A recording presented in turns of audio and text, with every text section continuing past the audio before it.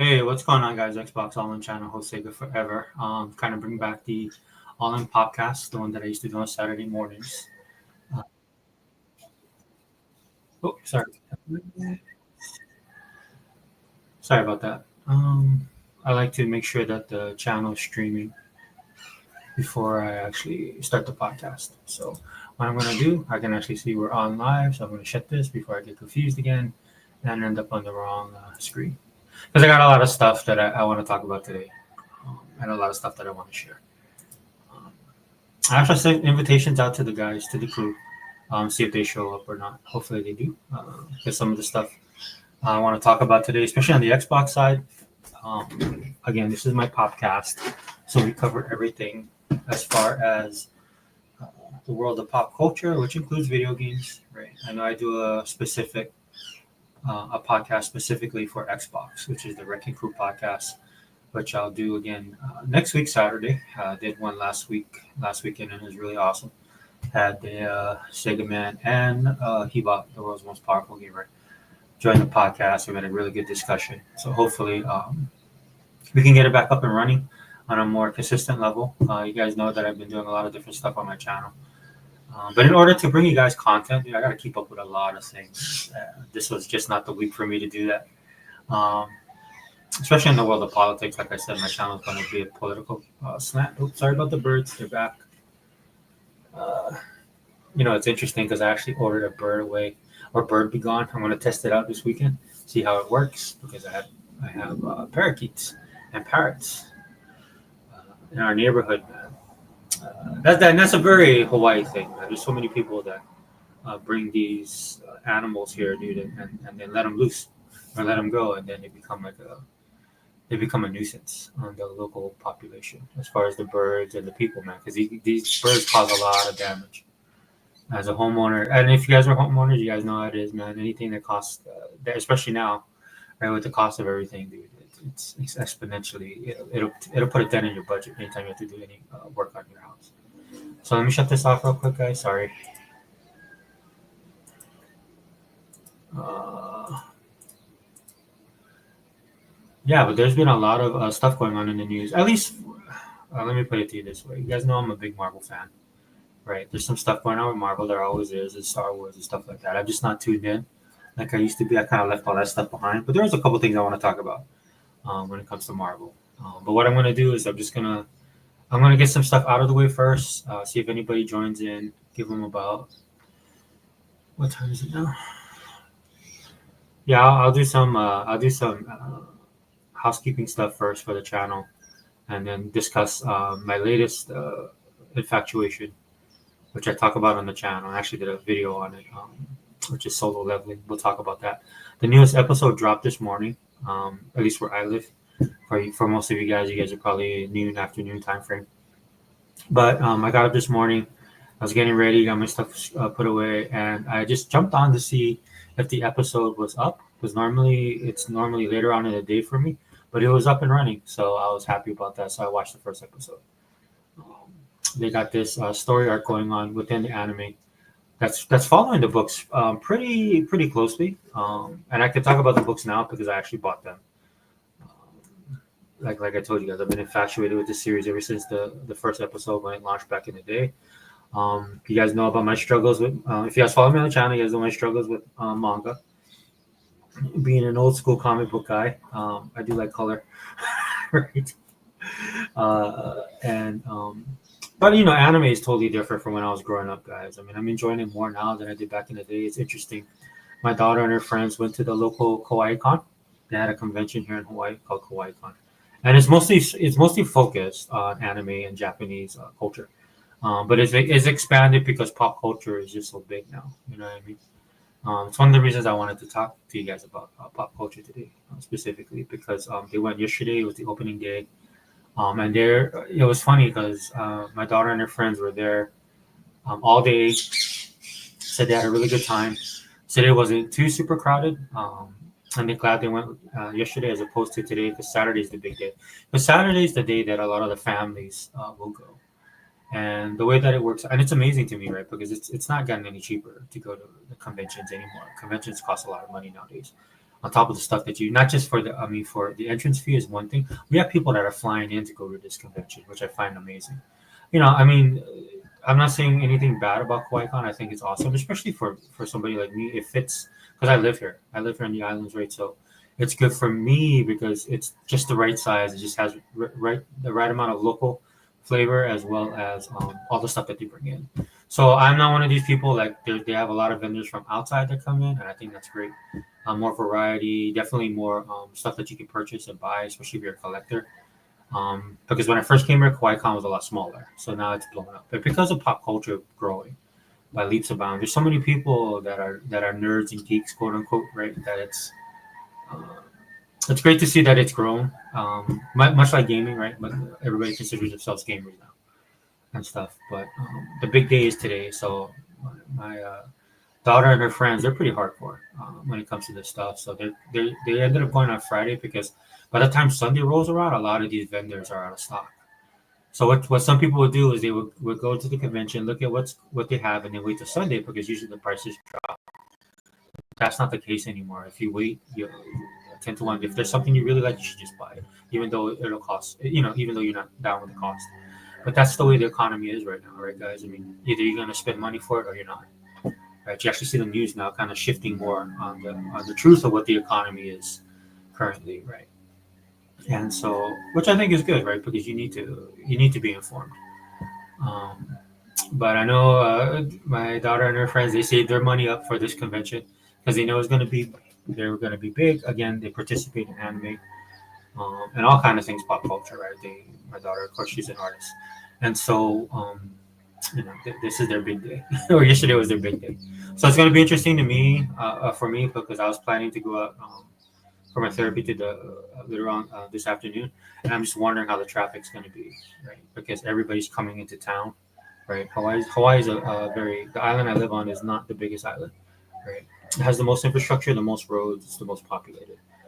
So, I mean, but I'm glad. I'm glad that Kauai-Con is doing well, and hopefully it'll have a good three-day weekend that people will make their money because at the end of the day, there are businesses there, and that the culture continues to flourish, right? Because again, like I was talking about earlier, my infatuation with solo leveling is on an all-time high right now. It's probably one of my favorite shows right now. It's on Crunchyroll. That's where I watch it. I'm subscribed to that. I know you can purchase it on other streaming services. But I'm glad it's on Crunchyroll because I get to watch every episode. The only thing I wish is that what I wish I would have done is I guess it wouldn't matter because I'm so much into the show. But they do a weekly release, and that's hard. I mean, I've gotten used to the Netflix model of stuff. Understand why they have to do it, right? And actually, some of that stuff is showing right now, as far as little complaints that people are having about the series, which is good in a way, right? And the reason why I say that is because that means there's more. There's more than just the fandom that's watching it. The general population is getting into it, and it's interesting because all I have to do is go on YouTube, do a search, solo leveling reactions, and there's hundreds of channels doing reaction videos on each episode. Some of them live streaming it.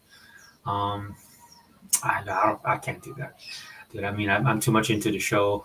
If I was live streaming it, dude, I wouldn't comment, right? And then I have this habit too. Like after I watch the show, I kind of rewatch it or look at the parts that I like the most, right? And again, this is why I talk about it in forums like this, because it'd be hard for me to put together a stream or not a stream, but a video like that to share with you guys. So we just kind of pop in and pop out where we can. But yeah, there's a story arc that's going on right now in solo leveling that's really popular. And I have to say, I think there's been some critique of it, and I understand why. Now that I have the books, especially that I'm going through the books, it's just like anything else, man. You're producing a live action version of material that's covered in a book, in a novel, a series, anything like manga, anything like that, comic books, right? If for a lot of you Marvel guys that are Marvel Cinematic Universe fans, a lot of you don't have to deal with that frustration because you're taking it as it is as a Marvel Cinematic Universe movie. Where guys like me who grew up with the comic books and stuff out of the source material that they're pulling from, a lot of stuff gets left out of the movie, and I understand why, right? You can't cram decades worth of material into 2 hours. Because another complaint is a lot of these movies end up running longer than they should, right? And some of that's because of the production problems and the editing and stuff like that, right? That's a whole other topic. But it's hard, right? You got to really focus and remember, um, or keep this in mind, I should say. You should keep this in mind that when it comes to different genres, right? Like you're taking it from a comic book genre and putting it into movie genre, right? Things are going to get lost in translation. And I think that's one of the things that's happening right now with Solo Leveling. Not complaining. First world problems here, right? It's absolutely killing it for me. I'm enjoying the best of both worlds, right? Because I force, like I said, I've been forcing myself to read manga. The great thing about Solo Leveling is I was able to find basically what it is a graphic novel, right? And so I've been enjoying it that way. So it has color, right? It's from left to right. I've never read the manhwa, to be honest with you. I've seen the book at the store, but since I have this, I guess a westernized version, if this is fair to say, I love it. So I've got 4 of the books right now. I've got all the other books on order, and I've been enjoying it's a good thing I watched the anime first, right? Because then I've started reading the books, and the books have a little bit, like I said, there's more detail, little things that the anime can cover because like people are complaining about it now.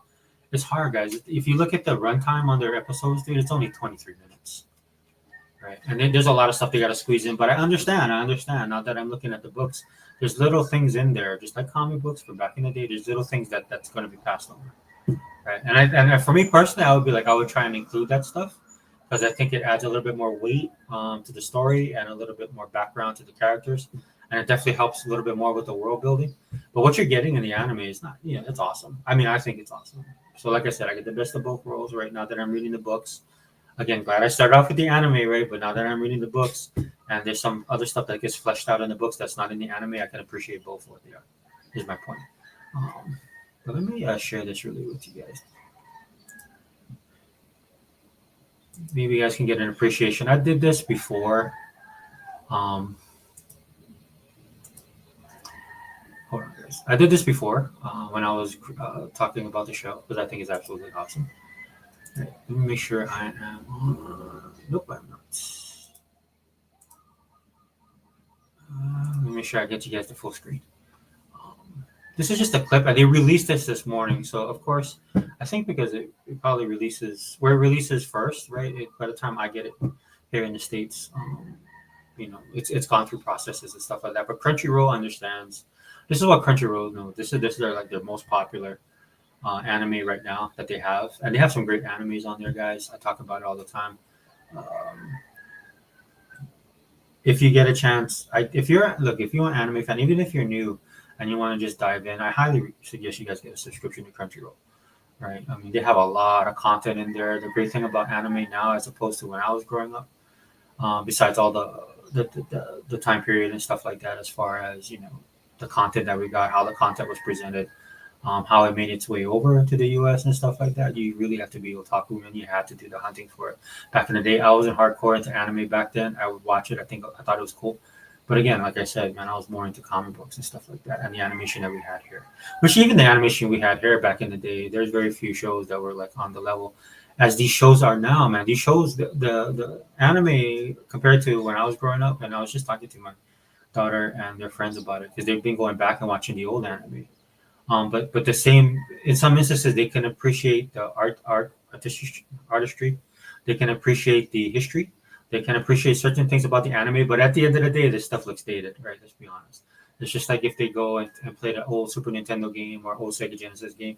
There's that magic with the actual game itself, as far as the gameplay, the levels, the design, all that kind of stuff that they can appreciate because that's what they're looking at doing for their future, as far as getting into the industry, so they can appreciate it that way. And as fans, I mean, especially my daughter loves playing video games, right? So she can appreciate it that way. But at the end of the day, because even for me, sometimes you look at these games and you reminisce about them, but then when you go and play them, you realize that they're for a different time. So that's the thing with the anime, right? If I'm being honest with you guys, from my generation today, I'm not saying that it's bad. I'm just saying it's just not as big as it is now. Same thing with gaming, and there's good and bad that come with that, right? But right now for anime, it's at that point where it's going through its phases, but it's at that point where it's almost peak industry level. right? And then when it hits that, then it's how you maintain, how you go up. I mean, what you lose. And that's what a lot of people are experiencing right now with Marvel movies. I see it all the time. Marvel Cinematic Universe fans are becoming as jaded as people like myself. And look, I'll be honest with you, I tried to warn these dudes, man, and they didn't listen. Because I could see where the direction it was going because it happened in the comic books. And now the Cinematic Universe fans, Marvel Cinematic Universe fans are at that level now, right? So at least with anime, it seems to be like because it's tied into the Japanese culture, Japanese tradition, and the way of their storytelling, right? And as if you guys listen to our podcast, right, with some of the brethren on the podcast when we talk about video games and it does with Japan, right? There's a reason why the games and the culture and how the culture influences the games, which either Xbox benefits or suffers from, right? For me personally, being a person who grew up with Japanese pop culture, it doesn't bother me, to be honest with you. The more Japanese it is, the more I like it, if I'm being honest. But I understand, right? If you're gonna go to an international audience, that's where things get tricky, right? In fact, I want to talk a little bit about K-pop, and I'm going to talk a little bit about K-dramas today as well.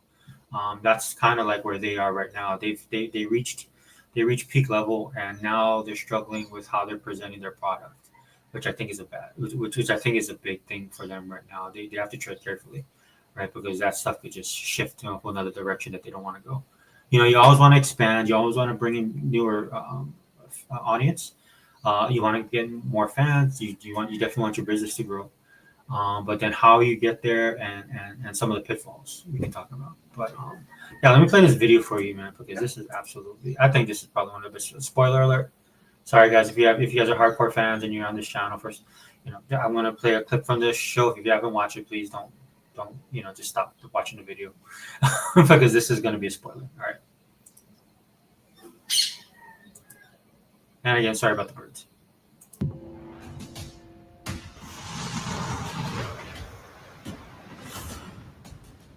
これは大層な歓迎ですね。それならこちらもそれ相応の準備で応えましょう。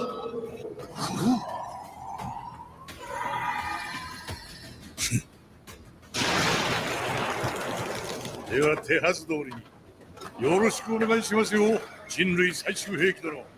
心得ています。お前たちの相手は私だ。I like this dude.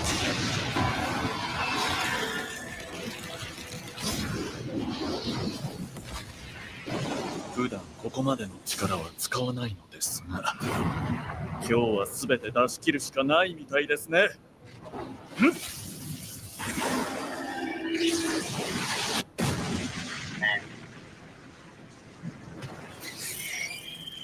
そうだ、力を出し惜しむ必要はない。醜い姿になってでもこの虫けらども一匹残らず殺してやる。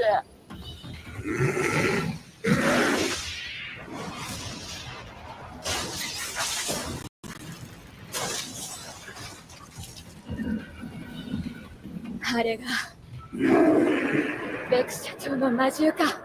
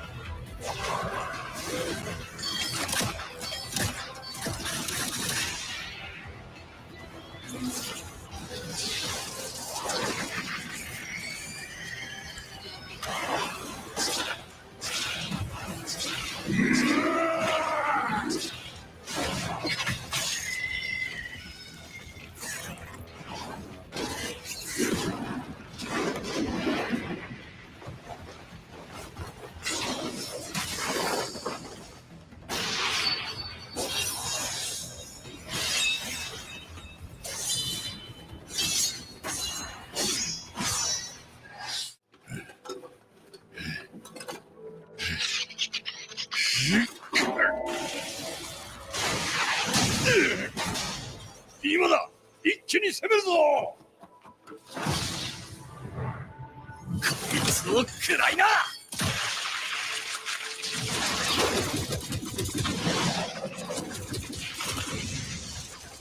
ご遠兵のいない女王などただの的だ。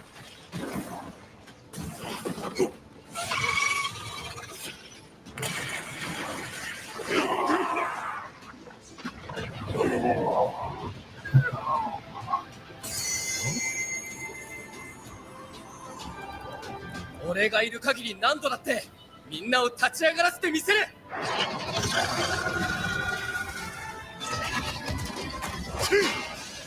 キラーに近づこうったってそうはさせない。そのまま押さえておいてください。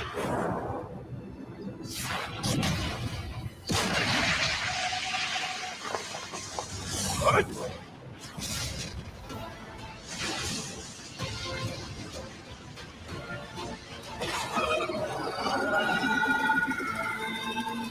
まだこれほどの力を残しているのか。だもつ。いや、何か違う。逃がさませよ。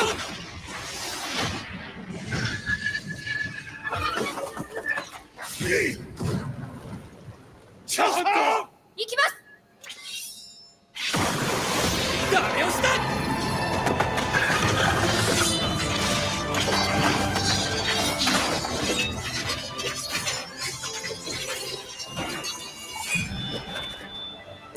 That was pretty awesome.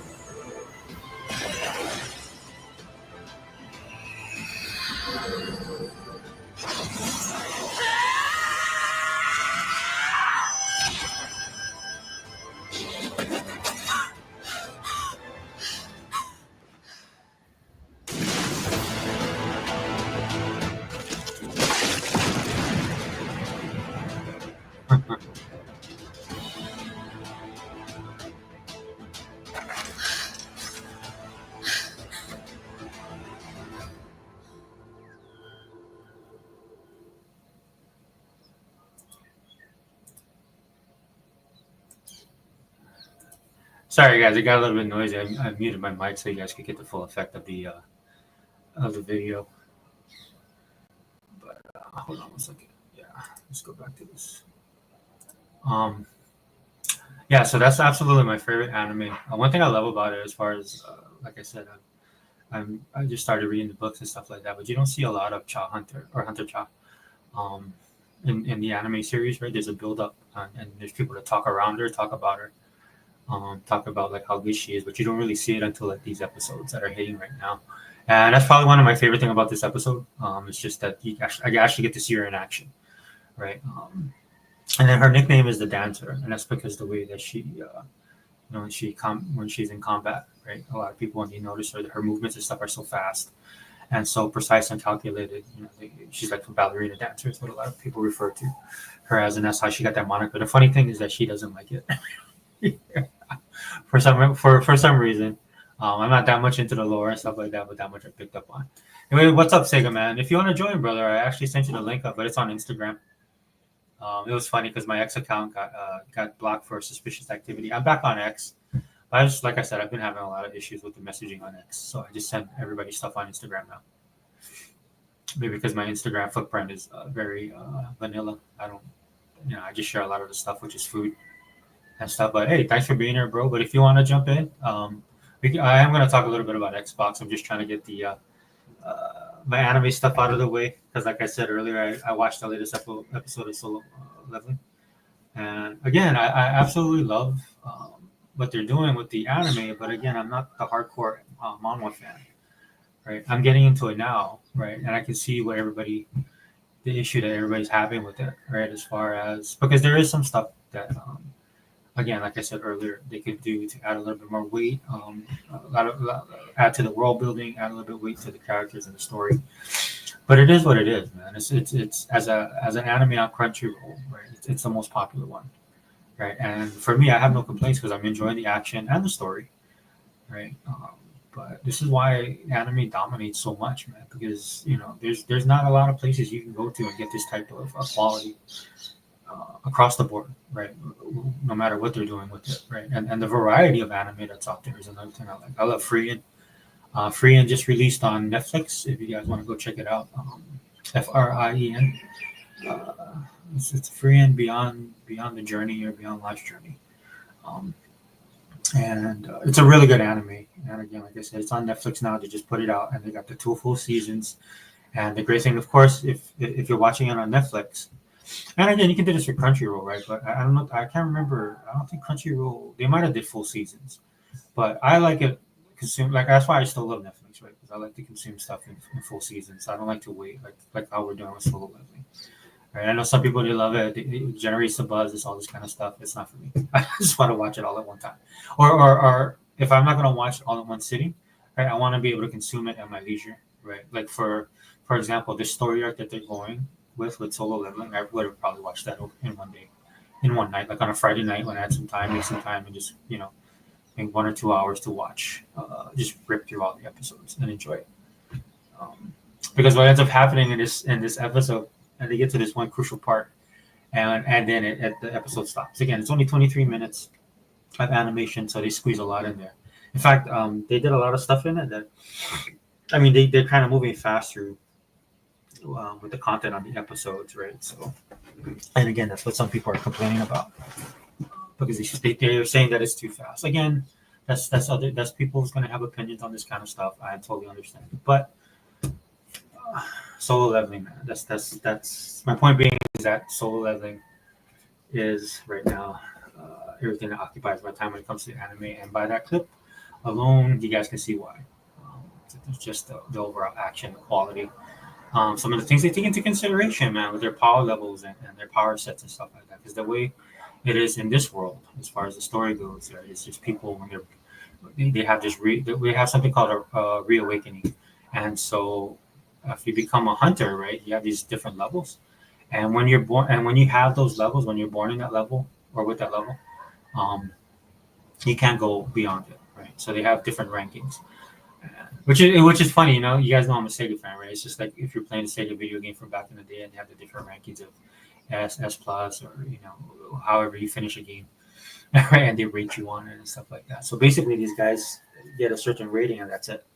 So the reason why it's called Solo Leveling because there's a one character, the main character in this manga that's actually able to exceed it for various reasons. I won't get into it here because it's going down the rabbit hole. But I just wanted to share that with you guys, man. Highly recommend Solo Leveling. Both the anime, and if you like the anime, I actually recommend the books. And like I said, for somebody like me, they have it in kind of a graphic novel form, right? Which I'm enjoying. Hey, what's up, brother? I see you. Hey, what's up, brother? What's up, brother? Yeah, dude, I don't know. it's I'm glad you're here, man, because I did want to talk about some Xbox stuff. Long time no see, brother. Yeah, bro. Well, I mean, thanks, and we did the podcast. I thought the podcast was awesome last week. Yeah, man. Yeah. Sorry about my technical difficulties, man. I don't know. I was checking out that little bit of anime you had going. Yeah, dude, it's a really awesome. If you're gonna watch any anime, I highly recommend Solo Leveling. Because what it does, it bridges the gaps. Like for some people that can't get into anime, because it can be quirky, right? There's some cultural stuff with anime that goes over people's heads. Yeah.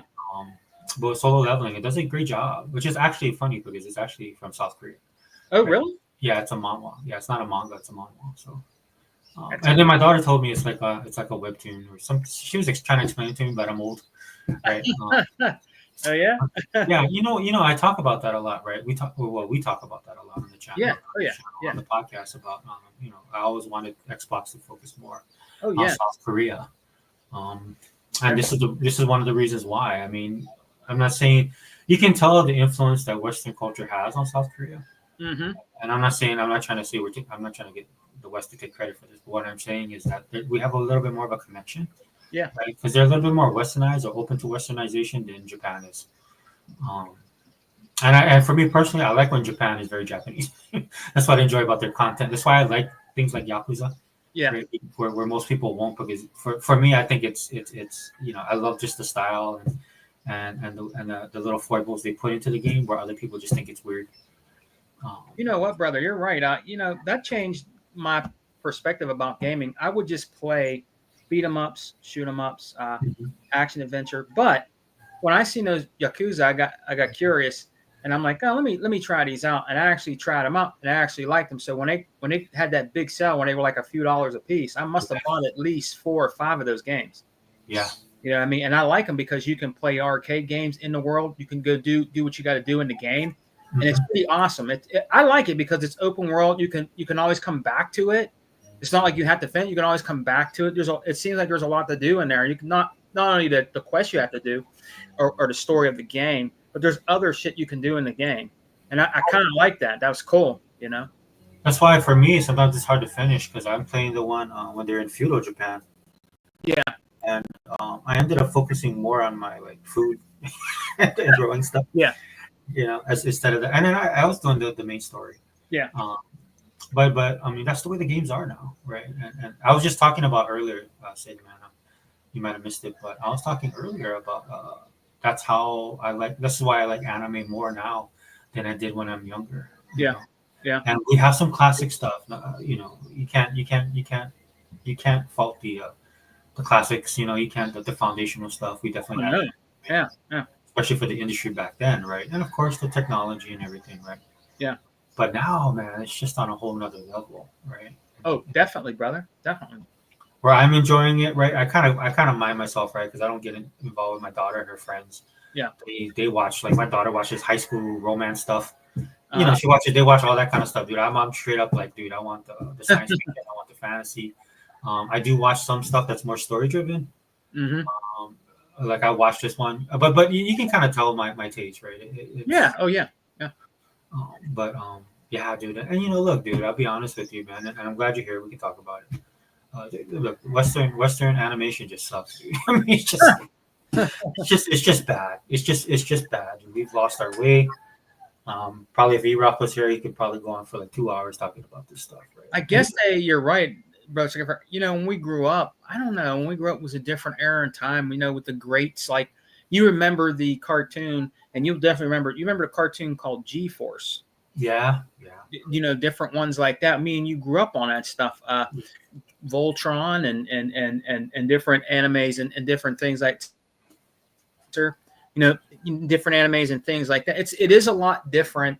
Yeah. It is a lot different now, man. It really is than what it was back when we were younger. You remember those cartoons we used to watch back when we were younger, man? That was great classic shit.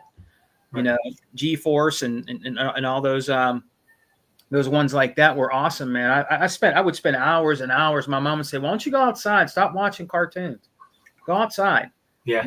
I'd be in all day, and she'd make me go out. Go outside, son. Stop. You too much in here. Go get some fresh air. Stop watching cartoons all day. You know. I was so fascinated by that stuff when we were growing up, man. You know, the Justice League, and you know, back then I became a Marvel person as I got older because I like Marvel, and I'll be Marvel to the end. But it was all that great stuff we used to watch when we were kids, bro. You know? And it's interesting. It reminds me so much of Iron Man 2, you know? One thing I love about Iron Man 2, the movie, is the stuff it's not so much the action and stuff like that. They had some pretty good action scenes in there, but it's just the world building in Iron Man 2. Yeah.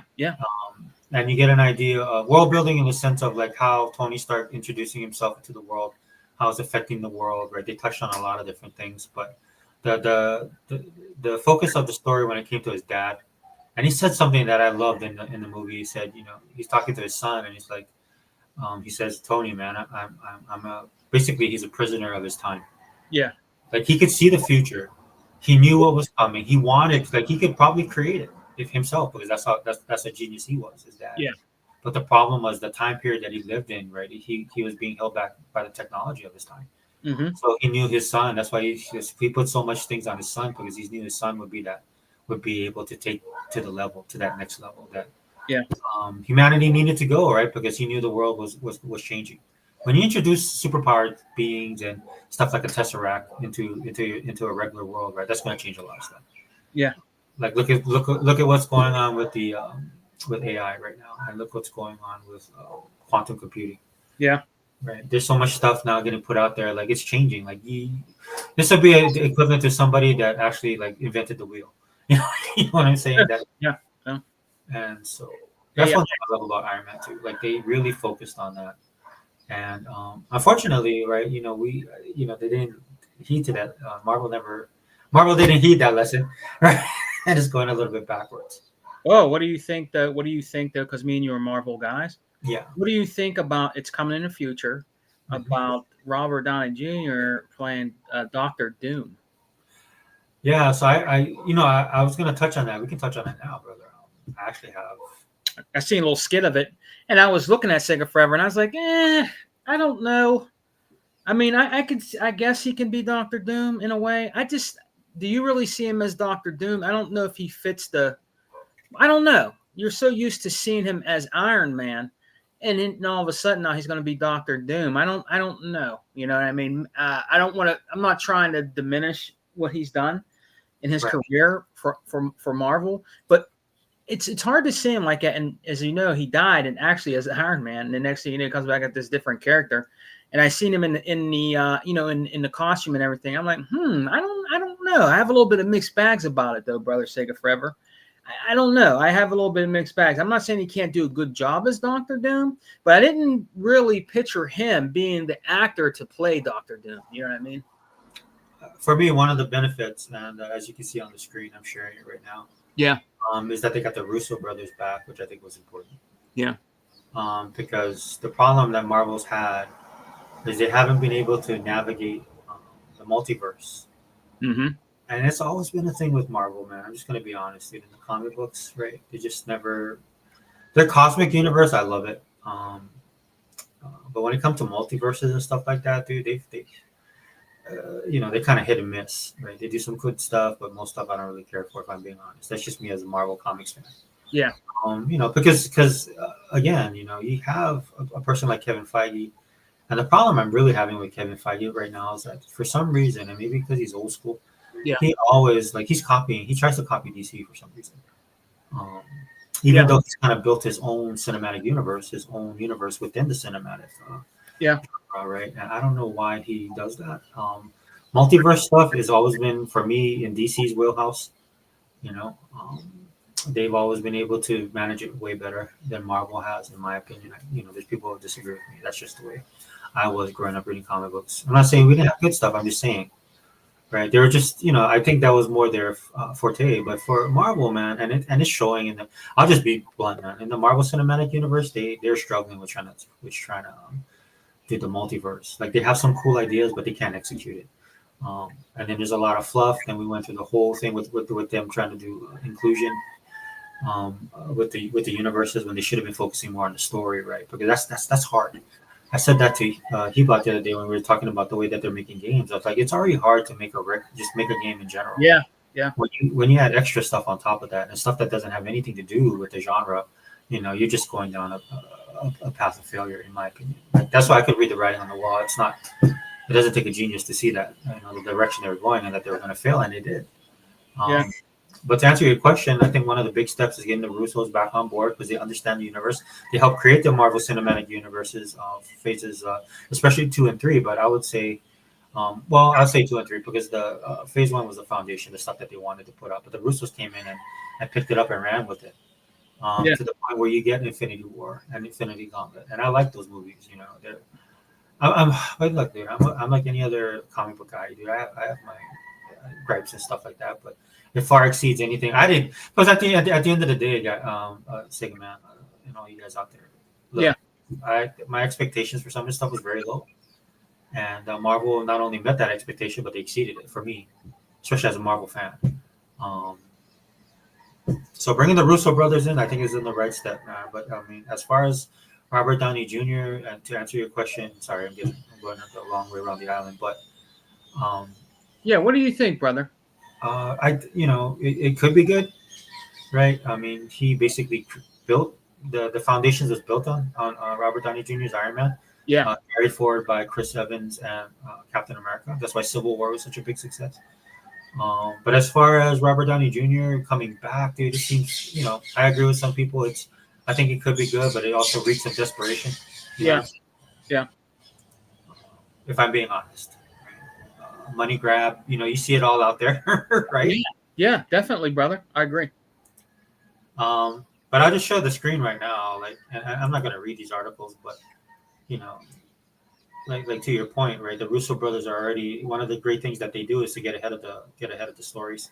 Yeah, and they're doing the interviews. They're getting out there. They're putting everything out. They got a new movie that just launched on Netflix, which I'm probably going to check out. I'm going to try and check out today, called Electric State with Chris Pratt. Yeah. He's in it, and then my girl, what's her name? I can't think of her name. She played 11 on. Damn, why am I drawing a blank on her name? She played 11 in Stranger Things. The actress. Oh, okay. Okay. Yeah. And man, she's grown, dude. She's not that same little kid. In fact, she talked about that in an interview that I watched. Oh, really? Yeah. She was saying people were like commenting on her looks because they look at her as a little girl and she's a woman now. You know, a lot of people don't realize that Stranger Things, when it released, they were in production for a little bit, you know, because it wasn't as popular.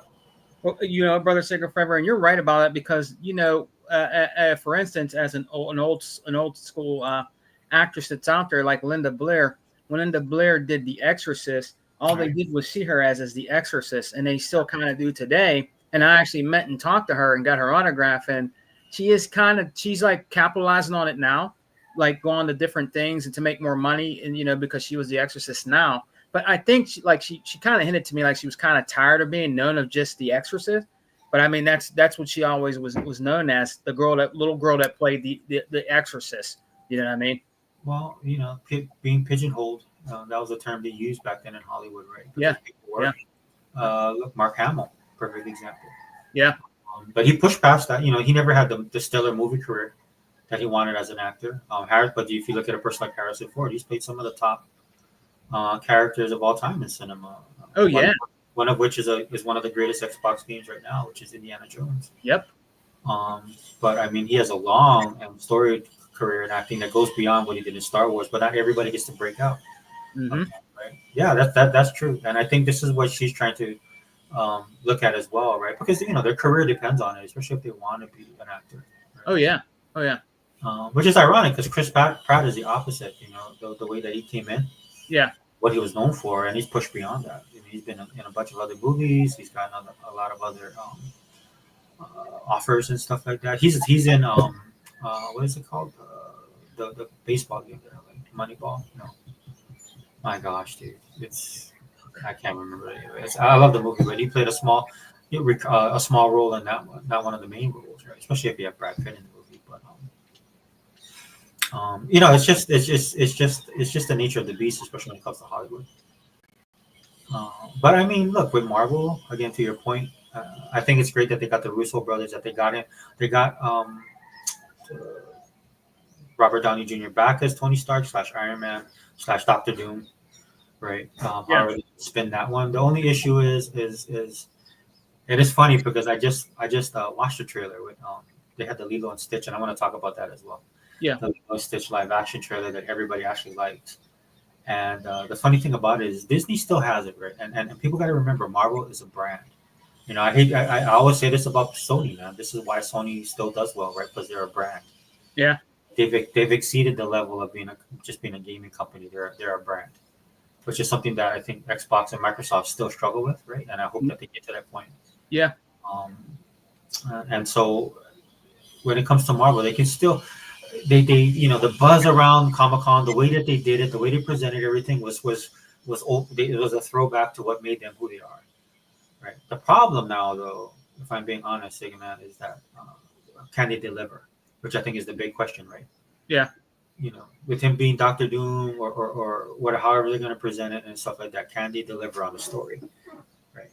Hopefully, Brother Sacred Forever that they can. Hopefully. You know, they spent so many years, they've wasted so many years on the content that they've created. And I know, look, I'm on that DEI channel that talks about DEI because I want to be honest about it. But it's not just the DEI, dude. It's just the storytelling. It's everything.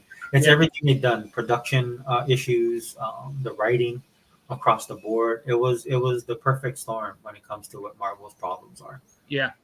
As far as quality, and I can wear multiple hats, Sega Man, and talk about it. Mm-hmm.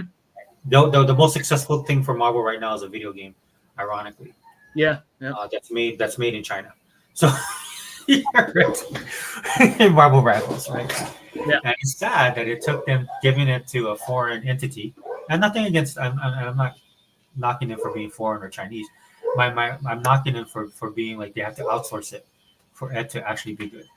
You know, to get away from the Western influence, Western civilization, all the crap that we're going through over here, right? Yeah. And Oh, yeah. send it to a country that don't have that don't have those hangups, because what ended up happening is a lot of people were attacking the show, the things that like if you made the game here, they would probably cancel it or they would bow to a lot of the people complaining about certain things. But it's in China. Chinese don't care, right? Oh, yeah. Definitely. China's like, we got real problems. We got real communism over here. So you guys can say whatever you want to. You know Yeah. what I'm saying? Yeah. At the end of the day, I mean, I think we need to get back to that in the sense that they made the product that they want to make. Right? Yeah, definitely, brother. Definitely. Because the style that they put into Marvel Rivals, you can tell that's the way that they perceive Marvel to be, right? And I think it's awesome. Like you said, a love letter, right? A love letter to what you're doing, so it doesn't come across as forced or doesn't come across as something that's not natural or organic. Yeah. It's their version of what they think these superheroes should look like, and people love the art style, right? Oh, yeah. Definitely, brother. Art style's fantastic. Yeah, I mean, I just can't get into the game itself.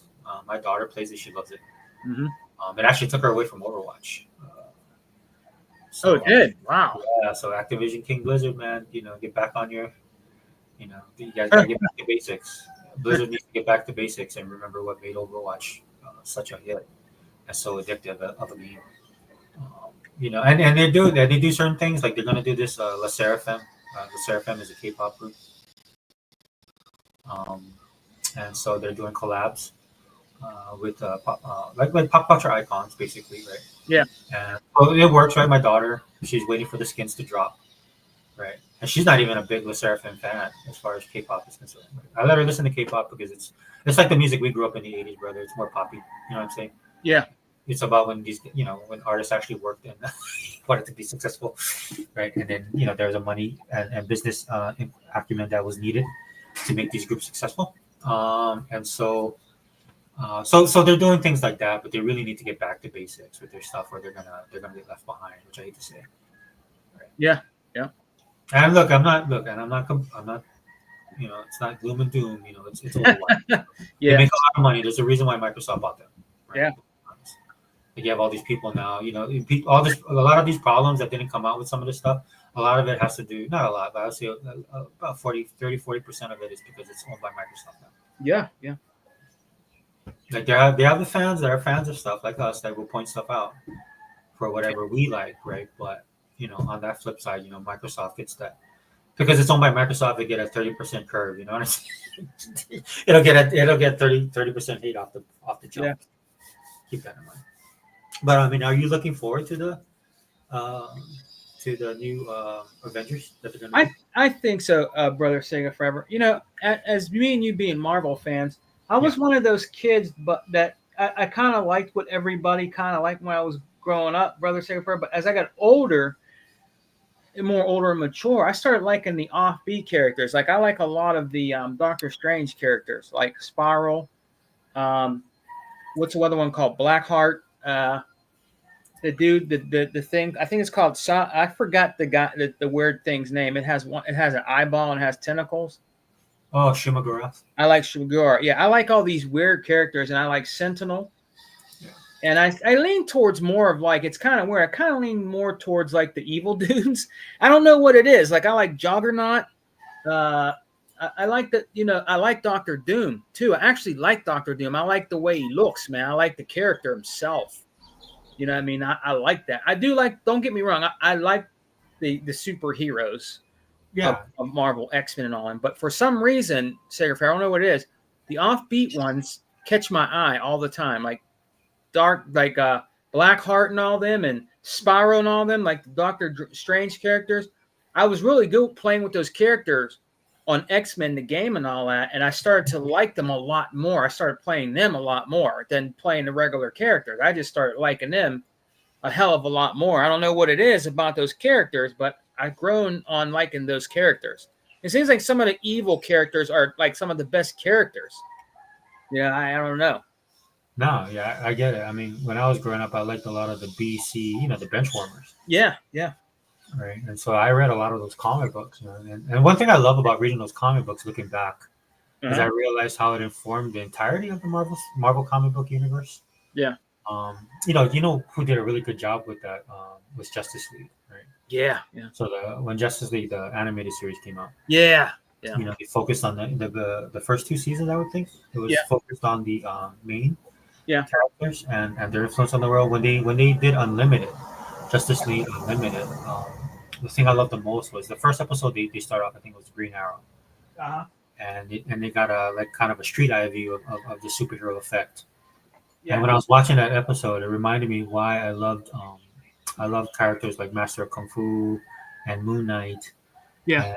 And, you know, not saying that they weren't a part of the greater comic book universe in Marvel, but they actually had stories that actually added to the flavor, right? Yeah. Of the Marvel comic universe, and that's why I like certain comics like that because I like the world building. That's something I discovered about myself like over the last 10, 15 years. I was like, Yeah. I really love world building. Right? I love living in the world, occupying the world, and exploring it from different points of view. And so, you know, sometimes that gets lost in translation though when they're trying to bring this stuff to like a genre like movies. Yeah. Or even animation. But I think Justice League Unlimited probably was the last. Well, I can't say the last one, but the stuff that DC's doing animation was probably the last vestige for me of enjoying that comic book to live action. Yeah. Transition, right? Justice League Unlimited is like one of my favorite. Me and my daughter watch it to this day. I actually bought the box set on Xbox. Oh, nice. Yeah, they had Justice League Unlimited for like $19. That's pretty damn good. Yeah, so yeah, and in fact, they have some stuff on sale now that I want to pick up. Across the board, like older shows, like there's this show called Burn Notice. Mm-hmm. USA Network had, and I love that show. And but it's still a little bit high. I think you know it's like $36. Oh, wow. But still, it's cheaper than the $70 or $80 they asked for. Still not bad though, brother. Yeah, that's not bad at all.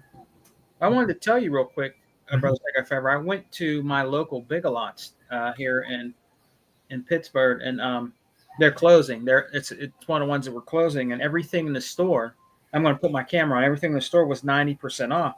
Yeah. So if you fill your cart up, the whole cart was 90% off. So I bought a whole bunch of stuff, some things for my wife that she wanted, and different things like that. She said, "Oh yeah, pick about 5, 8, 10 or 10 boxes of that up or whatever." All right. So I went up front, man. Everything came to $100 something, but with that 95% off, I only paid $2.48 for the whole cart, man. That's crazy.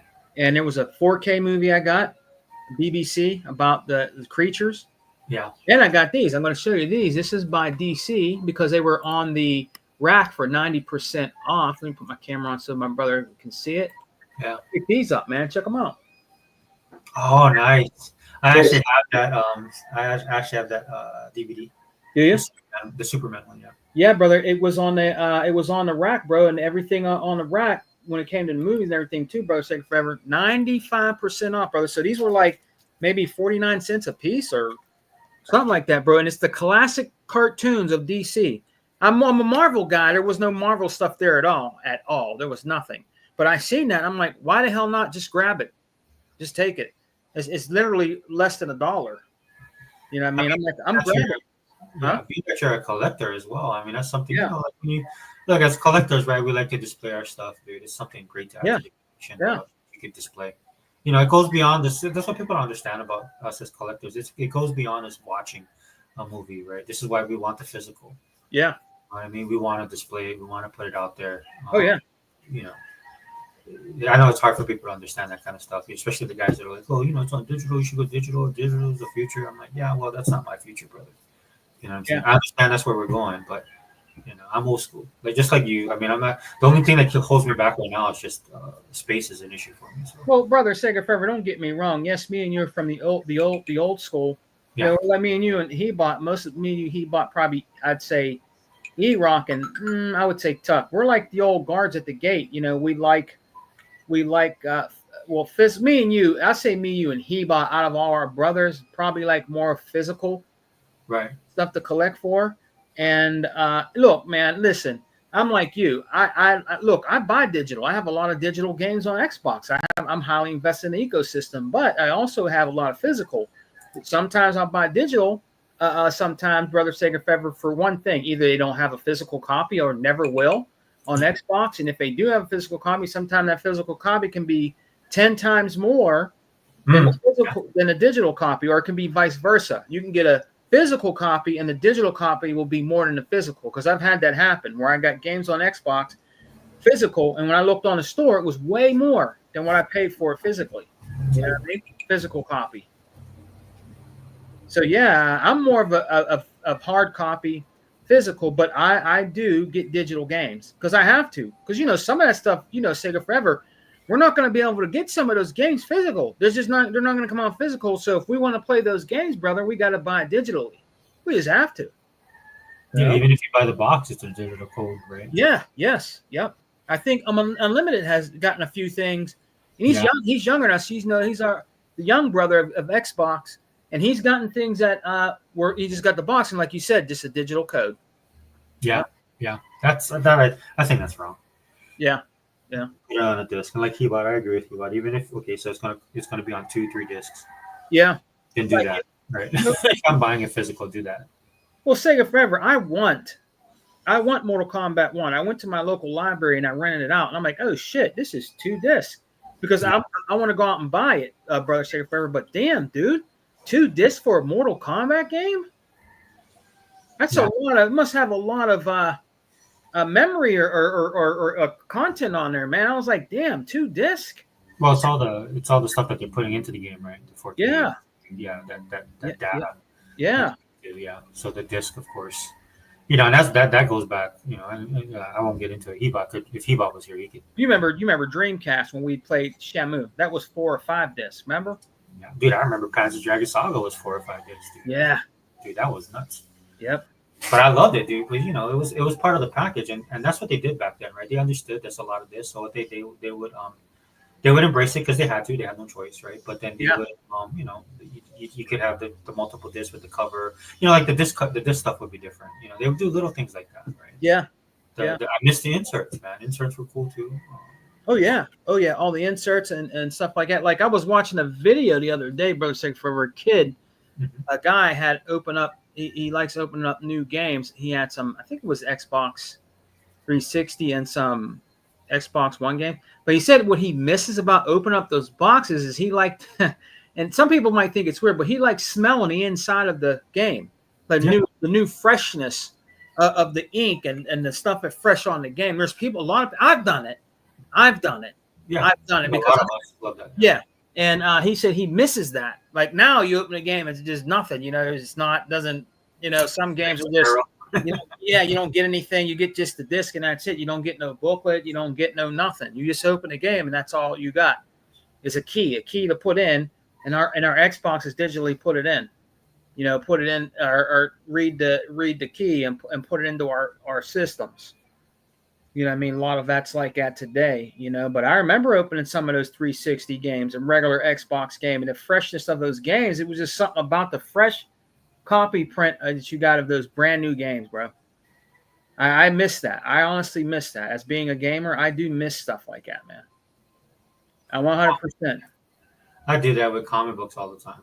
Comic books too. I think you can actually still do that today. When you buy a new comic book, you can smell the freshness, like of the ink and stuff on the comic book when you get a brand new spanking comic book, man. It depends on how they make it. Like back in the day, right? Because of the paper and the way that they manufactured. Yeah. Because like you said, the ink and all that kind of stuff, the process, right? Yeah. Everything's so and I remember when Image hit, and that's what their comic books felt like, dude. They felt cold and clinical, dude. When you opened up and I loved Image, dude. They had some really cool stuff, but I mean that's how I felt, dude. It's just like it just felt like again, clinical, right? You open up the stuff didn't jump on the page, which is ironic because a lot of the creators were from Marvel, and they company. Yeah. It just seemed clinical in the sense of the color. They use a color system, and then they I don't know, dude. They didn't pop like before, and this is where for some of them they got exposed, man. I'll be honest with you, man. A lot of the stuff that they would create, man. You can tell that after you saw their work in Image, you'd be like, for some of them, you'd be like, oh wow, that was actually the inker and the people that went out behind them and actually flushed out their stuff. Yeah. I'm not saying they were bad. I'm not hating. That was I'm saying it that way because that opened my eyes, right? I didn't realize, look, I understand like working for a big corporation like Marvel, man. They put you deadlines and stuff like that. It hurts your creative juices and stuff like that. But what Image exposed to me was that some of these guys, they needed that. Some of these artists needed that because they couldn't stay on schedule. Yeah. There's a reason why you have an editor in chief. So both systems were having issues and stuff like that. But it is what it is. And Well, brother, second forever. For instance, this will take you back. Sometimes when you go into, and you'll know this. Sometimes if you go into a bookstore, like down here, Barnes and Noble, if you go into these bookstores, it's really cool because it gives you a little bit of like nostalgia. When you go in there, it smells like books, fresh books, and coffee. When you go into those stores, because they have a Starbucks in there or they have a coffee shop in there. So when you first walk in, because my kids, when I'm with my kids, sometimes my son, I take his girlfriend Zero. He likes going there sometimes to pick up vinyl. For some reason, the kids are into records. My son's into records. So we'll go there, and it smells like fresh coffee and fresh books. There's comic books in there. There's regular hardback books in there. And it's just the smell of the coffee brewing and the freshness of the comic books and the hardback copies of books and whatever's in there, movies, whatever. It's very relaxing. I love going in there. There's tons of anime books if you're into anime in there and everything, man. And I hope they never, ever get rid of the bookstores, because if they do, that would be a shame if they do, because I know they want everything to be digital or whatever, but I hope they don't never do that, man, because that's a place where people could still go and read to get away. If they don't want to go to a library, they can go to a bookstore and have their coffee and lunch, and then go sit on their little couch here and read their books or do whatever. You know what I mean? Miss those days, man. Well, I think that it's just the cost of everything. That's the biggest thing. Like you talked about Big Lots. Yeah. I just saw the news on Macy's. Mm-hmm. Right, that Macy's is shutting down stores too. Yep. And so and it's been coming. Right, It's finally catching up to everybody. Right, you don't have like bailouts and stuff to help these guys anymore. Right, so you're getting a taste of the real economy. I know. I'm not going to get off on it. I'm not going to go down that road. That's right, Gogo Pole. You're a nerd too, brother. I mean, I'm not going to go down that road here, but I got to point it out, right? It's you guys. Everybody's going to begin to realize that the economy was, they weren't hyper focused on it. Now they're hyper focused on it now because, like you said, second man, you walk into a Big Lots and then you realize, you're getting first, it's right there, right in front of you. You can't ignore it or you can't not see it. Well, yeah. Well, brother, second brother, the girl that works here, Michelle, a friend of mine, Michelle. I said, "Were you Are you?" Because I was leaving the store driving, and she's starting to pull. I said, Michelle, what are you going to do after this? She's like, I don't know. I said, are you going to stay as a man? She said, no. I think I'm just going to go and do something else. But she's been at that store for years. I remember her as an employee, and then all of a sudden, years later, she worked her way up where she was the manager of the store, dude. Yeah. You know what I mean? And she's like, I don't know what I'm going to do yet, but I'm not going to stay with the company or anything like that. So, it's a shame and a little bit sad to see her, her go and us and that go in the community. You know what I mean? Saying forever. And where I live at, brother, that was like the nearest regular department store to actually go, unless you had to drive on farther to Walmart. It was either drive further to Walmart or go to Big Lots, but now it's gone. Right. So, I think a lot of people were hurt by that, man. One of our store was one of the ones that didn't get saved, unfortunately. So. Oh no, there's going to be a lot of that. Like I said, the Macy's. Yeah. They're a big brand. They're a big store brand. We've seen a lot of them fall to the wayside. It's unfortunate. Yeah, man. But it's like that. And then you got all the stuff coming with the economy. Yeah. All right. It's gonna be a transition, dude, and it's unfortunate because I don't think it needed to be that way. Nope, I don't think so. But I mean, it's time to pay the piper. I'm just gonna be honest with you, dude. Yeah. Again, if you guys are on my channel, you guys hear me talk about the economy. You guys know where I stand on it. That's right. And it's time to pay the piper, right? We've lived under, and then we're not the only country, man. There's countries right now that economies could collapse just because of the level of debt that their citizens have. Oh, I believe it. I'm not talking like $2,000-$3,000. I'm talking like over $30,000. Wow, I believe it, brother. I believe it. And it's happening here too. Like people are living paycheck to paycheck or credit card to credit card. You got that damn right. Yep. Yeah. And then that's why, like, man, like it's sad. Like you're happy you get a good deal, but it reminds me of what happened to KB Toys. I could tell, right? Because you would go in there and then a toy. I talked about this before. Like a toy would be $17. Mm-hmm. It's more of a collectible, right? And then you come back the next week and it was like $9.99, and you're like, oh wow, that's a big drop, right? Yeah. And companies were able to do that, guys, because companies can shift costs, right? That's what was the importance of, like, you just mentioned your friend is a manager. Yeah. A very talented manager would be able to keep up with the trends and do those kind of things, right? Yeah. But anymore, man, it's just there's no out. There's no out, guys. There's no out. Like where I live, it's funny. Somebody shared a video on YouTube. The busiest Costco in the United States is here in Hawaii, Wow. and it's the Costco that I go to because it's right down the road from me. Yeah. And they get about 12,000 shoppers every day. Wow. That's a lot, brother. Yeah, because you can buy in bulk there, and even there, Sega Man, even there, the memberships they actually think like I got a discount on the membership, but it didn't matter because when you go to buy you go to buy the stuff in there, it's up by $5 to $7 on every item. Oh. Yeah, so we used to go buy like the toilet paper. You buy it in bulk, right? It's cheaper. Yeah. Like you pay like maybe $9 for it. Now What's up, Tool Man? Yeah. Yeah, what's up, Gogo? What's up, Tool Man? What's up, Tool Man? Big bro. Hey, second for let me ask you this. Down in Hawaii, brother, if you want to buy some eggs, how much are eggs? They've gone down, but well, I'll say it this way: I paid $28 for my eggs because I bought the big crate. Yeah. It was cheaper buying the big crate than me buying a dozen. Because a dozen at the store, the closest store to me, the dozen was like $14. Okay. Because what happened was I live on an island, guys, so we get all our stuff shipped here. Yeah. And so when you buy, so all of that was gone, right? Because of what happened with the chickens. Yeah. So the stock went down, so you couldn't bring it in, and so then you only had the locally produced stuff, which I have no problem buying. But the problem with that was everybody else is buying it too, so it drives the cost of everything up. Oh wow. Yeah, so it's like $12 to $14 for a dozen. Wow. Some places was $20. Yeah. Depending on where you shop. Because what you would do is you go to Costco and Sam's, right?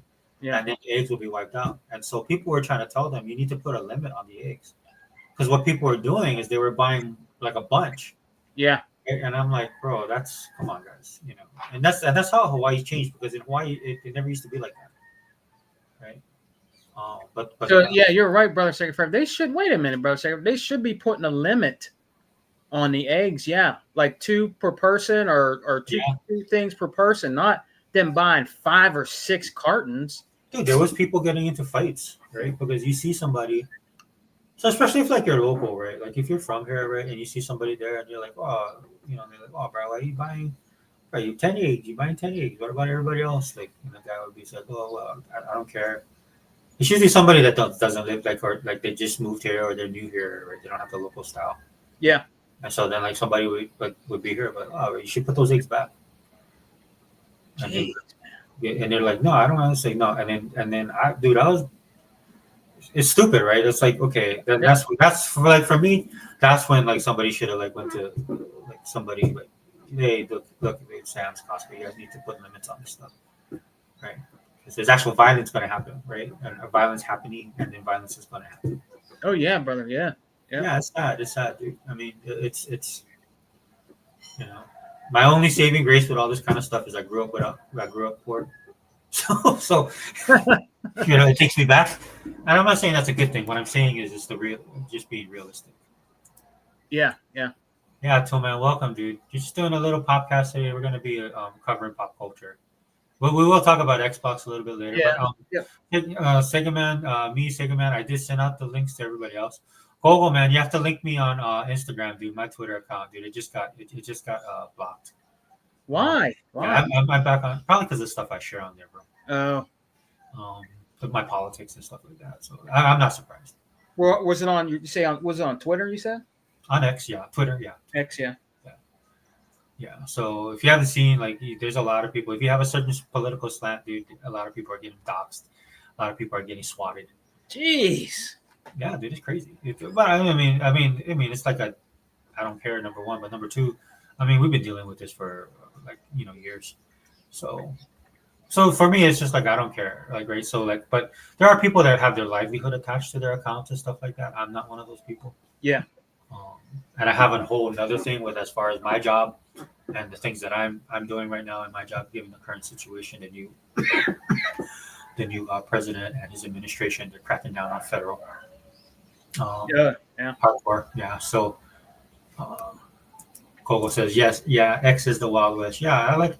I'll be honest with you, Gogo. I love it. I love it that way.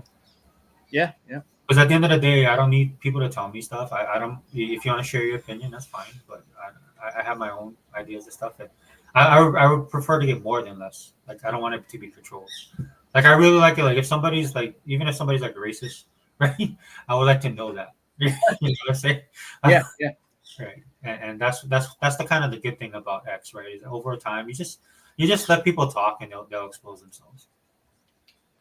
And then you can determine how you're gonna take it, right? Um, Yep.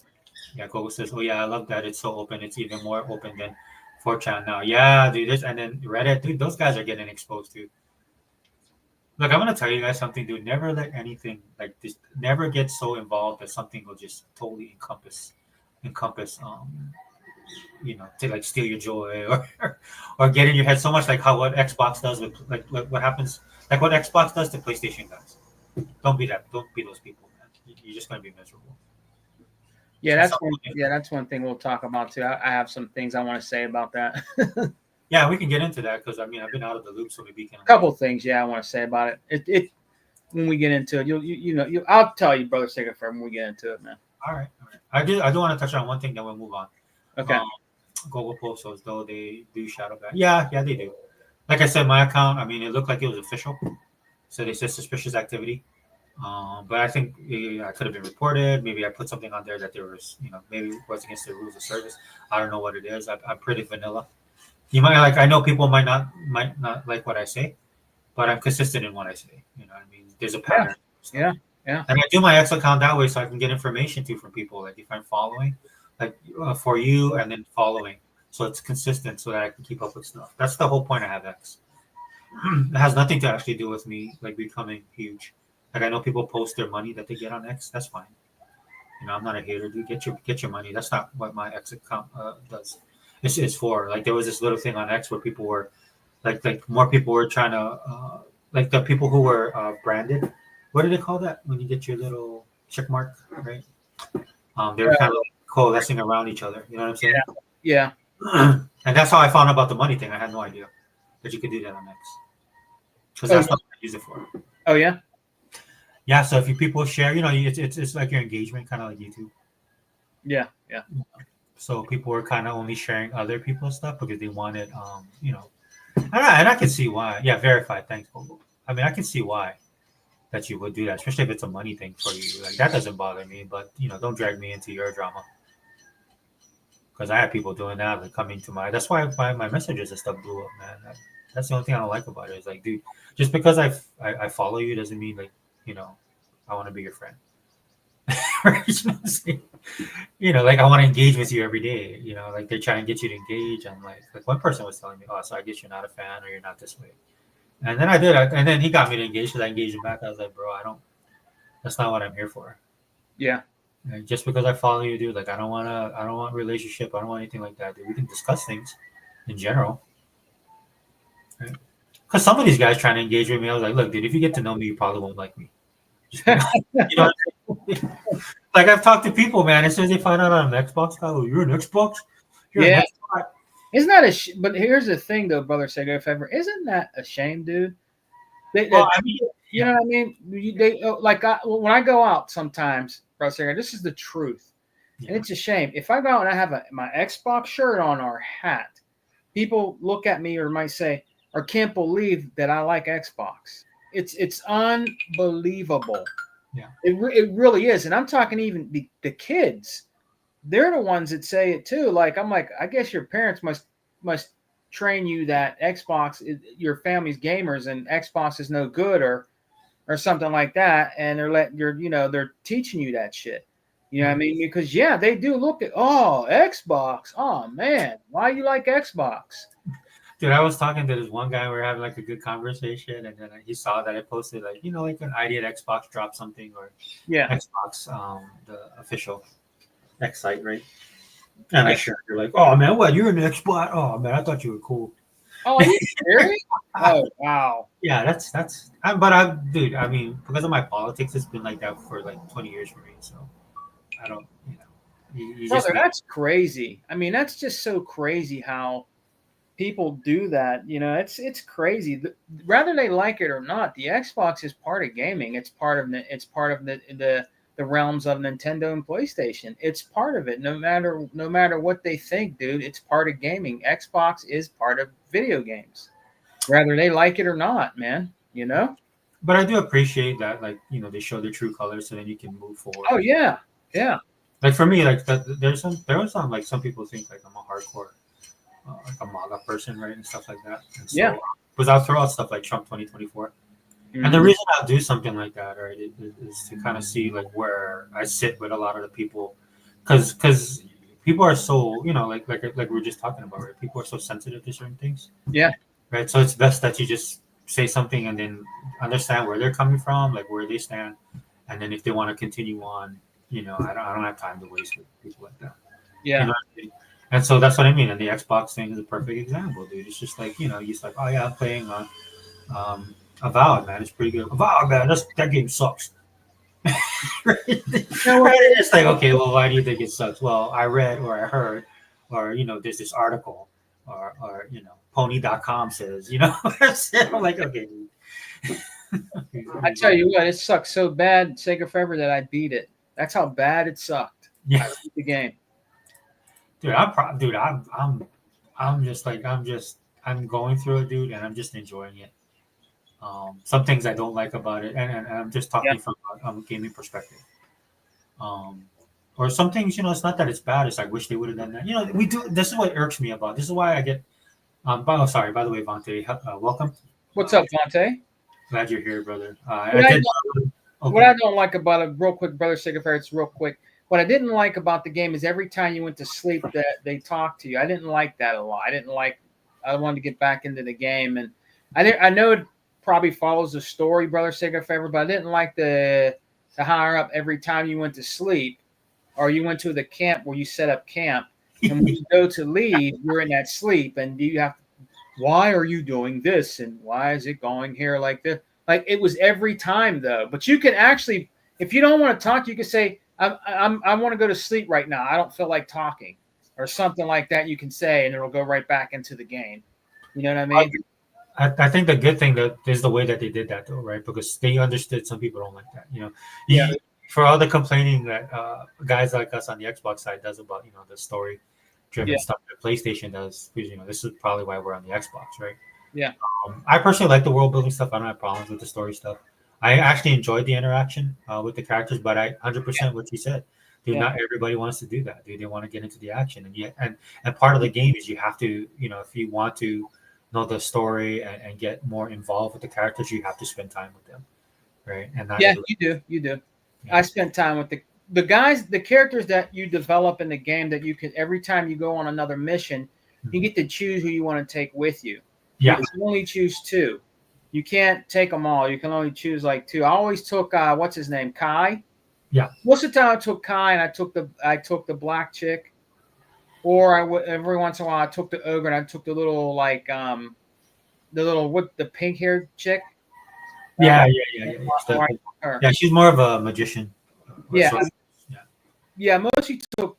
I liked it. Kai and the black chick together with me. We seemed to be a cohesive unit, and I worked a little better with them. But the other characters did work with me, like the little ogre that looks like, the little Viking dude looks like the dude from Golden Axe. Yeah, the gnome. He's a gnome. Yeah, he was cool. He was cool, but he didn't take no shit though either. There were certain things you had to do in the game with him, or you couldn't progress. You had to have him. Yeah. Certain parts of the game. Yeah, most of them are like that, right? Yeah. The thing about Kai, I wouldn't say like Kai is like he has a side stories and stuff like that. Kai, yeah. So they obviously want you to use him a lot. I'm gonna tell you what. I'm gonna be honest with you, brother. I liked it, Kai. He helped a lot.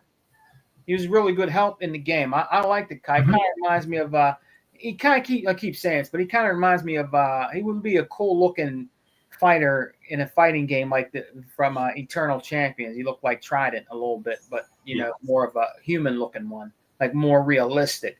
I liked the game, Brother Sick Forever, and beating it. It was a great game, and I'm actually thinking about going back and starting over again, where I can try to find everything, because there's things you can find in the game, collectibles and stuff. Now I didn't get a lot, but I didn't get them all. So if I go back and play it, man, I'm going to take my good old ass time and try to find everything in the game and try to complete it. That's what I'm trying to be a little bit of a completionist. I'm sorry I can't be with all my games, but I'm thinking I just might do that. I might just go back and play it over again. That's how much I liked the game. Even Indiana Jones, there's stuff you can go back and play after you beat the game. You can go back and go find the collectibles. Yeah, that's something I wish, this is why I doubt a lot of people play the game. Yeah. When they're critiquing it, right, is that it doesn't get credit for that. It's one of these games where you're going to play it again. You can tell it was cooked into the actual. It's just part of the recipe when they were creating this game, because of the way Microsoft is moving forward with their online and digital plans. Yeah, the games as service stuff, right? And it's perfect, and it's perfect for Game Pass, and it's perfect if you want to get it as an individual game, because the replay value, no matter how you want to consume it. The replay value is off the charts on this game, because already I almost canceled my current character to kind of go back and start over, because there's things I didn't know about the game until later on. But like you, I'm gonna I have to at least finish this game, and so I'm gonna just play through it, and then I'm gonna go back afterwards. Yeah. Right. Like for me, I like using Martis. That's the gnome character, because he has some of the because I'm a battle mage, right? Mm-hmm. So one of the things that I like that he has is the vines, so he can hold people in place, or groups of people in place. Yeah. So the way that I'm playing with the mage, right, a lot of times I have to distance myself. Well, I have area effect spells now, and my spells are stronger. But in the beginning, man, you just get mobbed. Oh yeah. He'll come right after you. But with having him there, I can so I'll throw vines on like the weaker characters, so I can focus on the mages. Yeah. So I have to take them off, because a lot of them heal their characters, right? And it makes it a pain. But with his stuff, I can at least hold off some stuff, and then I'm normally with him and Kai, because I like the interaction with him and Kai, man. They go back and forth with each other. It's funny. Oh yeah, definitely, yeah. Yeah. So that dynamic's already there, not just in the gameplay, but in the story. And it's engaging, man. I mean, I give them a lot of credit. There's some things that they do in that game that I've never seen in other games. I've been playing games for a long time, especially these type of games. And it's to their credit, man. It gives it makes the game stand out on its own merits. Right? And it's not just a regular, it's just not another GR. Nope, it isn't. Yeah. And it's the regular old same thing with every time me and you and our community, the true Xbox gaming community in the chat in here, they're true Xbox guys. We get these great games, and you still have you still have the toxicity out there saying that the game sucks, or it's too this, it's too that. And I keep telling people the only reason why these guys keep making videos and their little podcasts and stuff on it is because they're just mad because it's not on their preferred console. Right. You know what I mean? It's just always been that way. And like I said before, Brother Sega Fever, even if it was, they would not buy the game. They would not buy it because they have to buy it. They can't just get it like we can in Pass. They have to buy it, and they're not going to buy it. So what are they going to do, Brother Sega Fever? Make in front of it because it's on Xbox, and it didn't come to PlayStation. But anytime they get any of our games, and everybody knows this, you're paying full price for the game. Are we charging PlayStation guys $70? I think for those games they're paying. I think the Forza Horizon thing, if you want all that DLC, it's over $100. Am I right, Gogol Pole? Or I might be right, Gogol Pole or Toolman. I think if you want all that stuff, you have to pay. I think $100. I think you have to pay for that stuff. Sega Forever. I think that is going to happen because it's a lot of content. Yeah.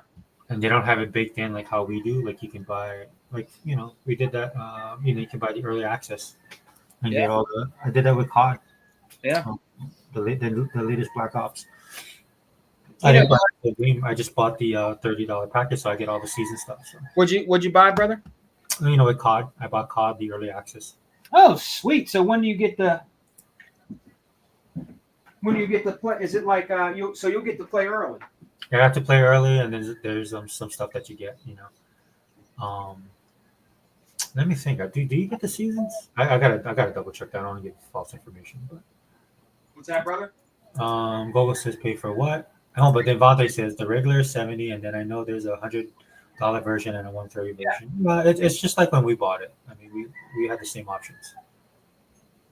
Yeah, but And rightfully so, dude. They should be getting paid. Microsoft, the days of Microsoft being nice and not and going the extra effort for people, those days need to be gone. you know what really sucks, bro? Taking forever.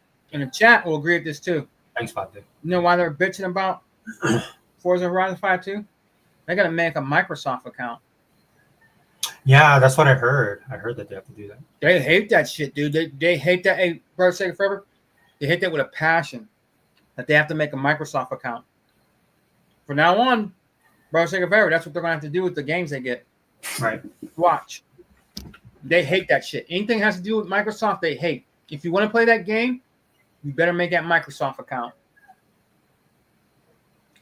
It's the way it is. Microsoft Sony's mouth like a dentist. No, and I think that's great because as we see what they're doing with Xbox, right? Is they're becoming, they're becoming their version of Steam in a sense. You know what I'm saying? Yep. Yeah. Again, this is why for a lot of the Xbox guys, you guys have to realize that the only reason Xbox can do this is because Microsoft has money. Yep. And they're giving people options. And look, dude, if you're strapped for cash, just wait till it goes on sale, like everybody, like most people do. Yep. Oh man, I got this truck coming now. Sorry, you know what time it is, man. This is like time to eat. Hey, it sounds like the ice cream man.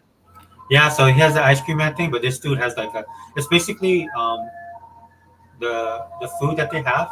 Yeah. They have a storefront that sells plate lunches. That's what we call it. Oh, nice. You get stuff off there? Yeah, their full menu is on the truck. Brother, that's That's cool. why people, like on Saturdays, like when people are home, dude, they'll stop the truck and that's their breakfast. See, a long time ago, bro, it's taking forever. Yeah. It doesn't happen anymore, but down here in PA, we used to get an ice cream truck come around, but they don't come around no more. Yeah. It's kind of a staple here in Hawaii. Like when I was growing up, we had the Manapua man. Mm-hmm. So he would walk around with Manapua, which is like this Chinese bun. It's local. It's very local to Hawaii. And then one of my favorite things, he had this rice cake. Man, rice cake. I love rice cake. Can't you really eat it now, dude? Because I'm old. And my Oh yeah. Yeah, chill. But You remember Eddie Murphy. You remember Eddie Murphy, the ice cream man? That's got bag. yeah. Yeah, we had ice cream trucks back then too, man. I love the ice cream from back then, man. Especially Yeah. Rocket. What do they call it? The red, white, and blue ones. Oh yeah. Yeah. Google says they should charge it full price. It will make Game Pass more attractive. Yeah, I think that's their goal, And again, it's kind of like Microsoft what they're doing, except it's more directed now. It's definitely better more planned out. It's like back in the day they just throw everything up on the kitchen. Everything at the kitchen sink or up on the wall and see what sticks. And it's kind of what they're doing now, though it's more focused. And they definitely Xbox is a definitely different brand than it was in 2013, 2014, and 2015. So it's good to see. Mm-hmm. Good point, cool. Let me we'll end the Disney thing with this, and then we'll move straight into the Xbox stuff since we're already talking. Okay, brother. Okay. So I want to share this with you guys really quickly, right? This is something that's funny to me. Again, we were talking about Disney earlier, guys. This is the pop culture podcast, right? And Disney, dude, they just can't help themselves anymore. I mean, they're caught between a rock and a hard place, right? Disney was very DEI focused, and of course, not necessarily bad, right? Especially if they're the road to hell is paved with good intentions, and that's what I say with Disney from the jump. But as we've learned over the last 7 years, man, a lot of the stuff is they have issues at Disney, right? And I think the only way that they're going to correct themselves is they have to fire every single person at that company, right? That's how bad it is over there. Everything inundated with that stuff is about race and color and stuff like that. So this is kind of funny, right? Because Disney, if you guys haven't noticed, and Sega Man, chime in if you want to. Sure. if you haven't noticed, Disney's trying to course correct, right? And I think they're not trying to overcorrect, guys. I do disagree with people like that. I think they're just trying to get back to good because they just want to start making money again, right? They're losing billions upon billions of dollars. And if it wasn't for the fact that the Disney brand is so strong, like any other company, like the Sega man just talked about Big Lots, man, they would have folded years ago. But that's how strong the power of the brand is when it comes to Disney. It's just like Sony. Sony has been doing some of the most stupid things, and they've done that for years. And some of the stuff that they've done, but their brand still remains because there's people that are supporters of the brand. So Disney's kind of in that same boat. But still, I mean, Brother, do you think they'll ever get back into the good graces? Though, they've messed up so bad, brother. What do you think? You think they can get back into the good graces?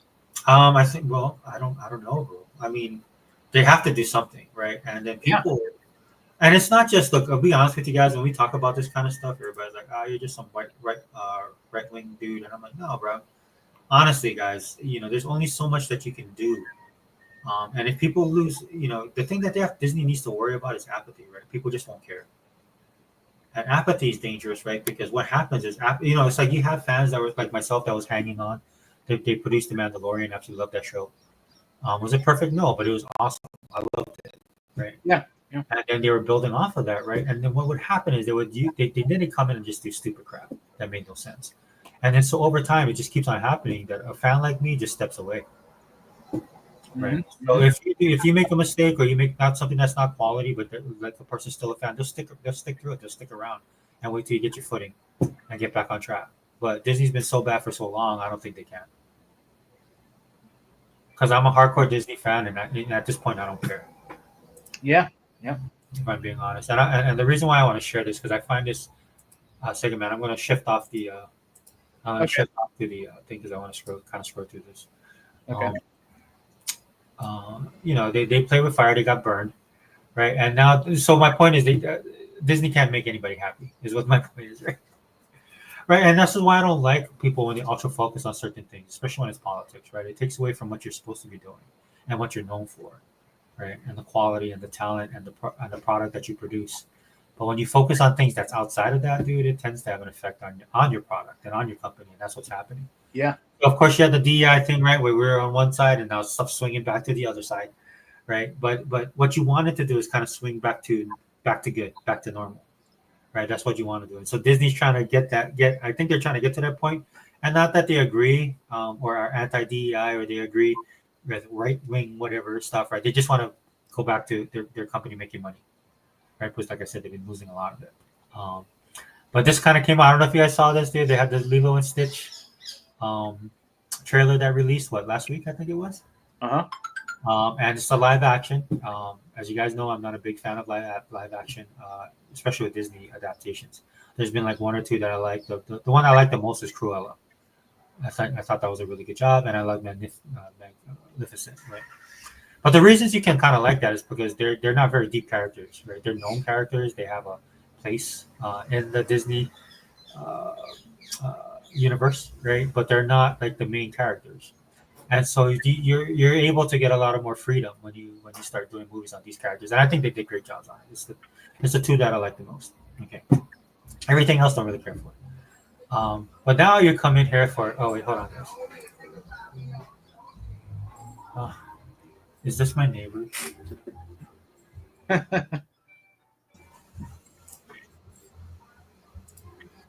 Dude, sorry guys, you're just gonna have to. Was that your neighbor?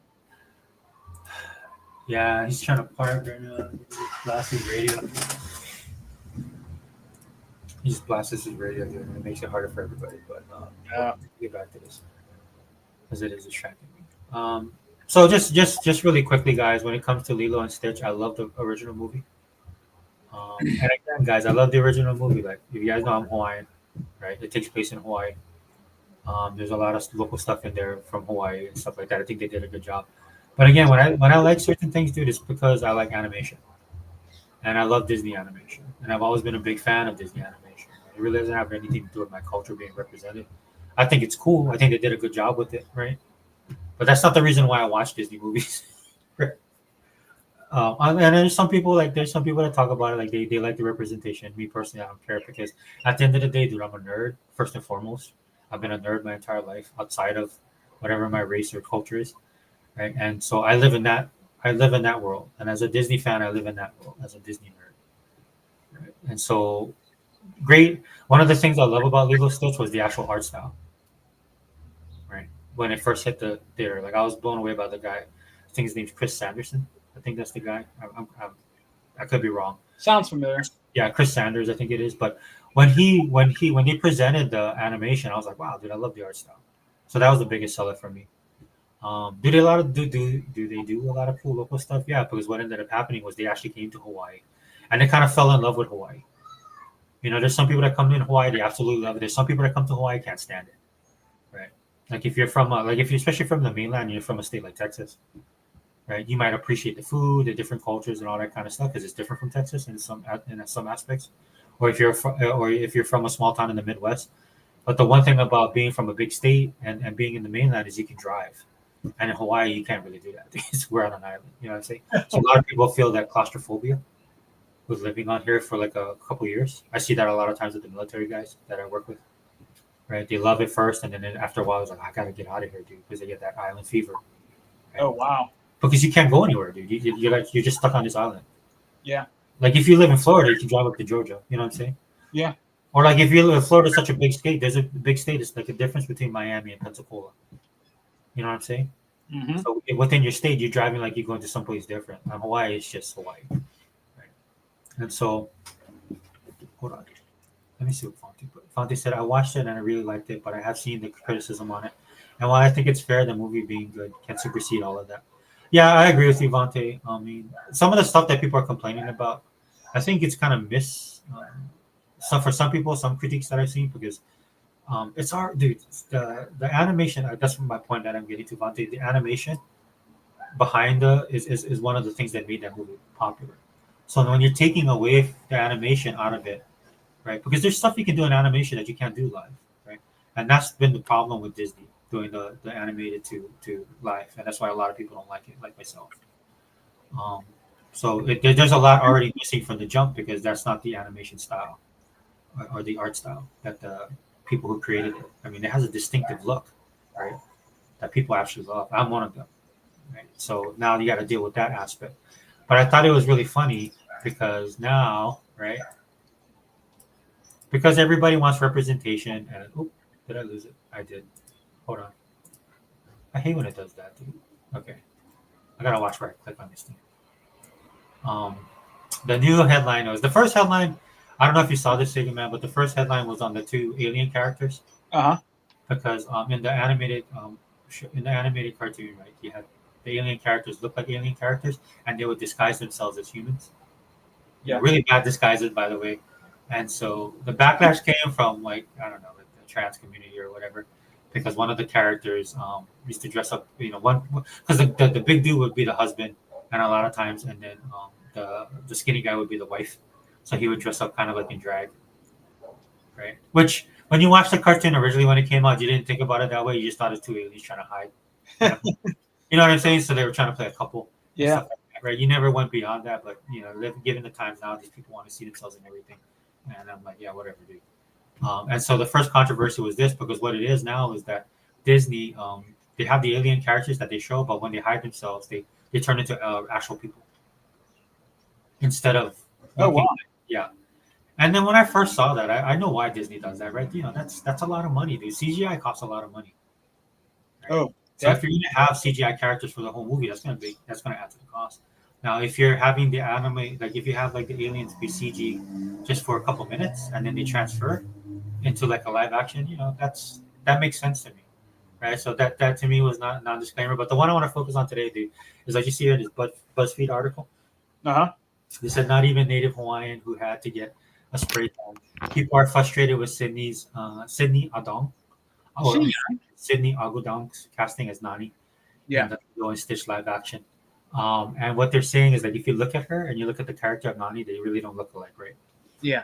But then, dude, look, dude, this is an animated version, so nobody. It's a caricature, guys. It's a caricature of what they think a local person looks like. Yeah, it's not supposed to really look alike her. Yeah, and in the movie, guys, in the animated movies, that doesn't say that Nani's Hawaiian. You just assume she's Hawaiian because her name's Nani. That's what people are like. But there's a lot of people with Hawaiian names that are not Hawaiian in Hawaii, right?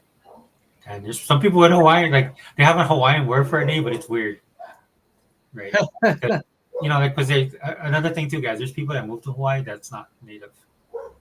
We're like other states too, right? People move here. Hawaii is very diverse. So you have people that moved here, right? So maybe they come from the mainland, and maybe their background is like white and something else, Yeah. right? Since they live in Hawaii, like I work with a lady, she has a Hawaiian name, but she's not Hawaiian, she's Japanese. Okay. But because she's a local girl and her family's been in the islands for generations, like she can trace their family back to the plantation days when the first migrants came here from Japan and China and Philippines, right? And that's when all the mixing started, right? But she's predominantly she's Japanese, right? But she's a local girl, so she has a like kind of a local Hawaiian name, right? But nobody thinks about it, right? Because that's just the way it is here, because we're from here, right? Like my first name's Hawaiian, but my last name is Howie, white, right? Yeah, right. Yeah. So the reason why I'm pointing this out, right, because everybody's upset about this because of the color of her skin, right? Now, Yeah. I don't know if this girl's from Hawaii. I think she might be. Does she look a little bit like she's kind of like Dominican? Well, that's the thing. Like when I'm in the mainland, people think I'm Mexican. Yeah. They think I'm Hispanic, right? And depending on what shade of brown I happen to be, I could be Mexican or I could be Puerto Rican. I get that a lot. Yeah. Right? I would get that in Florida. Like in Florida, Florida's a hot state, a lot of sun. So of course I'd be a darker shade of brown. Right? If I was out in the sun a lot, dude, I would turn like really dark. Oh, really? Yeah, like bronze. Oh, wow, bro. Yeah. But when I'm not, look, dude, like I'm older now, we gotta work, right? It's just not like the ancient Hawaiians who was living out in the sun, right? Surviving, living that life, right? Yeah.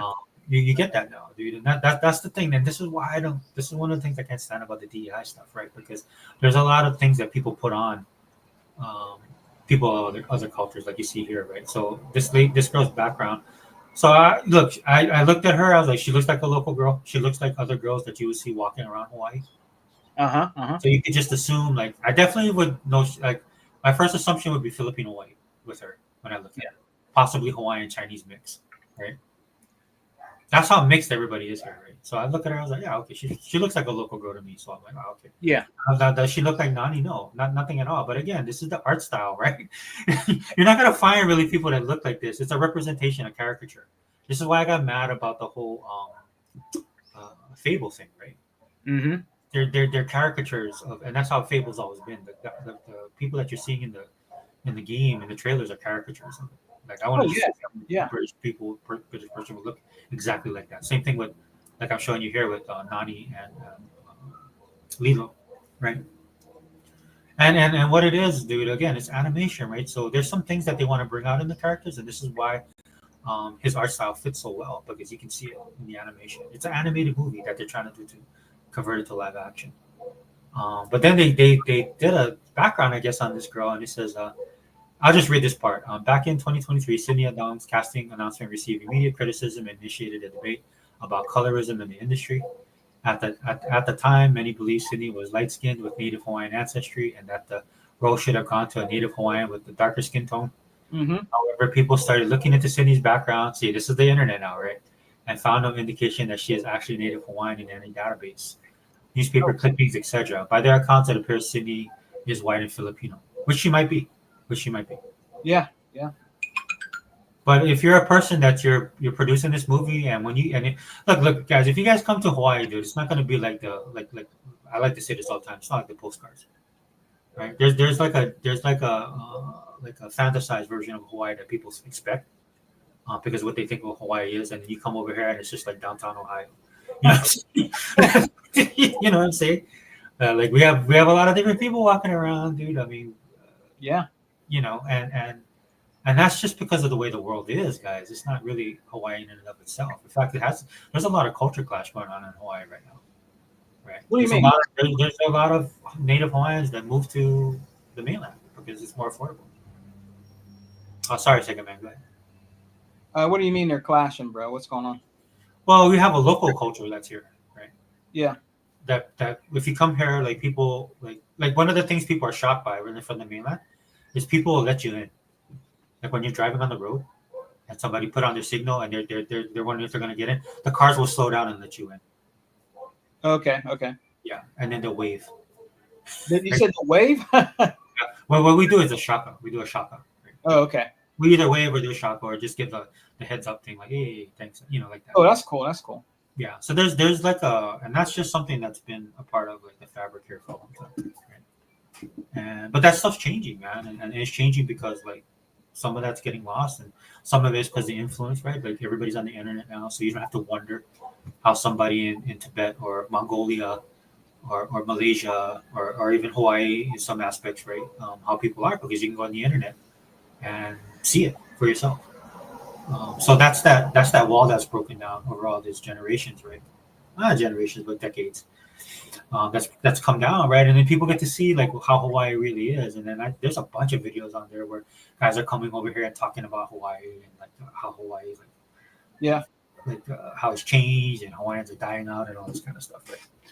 And so this is what kind of fuels all this kind of stuff. So, and again, for me, dude, even if she's white and Filipino, I mean, I would say like I would like them to get somebody as close to this just because of the visual aspect of animation. Like we just talked about comic books and stuff like that, guys.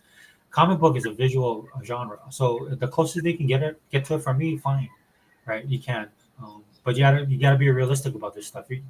People don't look like this. Like, it's a representation of what people are supposed to look like and what the guy wanted to present, the actual artist wanted to present within his style. This is the style, guys, that the way he draws. If you look at his art outside of Lilo and Stitch, I think his name's Chris Sanders. Just go on Google, do an image search, look at his art, dude. It's all informed, regardless of the race of the person. Yeah.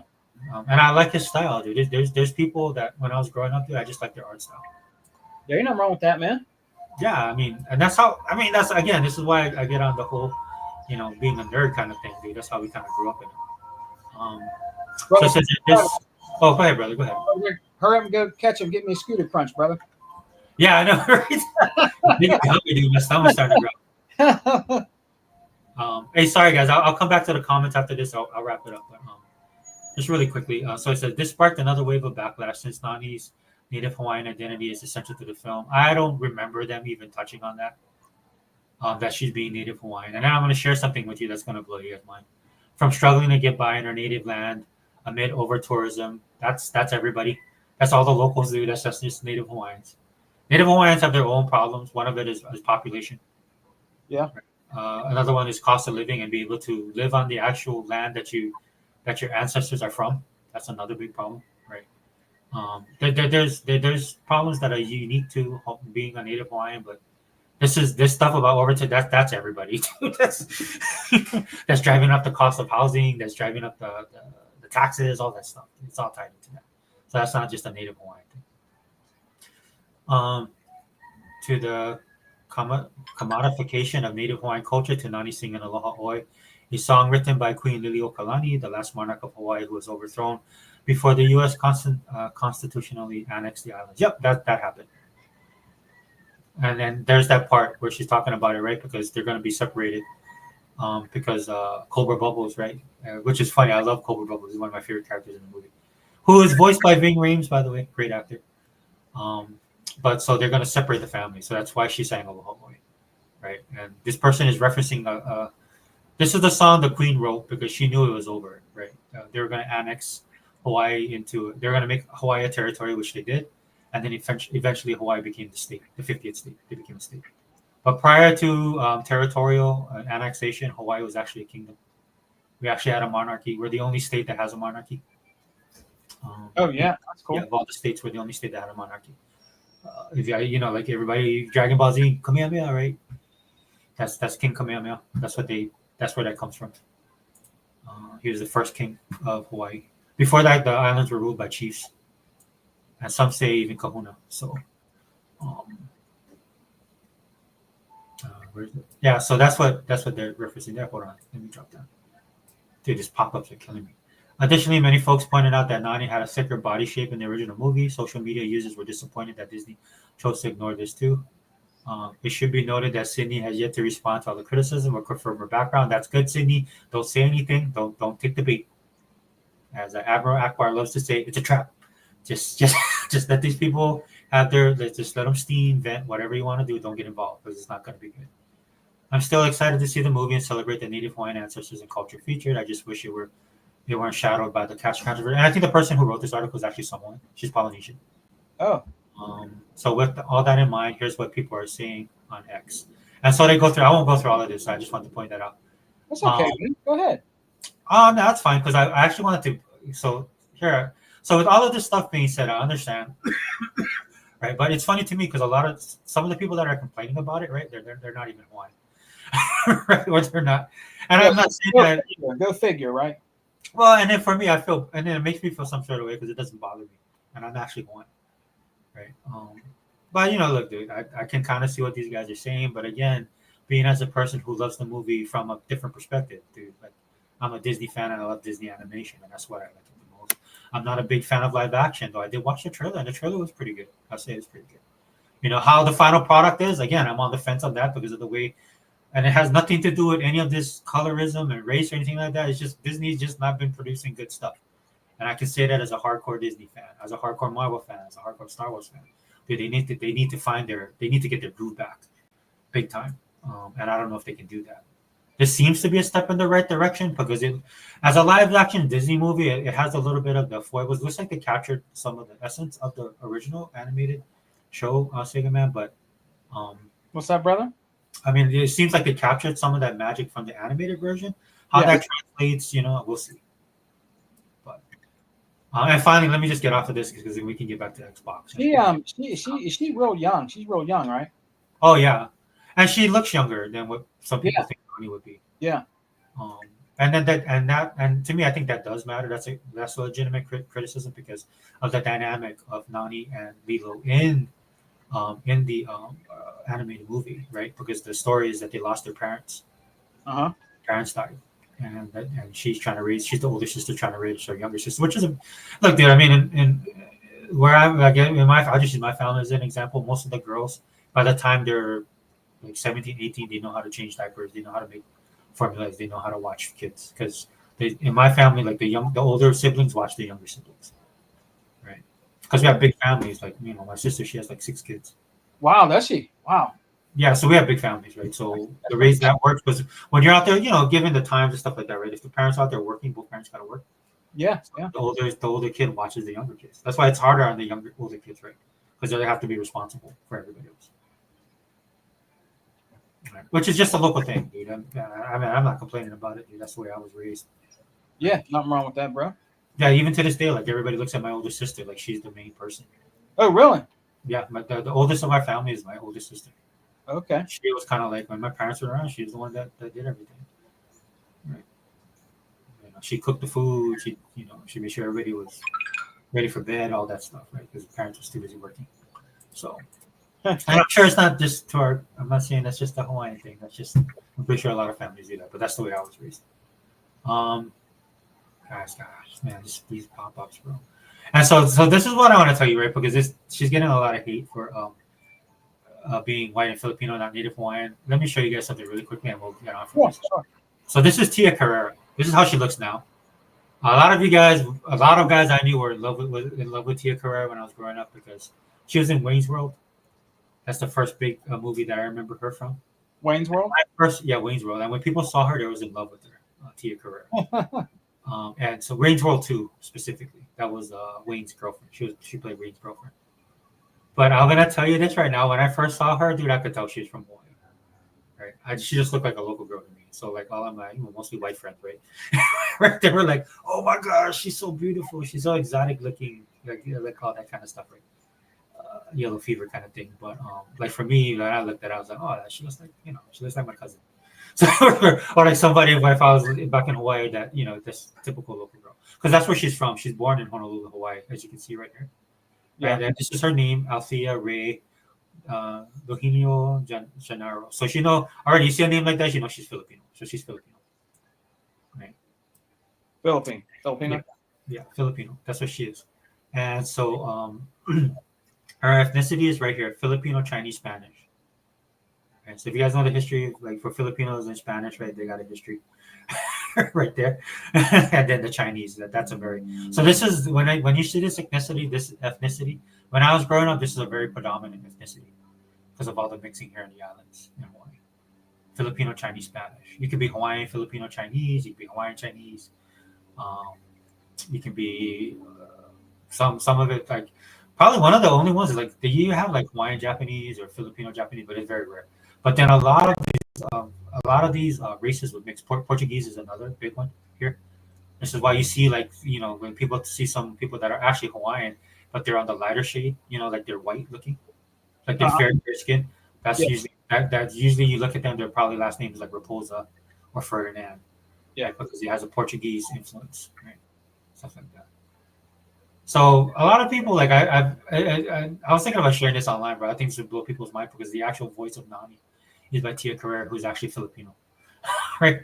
So the girl, so I'm looking at the way Disney did it. They wanted somebody like Tia Carrere, right? So that's why they might have casted the girl because she's Filipino as well. Okay. Because people don't know the little foibles, right? The little things about how Hawaii is, right, and how mixed we are. We're the most. I think we're the most diverse state in the union. I'm being honest. Hawaii. You have other states where people are like part this or part that. In Hawaii, that's why we say when I was growing up, we said chop suey. We refer to it as chop suey, right? Because everybody's mixed, not just half, like hapa, like we say hapa, or as you say in Asia, hafu, right? Like that's half. Like you're like white and Asian, or you're one or the other, right? Or you're a mix of two things. Here, people are a mix of a lot of different things.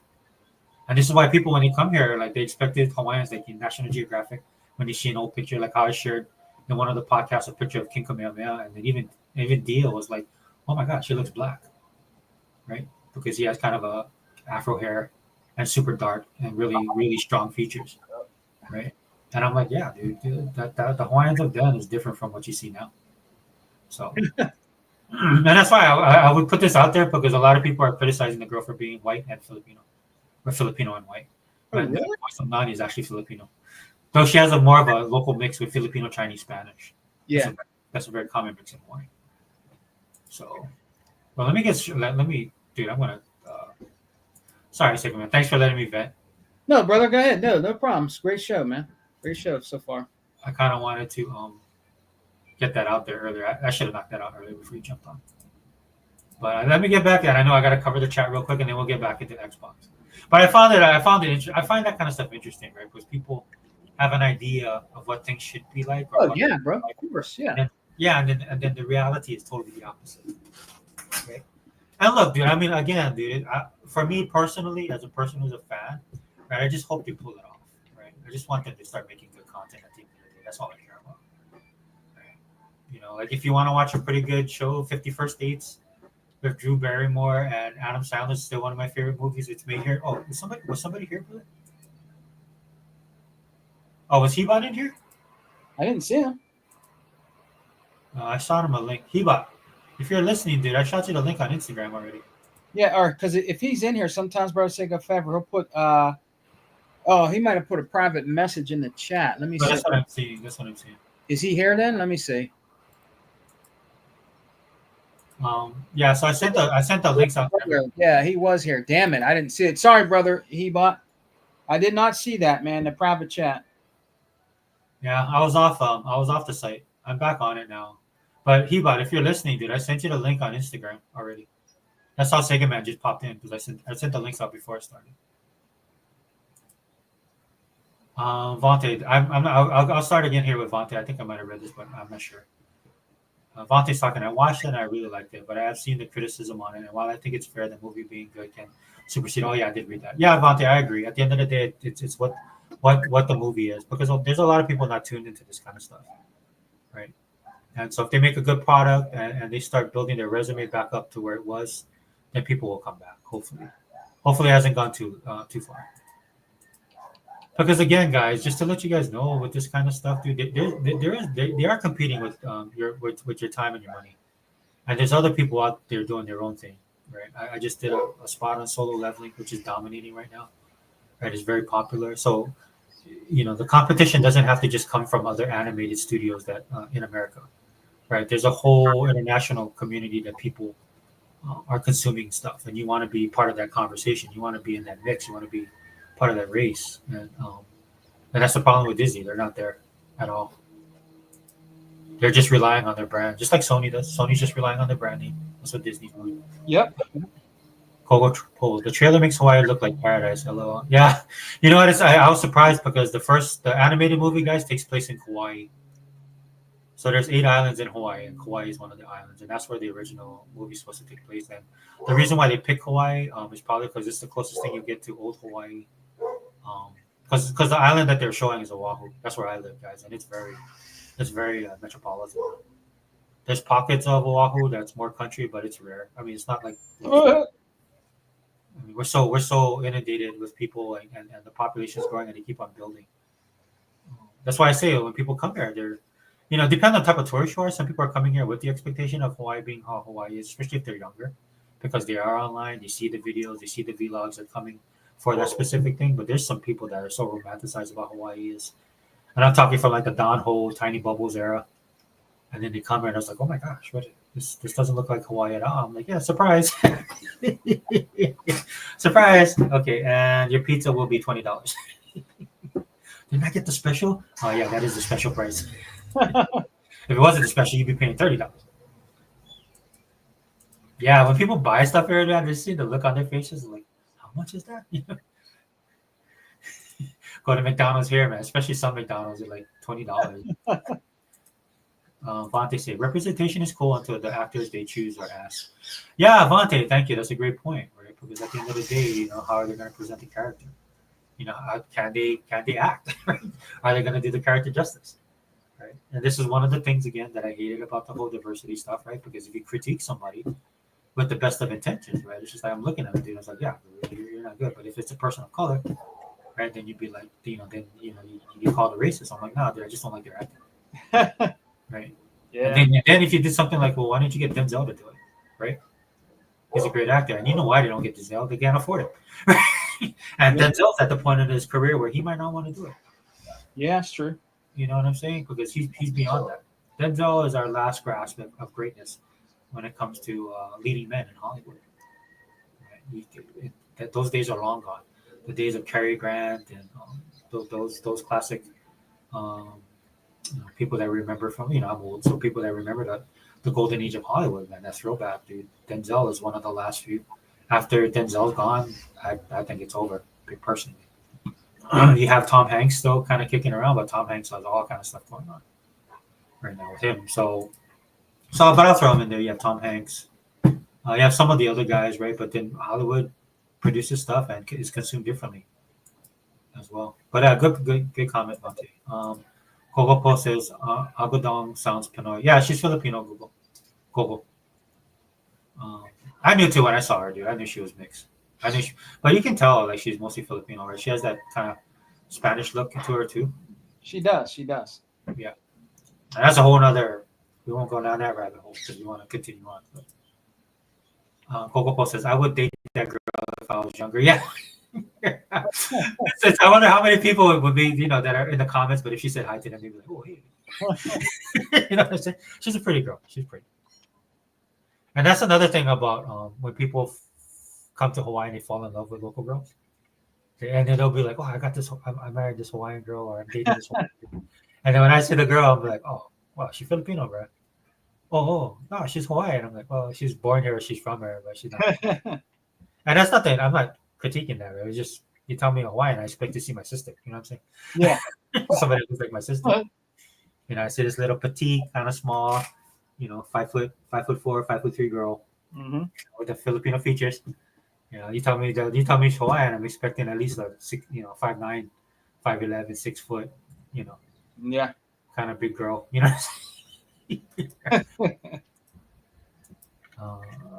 Hold on. He goes, Gogo says, wow, that's polite drivers. Yeah, bro. Yeah. I mean, it's just the culture here, right? But even that's changing, Gogo. That's changing too, man. Because you've got so many people from so many different places, and you got the tourists too. People don't realize like we're not like the mainland, like where Sega Man is, and like where you are in Pennsylvania, brother. I'm pretty sure you get the signs that tell you when the next exit is, right? Yeah. In Hawaii, the sign will tell you, and then it's like right there. So you see a lot of people trying to get off because they're trying to get off. They don't want to miss the exit, so they start going across 3-4 lanes. People here don't know what lane to be in when they're driving. They don't know the difference between slow lane and fast lane. Then you get my local people, man. I love my local people, man, but we get this certain kind of speed to us, being that we're from here, dude. We're not in a rush. So if you're trying to make that luau on the other side of the island, right? And you're rushing around, then you come against a local guy just cruising like me. Okay, we get our window down, arm outside the window, hanging out the window, just cruising. Monte says it's definitely not a centerpiece of the film. It's about family first and foremost. Being Hawaiian is themed within the movie, however. Yeah, but yeah, and that's another thing too. I mean, they could be, but they don't really talk about it. And one of the reasons why, because the other person that's voicing David, and I believe he has a Hawaiian last name too, but it's actually Jason Scott Lee. Jason what? Jason Scott Lee. Oh yeah. Yeah, so he played Dragon in the Dragon movie that came out years ago. Okay. And then he was in Soldier with what's his name? I want to say Kurt Russell. So he left his footprint, but he's a local boy too. He comes from Hawaii, but I don't think he's Hawaiian at all. I think he's Filipino Chinese, possibly. Oh yeah. Yeah, I gotta look him up too because I'm not exactly sure. I forgot. But one of the reasons why they picked them is because they can speak Pidgin, right? They can speak broken English. That's common here. Like, just go back and watch Lilo and Stitch. Like, here. Yeah, you know, Stitch. That's old school, man.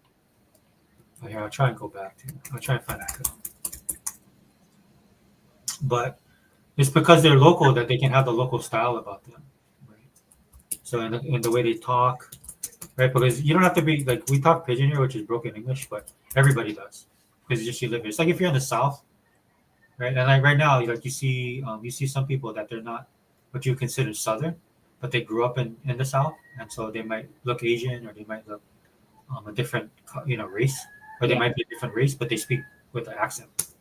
Just like when you see like an Asian person that grew up in Great Britain, they speak the Spanish. Yep. Or, I mean, not the Spanish. Sorry, the English accent. Yeah.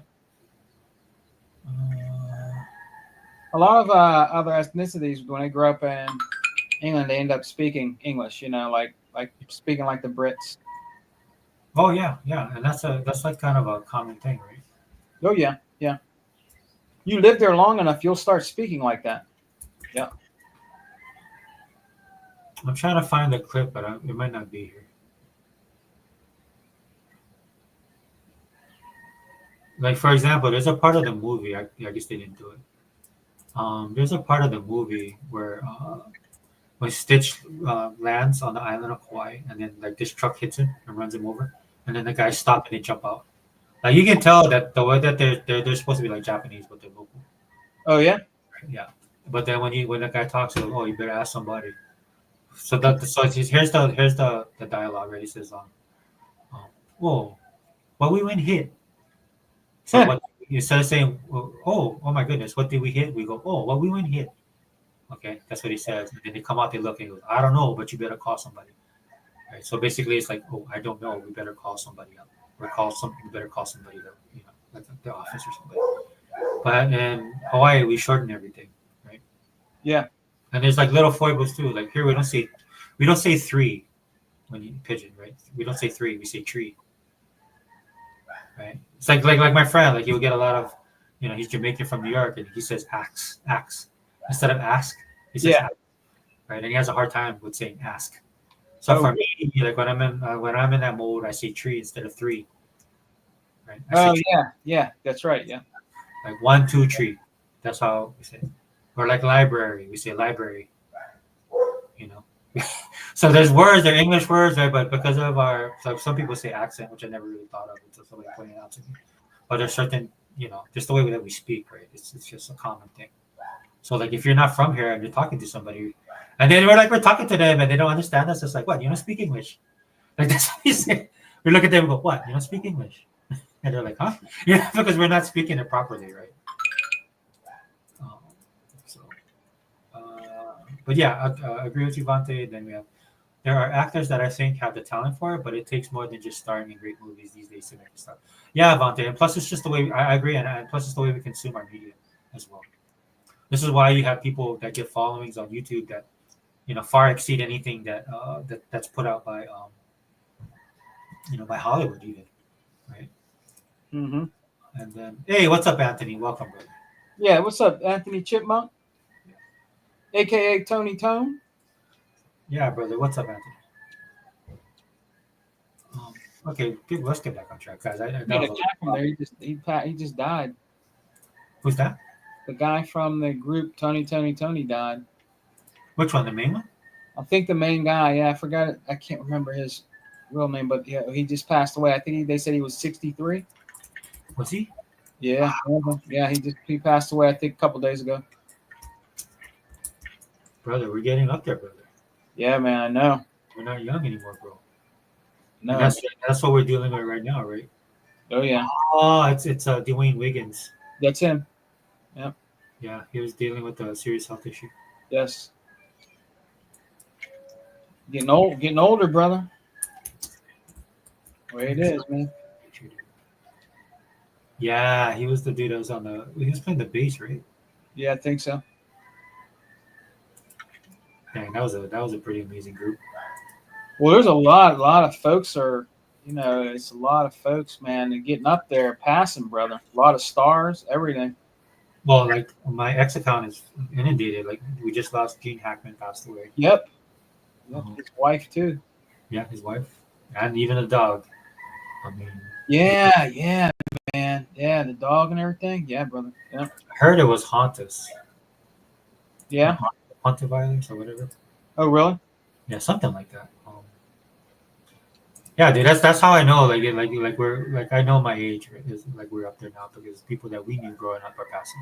Yeah, I think are you older than Hebot? I think you are. Aren't Yeah, you? I am. Yeah, I think Hebot's probably the youngest out of all of us. Yeah, outside. he's younger. Yeah, he's younger than me and you. Yeah, he's the youngest outside of Unlimited. Yeah. Yeah. If Unlimited was in the group, he'd be the youngest. I think Hebot's in his late 40s. Yeah, he's still in his 40s. Yeah, I'm up. I just hit 50. I just hit my 50s. So Big 5-0, brother. well, I think I'm 5'1". Yeah, 51. Yeah, I'll wow. be 52. Yeah, I'll be 52 next month, dude. Next month? Yeah. You're That's- right behind me, man. and again, guys, please take that into consideration if you come across this video that we are older. So we talk about revolves around that and our experiences. That's right, brother. Yeah, but again, look, dude. I mean, Lilo and Stitch. If my kids want to go watch it, we'll go watch it. But we love the animated movie so much. I mean, again, the trailer looked cool. I mean, I hope it does well, and I just hope Disney can get back to it because at the end of the day, that's what it's all about.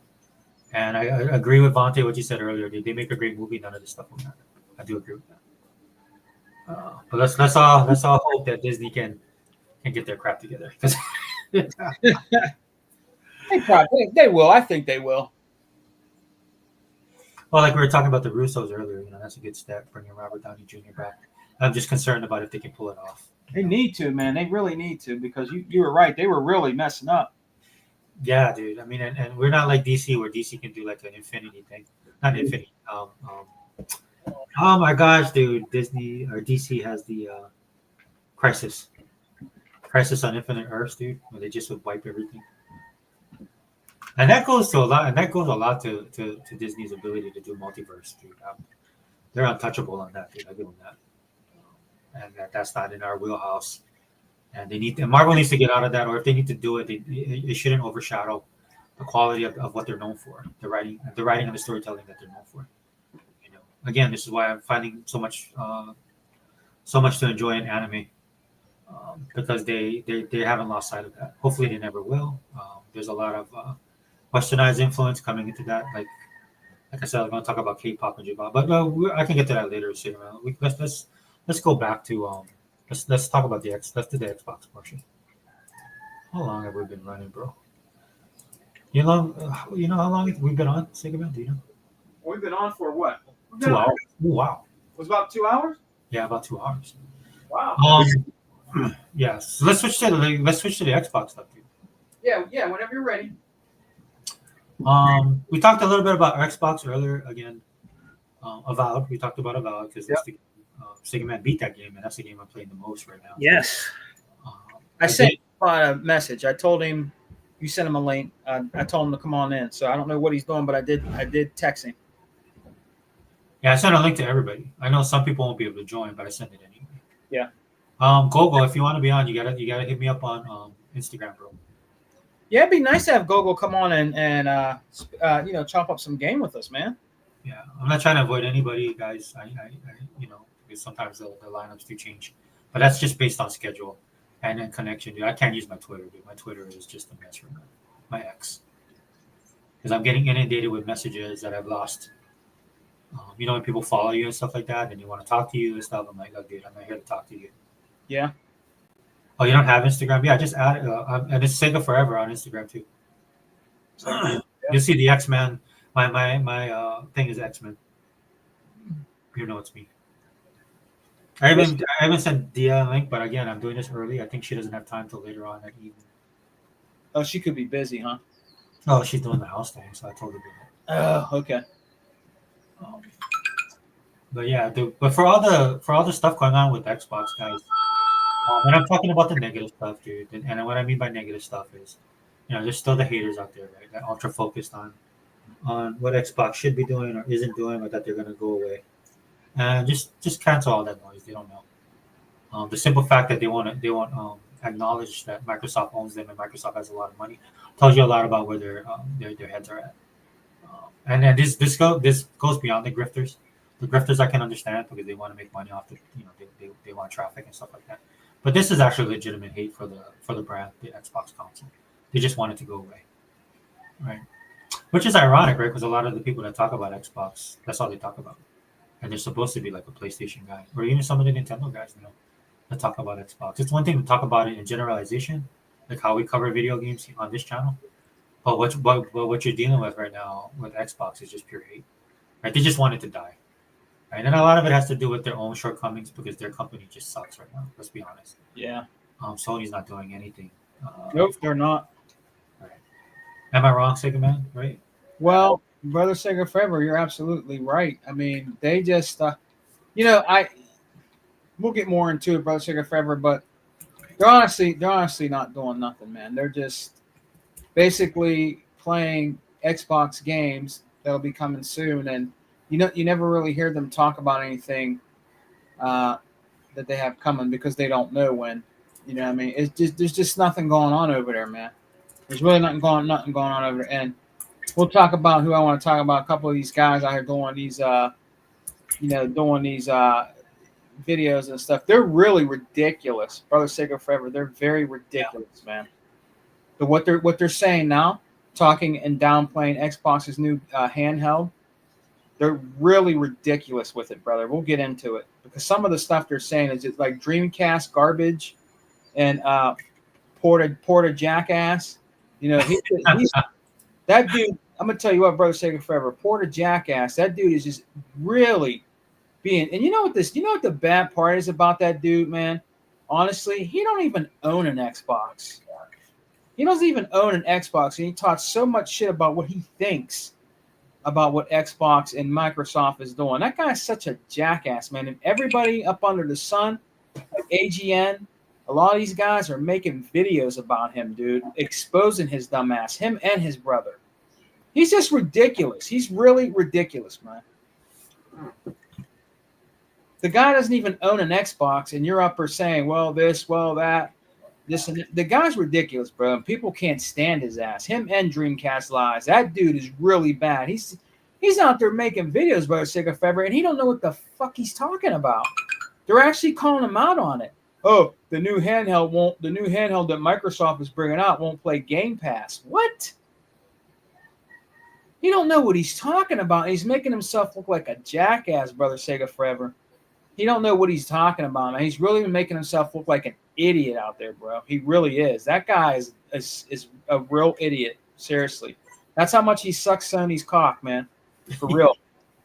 Man, it's bad, Brother Sega Forever. It's bad. You have to go back and listen to his video where he's talking about what he thinks about the new Xbox handheld. Oh, won't be able to play Game Pass. Like you got a mouthful of balls. You know what I mean?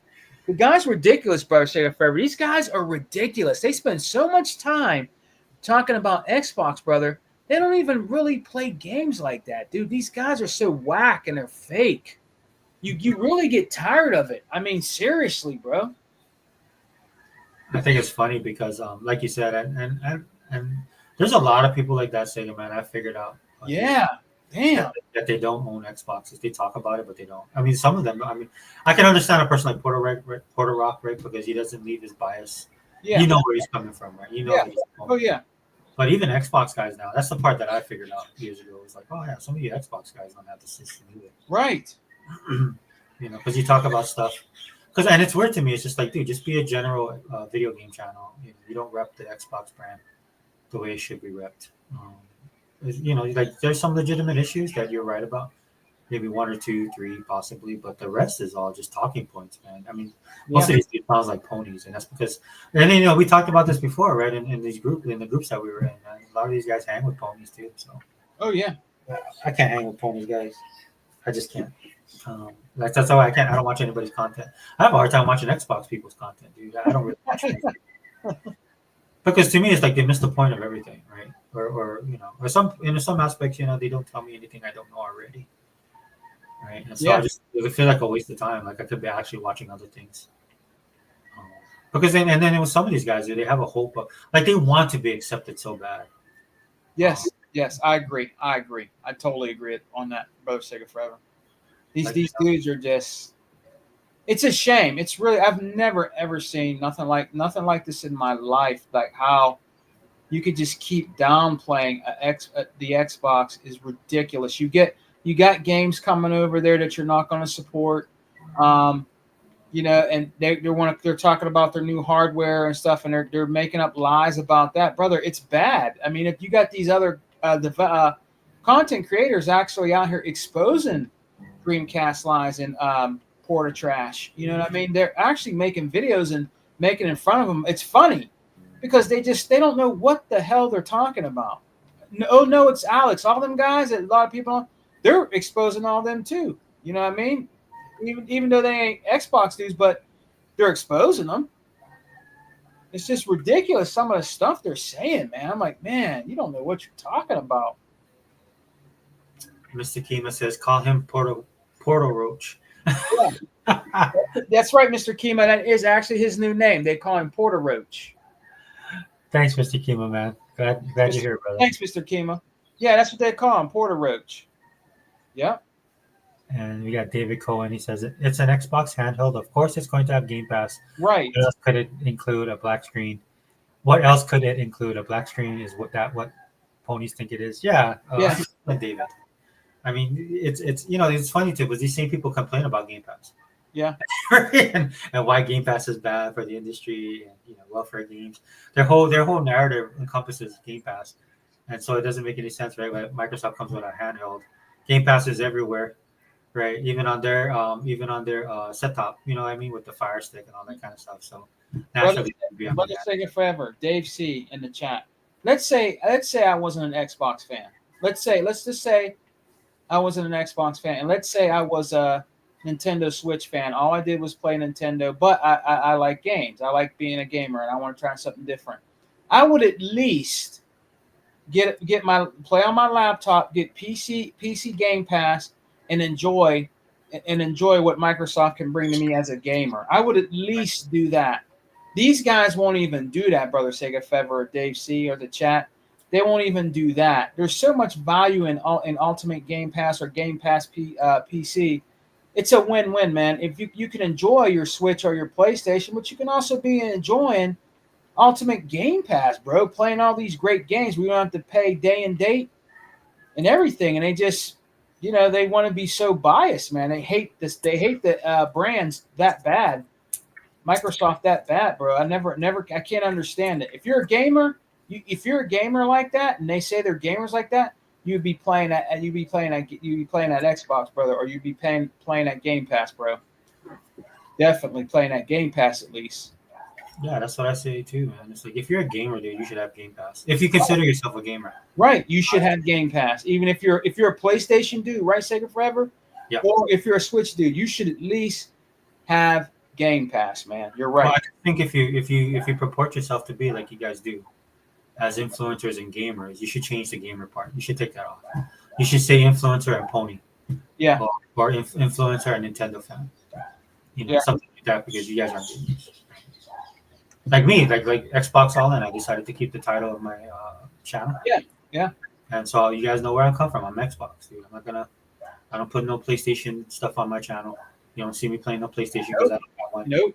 I don't have no Switch, right? Or any type of thing, right? You know, when you come to this channel, bro, I'm all Xbox All In. Right.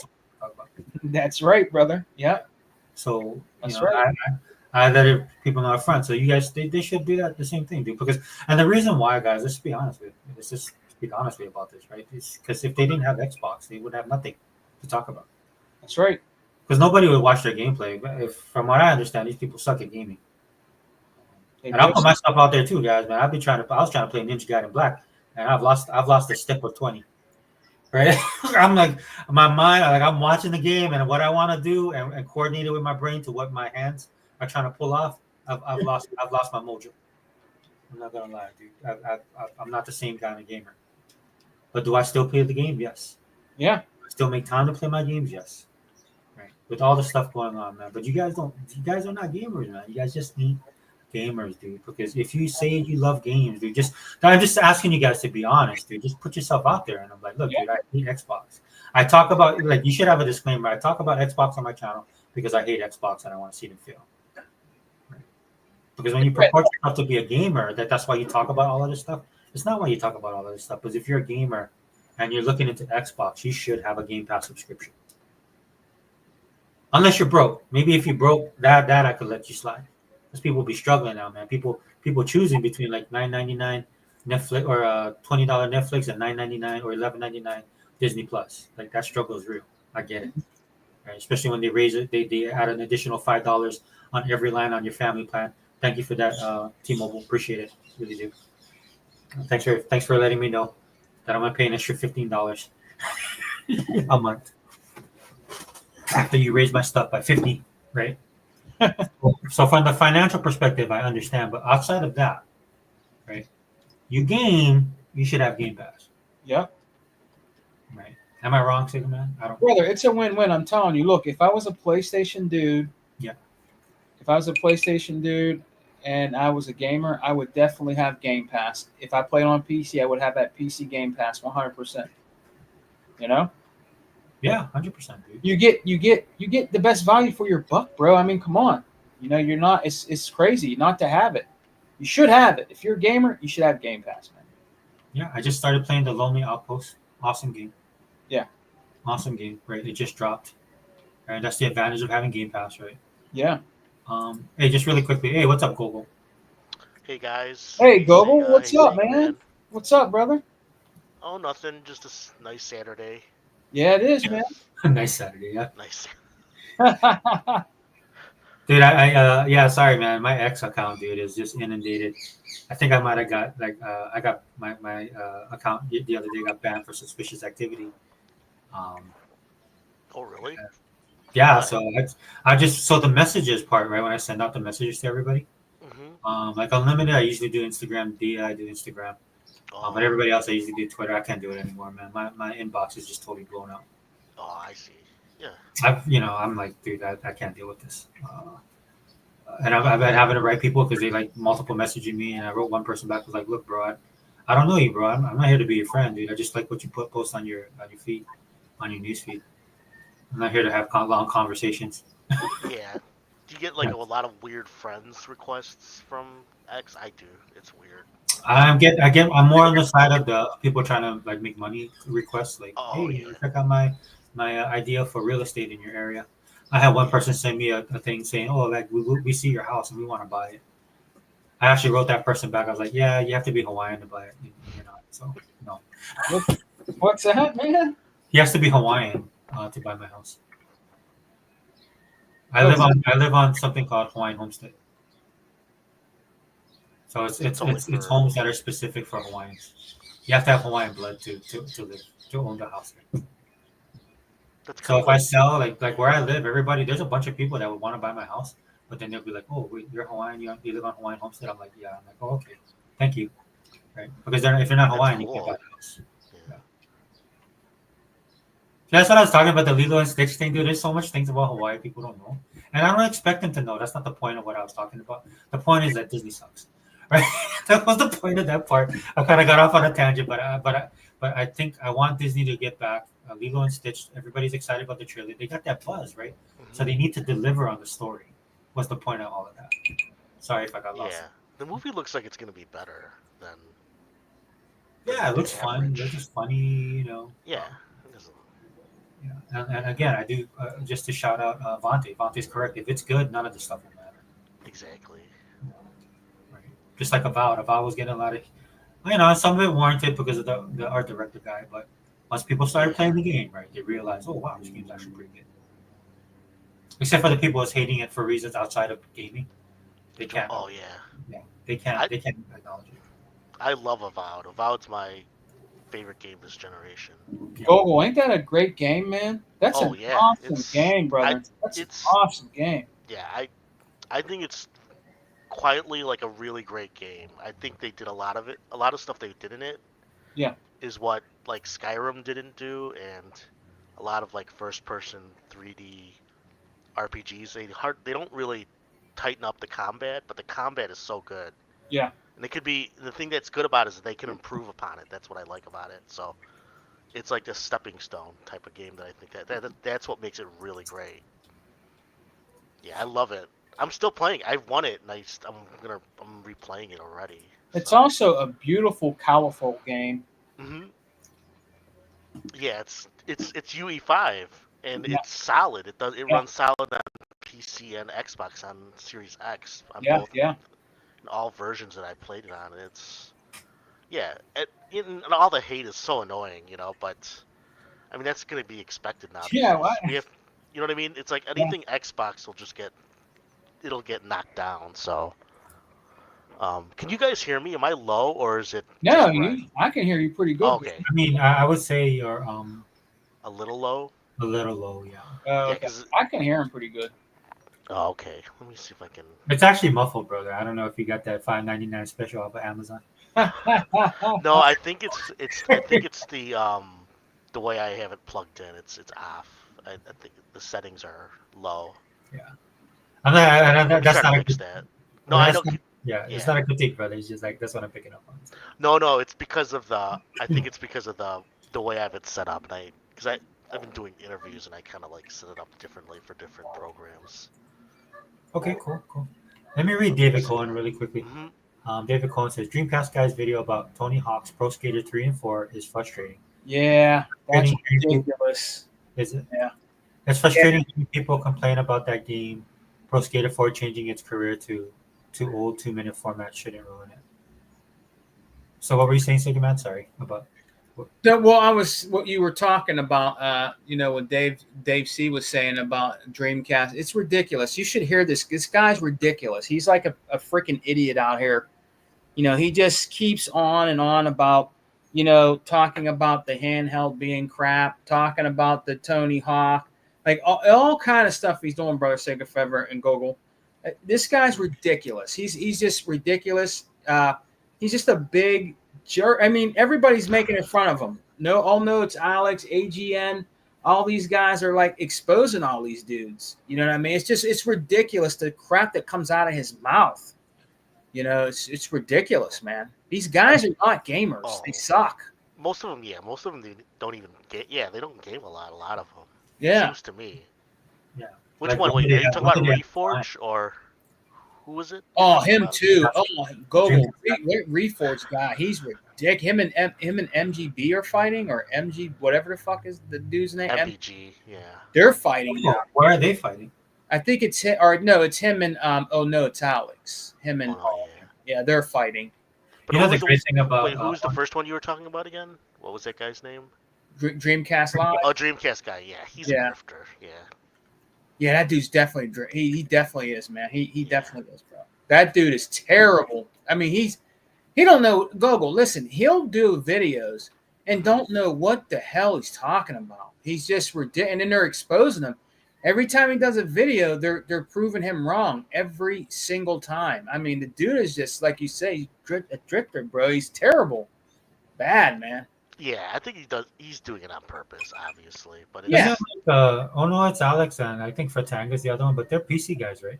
Yeah, they're PC Oh, guys. that's what cracks me up. Like Yeah, they're but- like these guys are so bad that the PC guys have to like are calling them out now. Yeah. It's hilarious. The guy that no Alex is fighting with though, he's a PlayStation dick puller. MBG or whatever his name is. They're fighting though. They're fighting though. But MGB used to be an Xbox guy, right? Yeah, and he turned I into remember watching his old videos. yeah. He's real bad though. I mean, it's Alex. I gotta say this, guys. I'm not really into him, but he's wiping the floor with him. Seriously, he's making him look like trash, bro. He should have never did that. He's really making him look like I'm telling you, man. He's making him look like a fool out here, dude, in these streets, man. I'm telling you. Well, they started attacking the PC when Sony decided to take their stuff over. Then these guys started talking trash to the PC guys. I remember that. Yeah, that's the problem. You know what, Google and Sega Forever. These dudes, these PlayStation dudes, are starting to talk shit on these PC dudes. They better shut up, man. Look, the ponies have always been this way, dude. That's what everybody hates them. Like, Yeah, so when I say they're the most toxic fan base, Yeah. it is true. Like they nobody likes them. yeah, it's true. Like we might have fallouts with like a PC and an Xbox guy might go at it, or a Nintendo and Xbox guy might go at it, but everybody goes at it with PlayStation. Yeah, and they're trying to say this is what they're trying to do, and they know that they're wrong. They're trying to say that the PS5 Pro is better than a PC. No, it's not. That's just the stupidest shit you can say. It's not better than a PC. It's not better than a gaming rig. They're stupid, dude. They don't know what they're talking about. When they say stupid shit like it, and then when the PC guys call them out, you know what I mean? They can't fire back because they don't know what they're talking about, bro. yeah. They don't.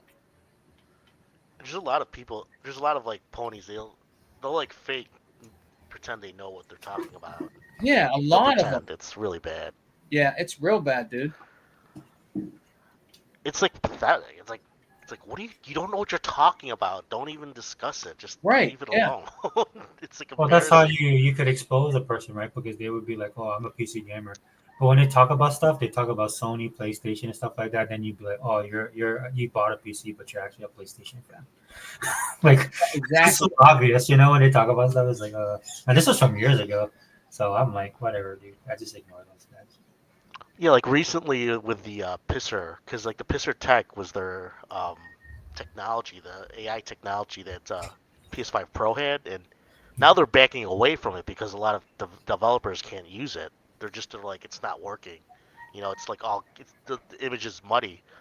So now they're going back to AMD, and people don't realize that's like a loss. That's an admittance that they were wrong, that they didn't create it correctly, so they're backing away Oh. and going back to AMD, meaning they have to pay AMD to use the technology. Wait, So now, who owns AMD? no, AMD is a separate company, but Oh, okay. they have the FSR technology, which is for AI, FPS and image quality, and Sony decided to make their own, their PSSR. That was for the PS5 Pro. So like late last week, they admitted that, oh, we're gonna include FSR 4.0, and it's like, you just told us you're gonna be using Pisser technology. Yeah. So they were basically saying we can't do it, so we're gonna go back to AMD.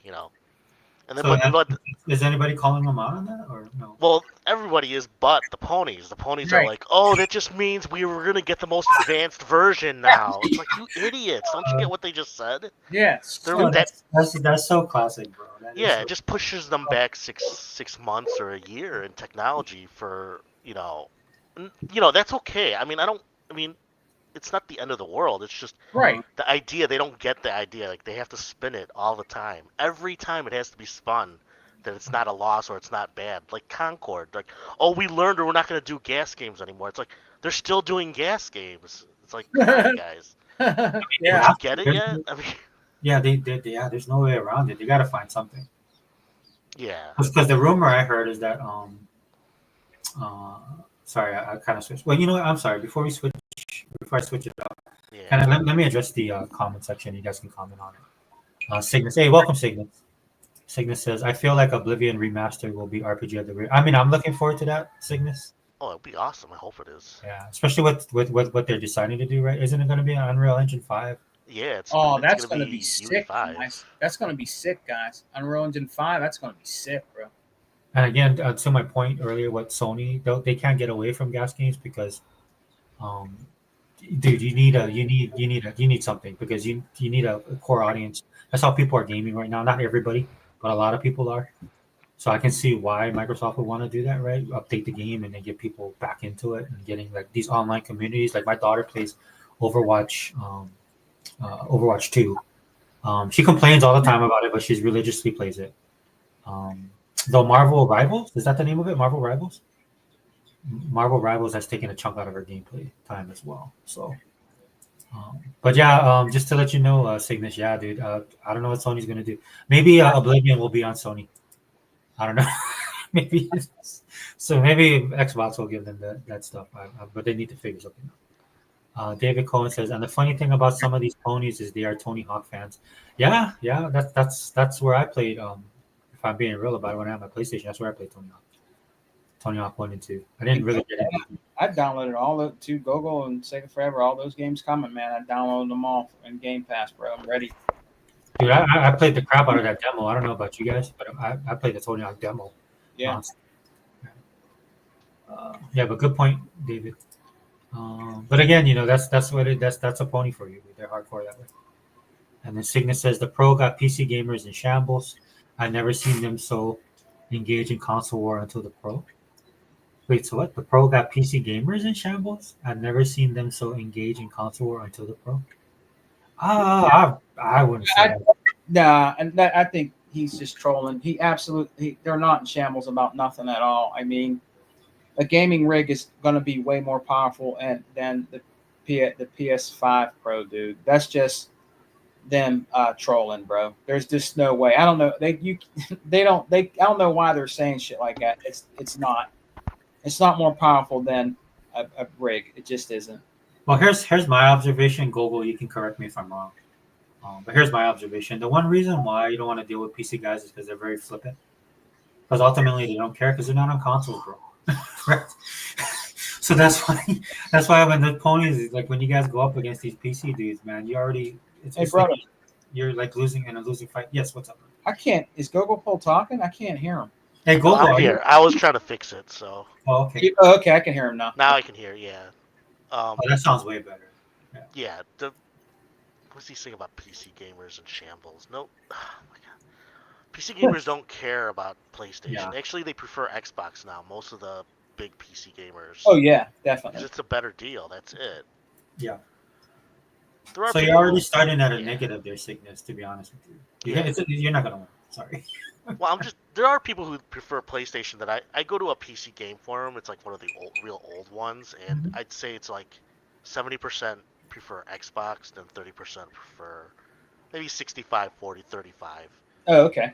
Yeah, and that's In fine. terms of but the big deal is because Xbox has Game Pass. They're just like it's like already in that forum. Even with the ponies, they're like, yeah, they know Game Pass is that good. They're just like, it's such a good deal that it's hard to avoid. But I mean, people will like PlayStation. That's not a. I mean, you have to admit people like them because of their exclusives, But the thing is, they're not making those exclusives as much, They've been They can't afford to. exactly. It's just Hey Google, what honestly right now, and I'm not trying to troll. Honestly, right now, what are they playing over there right now? what on PC. No, what are they playing on PlayStation right now? Oh, I mean, seriously, what are they actually playing right now? Like Call of Duty? I mean, they're not playing I nothing new. would just. I mean, the big thing with PlayStation owners is they're more bigger into Japanese games. I would say so. They're probably just playing. True. They're probably playing a lot of the newer JRPGs. I would say. Yeah. I don't know what's a new one that just came Would out. you actually call it Would you call it the RPG box though? You think? It No, would be- I would say Switch and PC are more. They have more titles. Yeah. Yeah, Switch has a lot of stuff. Yeah, Switch has a lot that nobody has. Yeah. Yeah, they do. That's another thing that I wanted to tell you, Google and Sega Forever. A lot of even some of the PC dudes are talking. You know, Porter Rock or Porter Trash. He's also wrong about the the PS4 Pro, PS5 Pro. The what's doing and killing everything right now is the Switch. The Switch is the one that's it's even past Sony. See, they'll never talk about that, but it is. Once that new Switch comes out, it's a wrap. That's what Yeah. the PC guys are saying. They're saying that the Switch is going to destroy it. The Switch is past what PlayStation can do right now, brother. It's the Switch that's past everything. See, but they won't mention that at all. They'll just keep harping on Xbox and how Xbox is not this and that, but they won't talk about that Switch because that Switch is kicking them in the ass. But they won't talk about that though. You know what I You mean mean? you're talking from like a Japanese perspective, Japanese gamer or Asian gamer perspective? Yeah, that's what they're saying. It's the Switch because they even said over there they're not even playing the PlayStation 5 or buying it like that over there. They're not. It's the Switch that's destroying everything, bro. But see, they'll never bring that up, you know, in the comment sections. But our brothers will. It's the Switch that's the darling right now. You know what I mean? Yeah, because it's like a de facto console for anything Eastern, you know, Yeah. for anything Japanese Yeah. Switches. And, you know, PlayStation kind of gave it up in 2016 Yeah, they did. when they moved to Los Angeles. Yeah. Was it? Yeah, Los Angeles or San Francisco. But, well, I mean, they didn't give it up, but they kind of proved to, because they did spend less. They started spending way more in Western developers. Yep. Which I don't think it was wrong, but that pissed off a lot of Japanese fans. So You know what, Sick? You could say that the Switch is still living in 2002, but the Switch is whipping Sony's ass right now, though, bro. It doesn't matter what you say they're living in; they're whipping Sony's ass right now, and a lot of you guys won't admit that. When it comes to gaming and all that, the Switch is whipping everybody's ass right now. It just is, dude. It just is. in the console market, it is. Yeah. Yep. And see, that's the thing, Google. They won't speak truth to facts. You know what I mean? But it's the truth. The Switch is whipping everybody, and when that new one comes out, Sick, I'm telling you, it's gonna keep whipping ass, man. I'm telling you, watch. They're gonna buy it. There's people that are gonna buy it. It might not be everybody that's on board with the Switch right now, but eventually, it's gonna be on top again. Watch. Yeah. The Switch is whipping everybody's ass right now, bro. It's still number one. It's just it's sold so many already. It's Yeah. everybody already has one who wants one. So Yeah. yeah. And let me read David. David Cohen says the PS5 Pro doesn't even beat the Xbox Series X. The Xbox Series X has it beat in terms of running third-party games better. Yes. For most, yeah, I would agree. Yes. He's right. It's Yeah, their optimization is a real thing. the first. Go ahead. Bro. Like for the first 2 years of this generation, it was mostly PS5, but that was because a lot of developers were used to the PS4. Yep. But now with the new technology, it's Xbox Series X. Yes, it is. You could see it in the newer games, like Star Wars. I've seen it because I've seen it on PS5 as well with my nephews.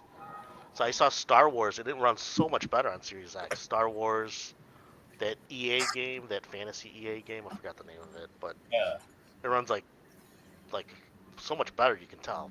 But PS5 still run. I mean, you have to pay attention. It's not like it's so outrageously better, but it's noticeable if you're paying attention.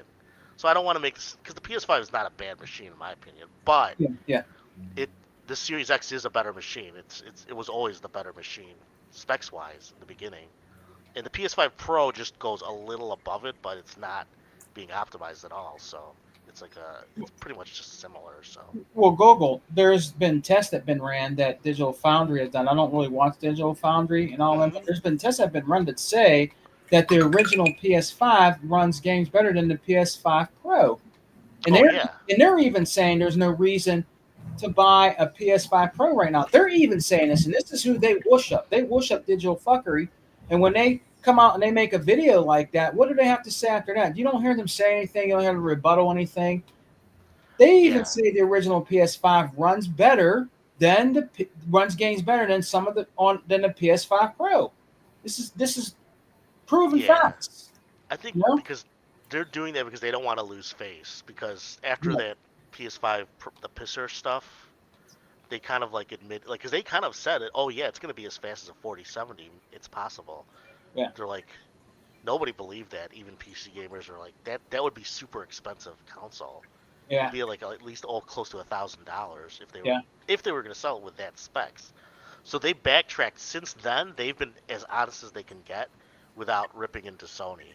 Because I still think they prefer Sony. Yeah, they do. But they can't lie too much. It's bad for their business because they have a lot of neutral fans that depend on them, and if they start lying about like stuff like that, it'll just damage their brand even more. Oh, big time. Yeah, because they're big. They're big in the. I mean, I don't like them because I think they are biased, but they are. But at least now recently they've been kind of backtracking because they've kind of been giving Xbox some kudos with like the games, and they've kind of been positive with UE5. They said they're saying it's a good thing that Microsoft is focusing on that because that's the future of tech, I guess. So yeah. Let me read this real quick. Cygnus says that David false. The term tools came about because of Series X keeps underperforming against OG PS5. Okay, Cygnus, whatever, dude. Yeah, he's just trolling. He don't know what he's talking about. Yeah, that's fine. But whatever. He could be a good troll though. Yeah. That's Anyway, there's a way, trolls are just meant to piss people off. That's all they want to do. When you say troll, I say disillusional, but that's just me. Yeah, they try to FUD. It's just FUD. They want to make you feel bad about your purchase or.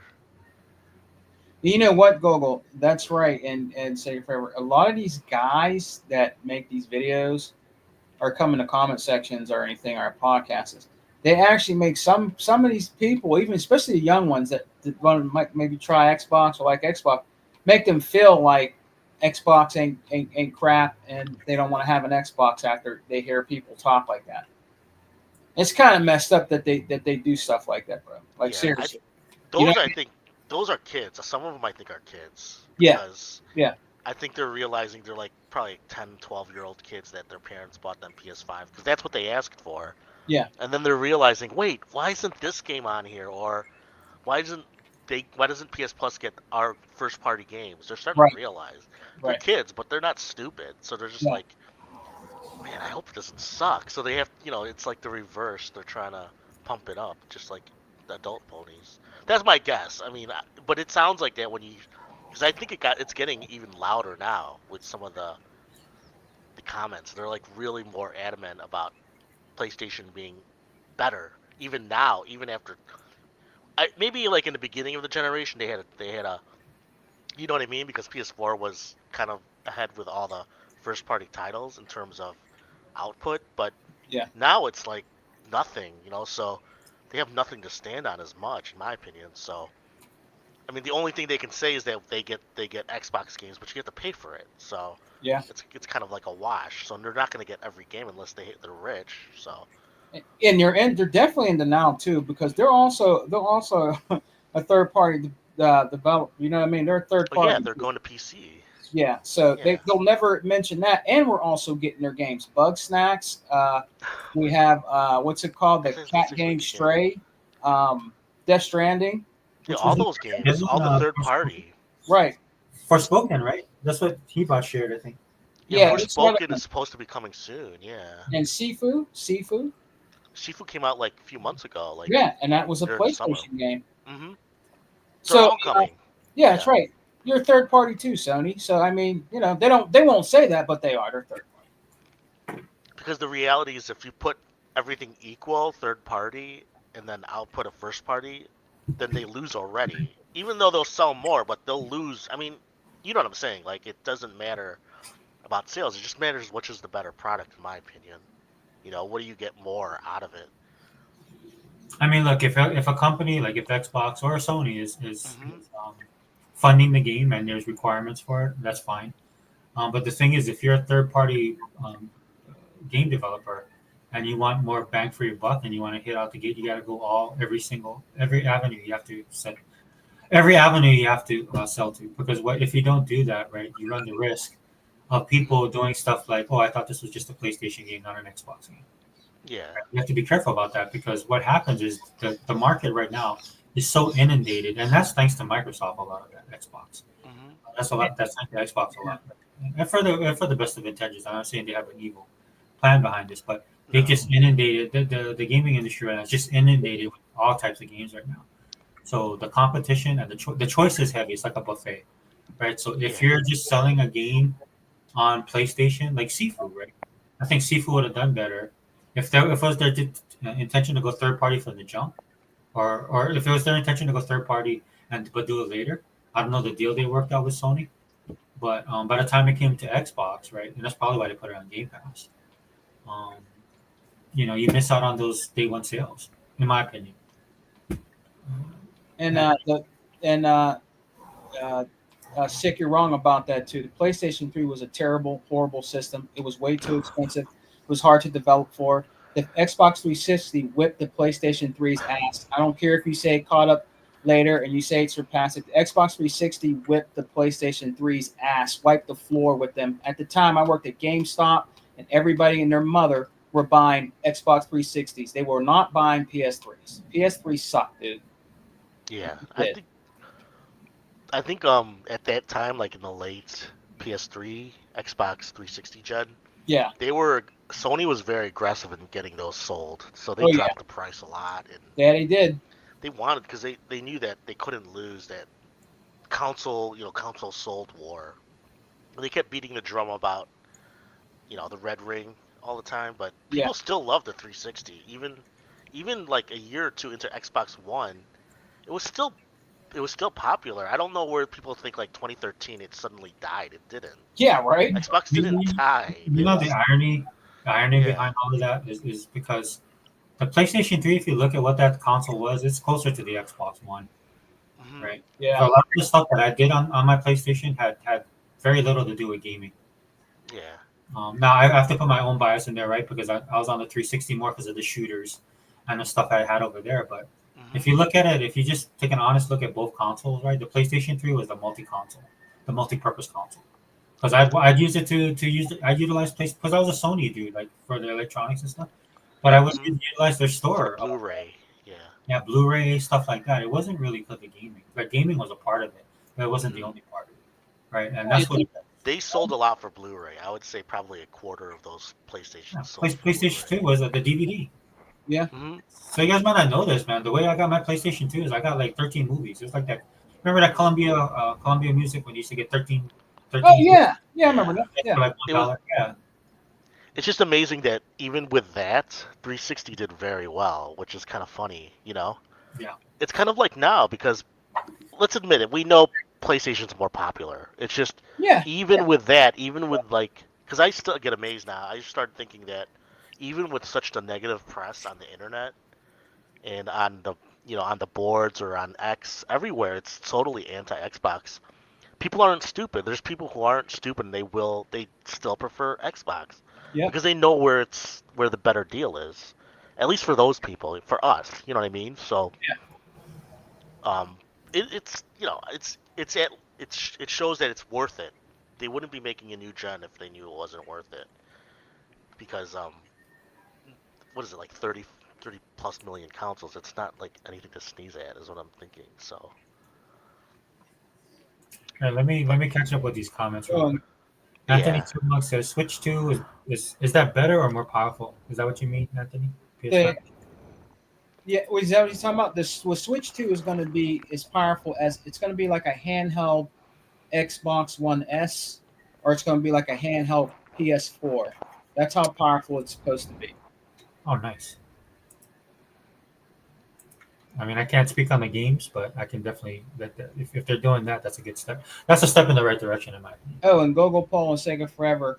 Mhm. Sony, when PlayStation 3 came out, made it sound like they were the inventors of Blu-ray. It wasn't. It was Samsung.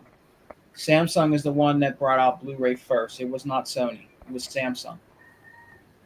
That's kind of funny because about that time, that's where you saw the transition. Yeah. Yeah. Electronics, yeah. It says Nintendo's still living in 2002. Yeah, but Um, it's still whipping PlayStation's ass in 2025. yeah, that's not a good point to make, Cygnus. The Yeah. reason why, yeah, I'll be honest with you. We talked about Disney earlier. I wish Disney would go back to that too, because Disney kind of left their, forgot what they're known for, and Nintendo hasn't. And that's why they have a base, guy. Just to let you guys know, guys, they have a base market of Nintendo. I don't participate in the Nintendo ecosystem. My gaming evolved behind that. I'm not saying they don't have good stuff, but I'm on the Xbox side naturally. Yep. But you can't take that away, man. Anytime there's a child, anytime a parent has a kid, Nintendo is happy. So just put it to you that way, right? Yeah, a lot of kids got those Switches, bro. A lot. Yeah. A lot of kids are on the Switch, man. I know they play their PS5s. I'm not saying they don't. And there is kids that like the Xbox. But yeah, most of them talk about the Switch, and then you hear some talk about the PlayStation. And there is some that do actually have Xboxes and like Xboxes because they have told me that they like Xbox. So Cygnus says, and I want to address this as well, and you guys can jump in. Sorry, I'm just trying to get through this Oh, okay. comment. Since Nintendo went handheld, they became companion to PlayStation. Okay, so Cygnus, that is, I agree with your assessment there. The issue with that is that it's also competing, right? So even if you have a Switch and an Xbox, right? That's your secondary console. Like, which one is the more secondary console? All right. For PlayStation, they would think the Nintendo Switch is a secondary console, but that might not be the case. And then, given the sales of your guys' games, I don't think that's the case at all. If I'm being honest. Plus, you got to factor in what are you playing on the most? Because time is something that a lot of people don't factor in. Again, I'm a bit biased because time matters to me, but I'm pretty sure I'm not the only one. When you play a game or you're involved in a game, time is just as important as money nowadays, especially for these companies, right? Because where are you playing? That's why Microsoft puts a lot of emphasis on engagement, and you can tell by the way that the games that they're making now, they want you engaged in their ecosystem. So like you can have a PlayStation and then you play the latest Spider-Man, beat that within a week or two, right? And then you go back to playing the game that like a Pokemon, or a game with replay value. Just my perspective. I don't know if you guys want to comment on that. But that's Well, I'll tell you what. Let me ask you, brother Sega Forever and Go Paul. Let me ask I you don't know this what's the this question. Between the PlayStation right now and the Switch, who has more games to play? You already know that the Xbox is beating them.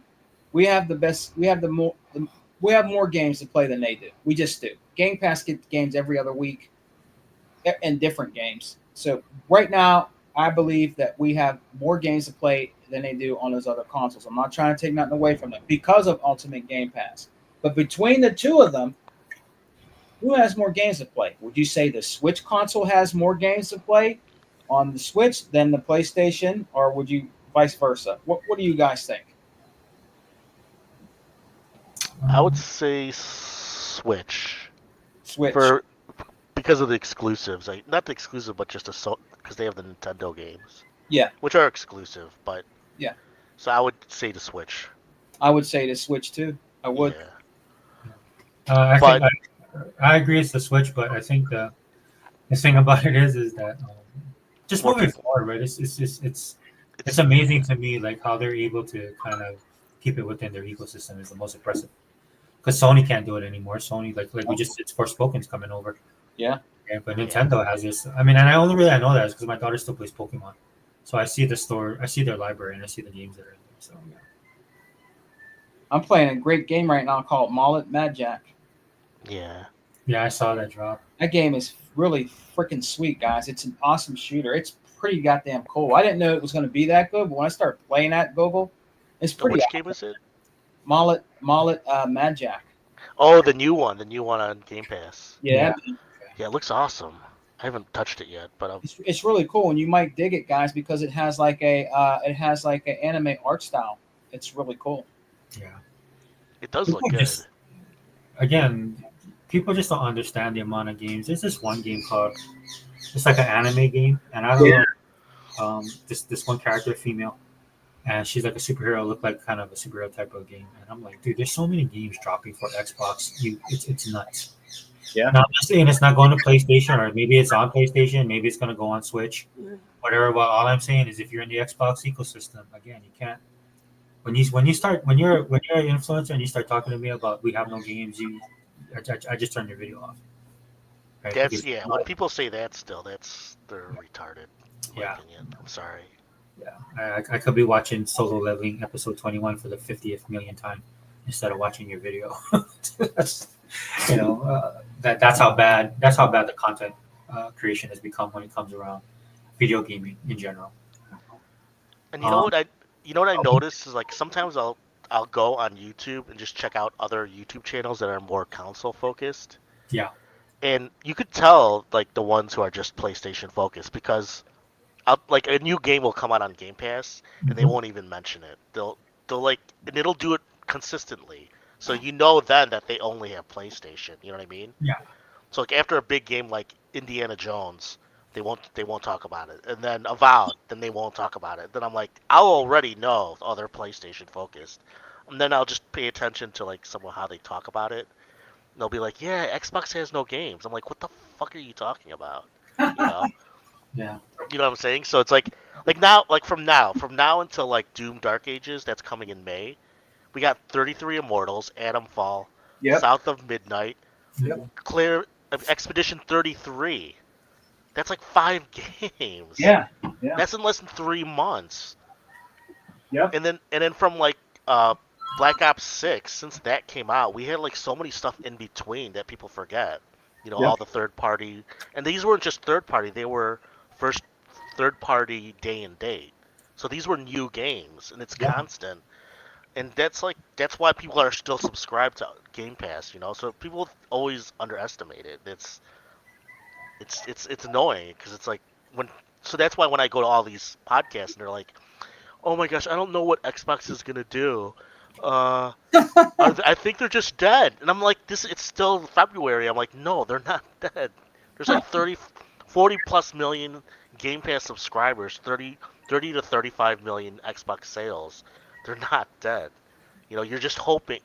I usually think they're just hoping they're dead, which is kind of sad. It's like, if you're getting that good of a deal, you would at least consider maybe I am on the wrong console, or maybe I'm stupid and I'm biased. But they don't think that way because they're that. It's like a cult, you know. Well, Because I want, it's both, right? It's you have the people yeah, who are ignorant that are just doing talking points, and yeah. then you have Because people that just wanted to fail. Yeah. I'm honest enough to at least give Sony some credit. You know what I mean? You know, if you just stand back and just because I am biased, obviously, because prefer Xbox, but I'll at least give Sony credit for some of their games. But the ponies will never do that. They not even 1 inch. That's how they are, and that's how diluted they are, which is kind of like crazy. It's like, dude, you're missing out on so much. You They're, know, they're hardcore. I give them that. I'll give them that. Yeah, if you wanna like a zealot fan base that doesn't know what they're talking about, sure. But it's kind of like stupid because I remember I was on another podcast and well in the chat and I was talking. I can tell there's like a pony, but then he heard us talk. We weren't talking anything bad about PlayStation. We were just talking about the new games like Avowed and what's it called again? All the new games we were playing, and he's like, I don't know when we're gonna get them from Xbox. I'm like, just get a Series S. You can play them all. Because this guy was a hardcore pony, and I'm like nobody cares. You can even lie. You could just buy one if you could afford like a $700 PS5 Pro. For half of that, you can get a Series S and Game Pass for like a year. You know what I mean? Mhm. That's like $350. You can find Series S for like under 300 now, and you can get like a year or 6 months of Game Pass on GG deals. You know, for like $60, $70 for a year or 6 months, 8 months. Just do that, just to see. You know, I know it's not cheap. It's not free money, but I'm saying it's a lot cheaper than buying one PS5 Pro and one game. And you already have a PS5, then you're already like doubling down on something you already have. You know what I mean? That's what I was telling. And then he was thinking about it. The guy was thinking about it. He's like, yeah, you know what? I should get it. But I could tell he wouldn't get it because he's too far gone as a pony. You know what I mean? that's the logical thing to do. Is you have both of them, right? And a lot of Xbox fans do that already. They have a PS5, they have a PS5 or a PS4, and they play the PlayStation games because they have exclusives that they keep fucking, buying out. You know what I mean? They keep blocking from Xbox. So there are some games they want to play because they're blocked by PlayStation. You know what I'm Yes, saying? So but I do hope that Microsoft does. I mean, I like what they're doing. I like their roadmap yeah, I because like eventually they'll just have so much content that won't be a they're already there. It's just it's yeah gonna keep adding. It yeah doesn't stop. That's our and so it's like we don't have to worry about what's coming or not because we're gonna get it all. Well, the only things we have to worry in quotes is like Death Stranding 2, which is probably gonna come anyway. That's coming in probably a year or two because it already came to Xbox last month. I mean last year, like the end of what is it, October, November. So because these games are too expensive to leave off Xbox, people don't realize that it's still 30 to 35 million. It's going to be 40 million by the end of like this year probably. So that's too many people to give up. You that's know what I funny mean? because you could there's so many games on Xbox you can wait. That's Yeah, that's the thing that gets me. There's so many things that you can be playing because the struggle now is finding time to play the games that we want to play. That's that's the struggle now. Yeah. that's everybody. That's not just an Xbox or play. It's a saturated market. Obviously, everybody has a backlog, and they have already. I still want to finish the Dragon Age game. I'm about 10 hours into it, but I keep getting pushed back. You know what I mean? Or that Fantasio, because all those RPGs take so much time. Oh yeah. So there's like everybody has that. They have their backlogs. So I just caught up on the sniper games because those are usually you can finish in 20 hours or 15 to 20. And I finished both of them recently, so they're awesome. By the way, the ones on Game Pass. Yeah, they're good. Yeah, so those are good. But that's what I mean. So it's like we have so much to play already, and so we don't worry about nobody worries about what's exclusive and what's missing because they already have anything to play. So that makes the PlayStation 5 less like desirable to most people. At least real gaming, you know what I mean? Yeah, I agree. Let me read what Cygnus said, but I think it's really good. Cygnus says, "This is what David Cohen says. PS3 gen, for example, was the worst gen for PlayStation to lose." And then Cygnus says, "David, what's crazy about the PS3 gen? It's the worst performing PlayStation generation, but ended up surpassing the Xbox 360." Cygnus, the funny thing about it though, but nobody brings up the PS3 unless they're talking about the 360. Like if I talk about 360, like a 360 person, like, oh man, you remember when Gears of War came out? Oh man, I used to play COD all the time. Oh, Left 4 Dead, dude, I wish they would do that game again. So like that's the conversation that I have with Xbox 360. Where somebody brings up the PlayStation 3, it's always what you just said. What you tell David, that's exactly what ponies say all the time. Oh, but you know what? We caught up and we beat them at the end.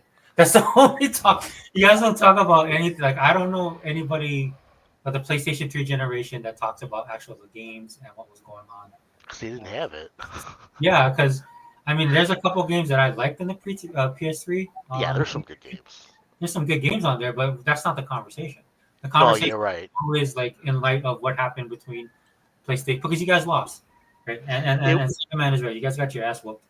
I think what pushed them was probably around 2010 when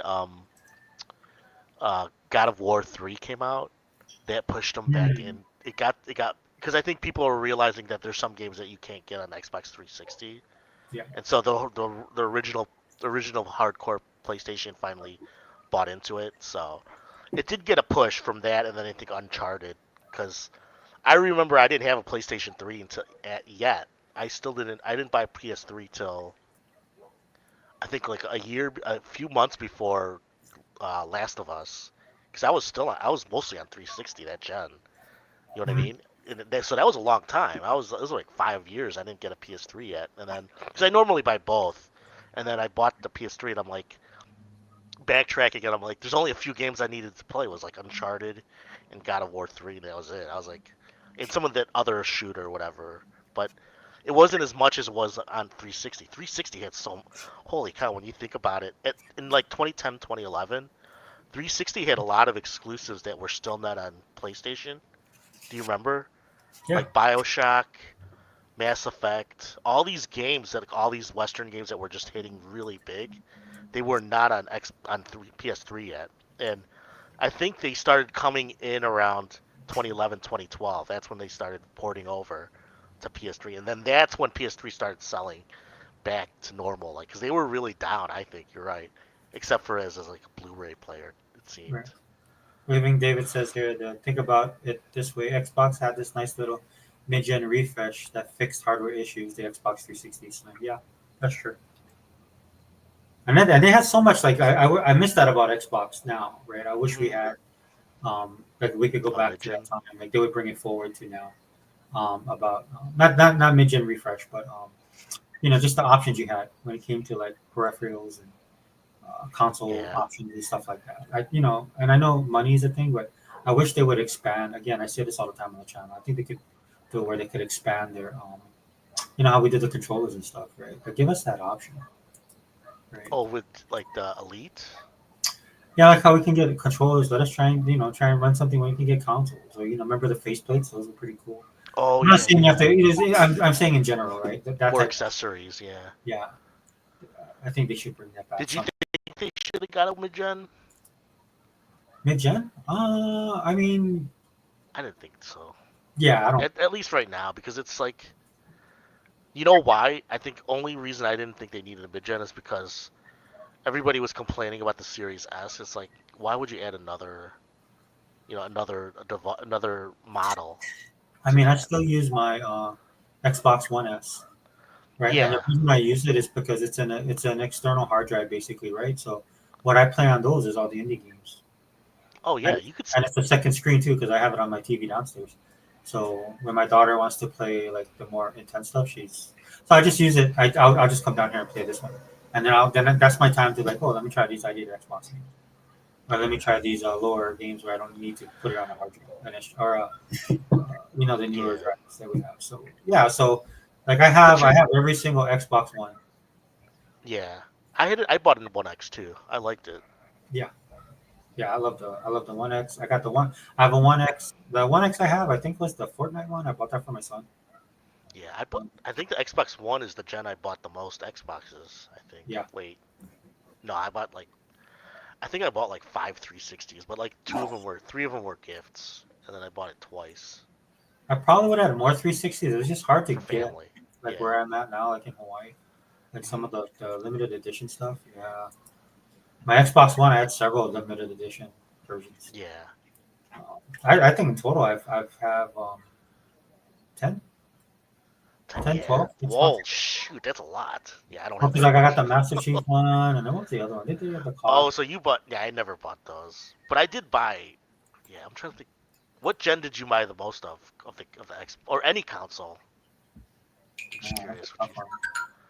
Hey, brother. Hey, what's up, brother? Did Hebon didn't come back, did he? No. Are you trying to reach him? No. But I'll tell you what, though, guys. I still have the Xbox One X. I still have the Xbox One S, and I have the Xbox Series X. Fine. Yeah. Each system is in a different room. My Xbox One X is in the living room. My Xbox One S is in the bedroom, and then my Xbox Series X is in my game room. And just to let you guys know, guys, if you're in the ecosystem, remember you still have the store functionality. Like, so if I can't watch it on my TV upstairs, I'll just watch. If my daughter wants to play, what's the name of that game? The one Hoyoverse game. There's a Hoyoverse game that came to Xbox last year. Oh, Genshin Impact. Yeah, thank you, Genshin Impact. Yeah. So if she wants to play it and wants to play it on my X, right? Yeah, it looks amazing. So then I'm like, yeah, okay. Daddy will just go downstairs, and then I'll put on I'll just use the one down here, play an older game, because the One S and One X is down, or the Series S and the Series X is here, or Series S and the One S is down here. Yeah. Right. So what I'll do is I'll just go into the Microsoft Movies and TV app and go watch a movie. Yeah, I just got my friend. Listen to this, guys. A quick story. My daughter has a PS4 that she was playing on because her friend had a PS5 and they would play Fortnite together. But she had an Xbox One S that she wasn't using. So my friend I work with said, "Hey, I was looking at some Xbox One X's and One S's online, and they're kind of expensive." I said, "Well, my daughter has one that I don't think she's playing, but I'm gonna have to get about $170 out of you. Would you pay $170?" And he's like, or no, I actually did him a better deal. I said at least give me like $75.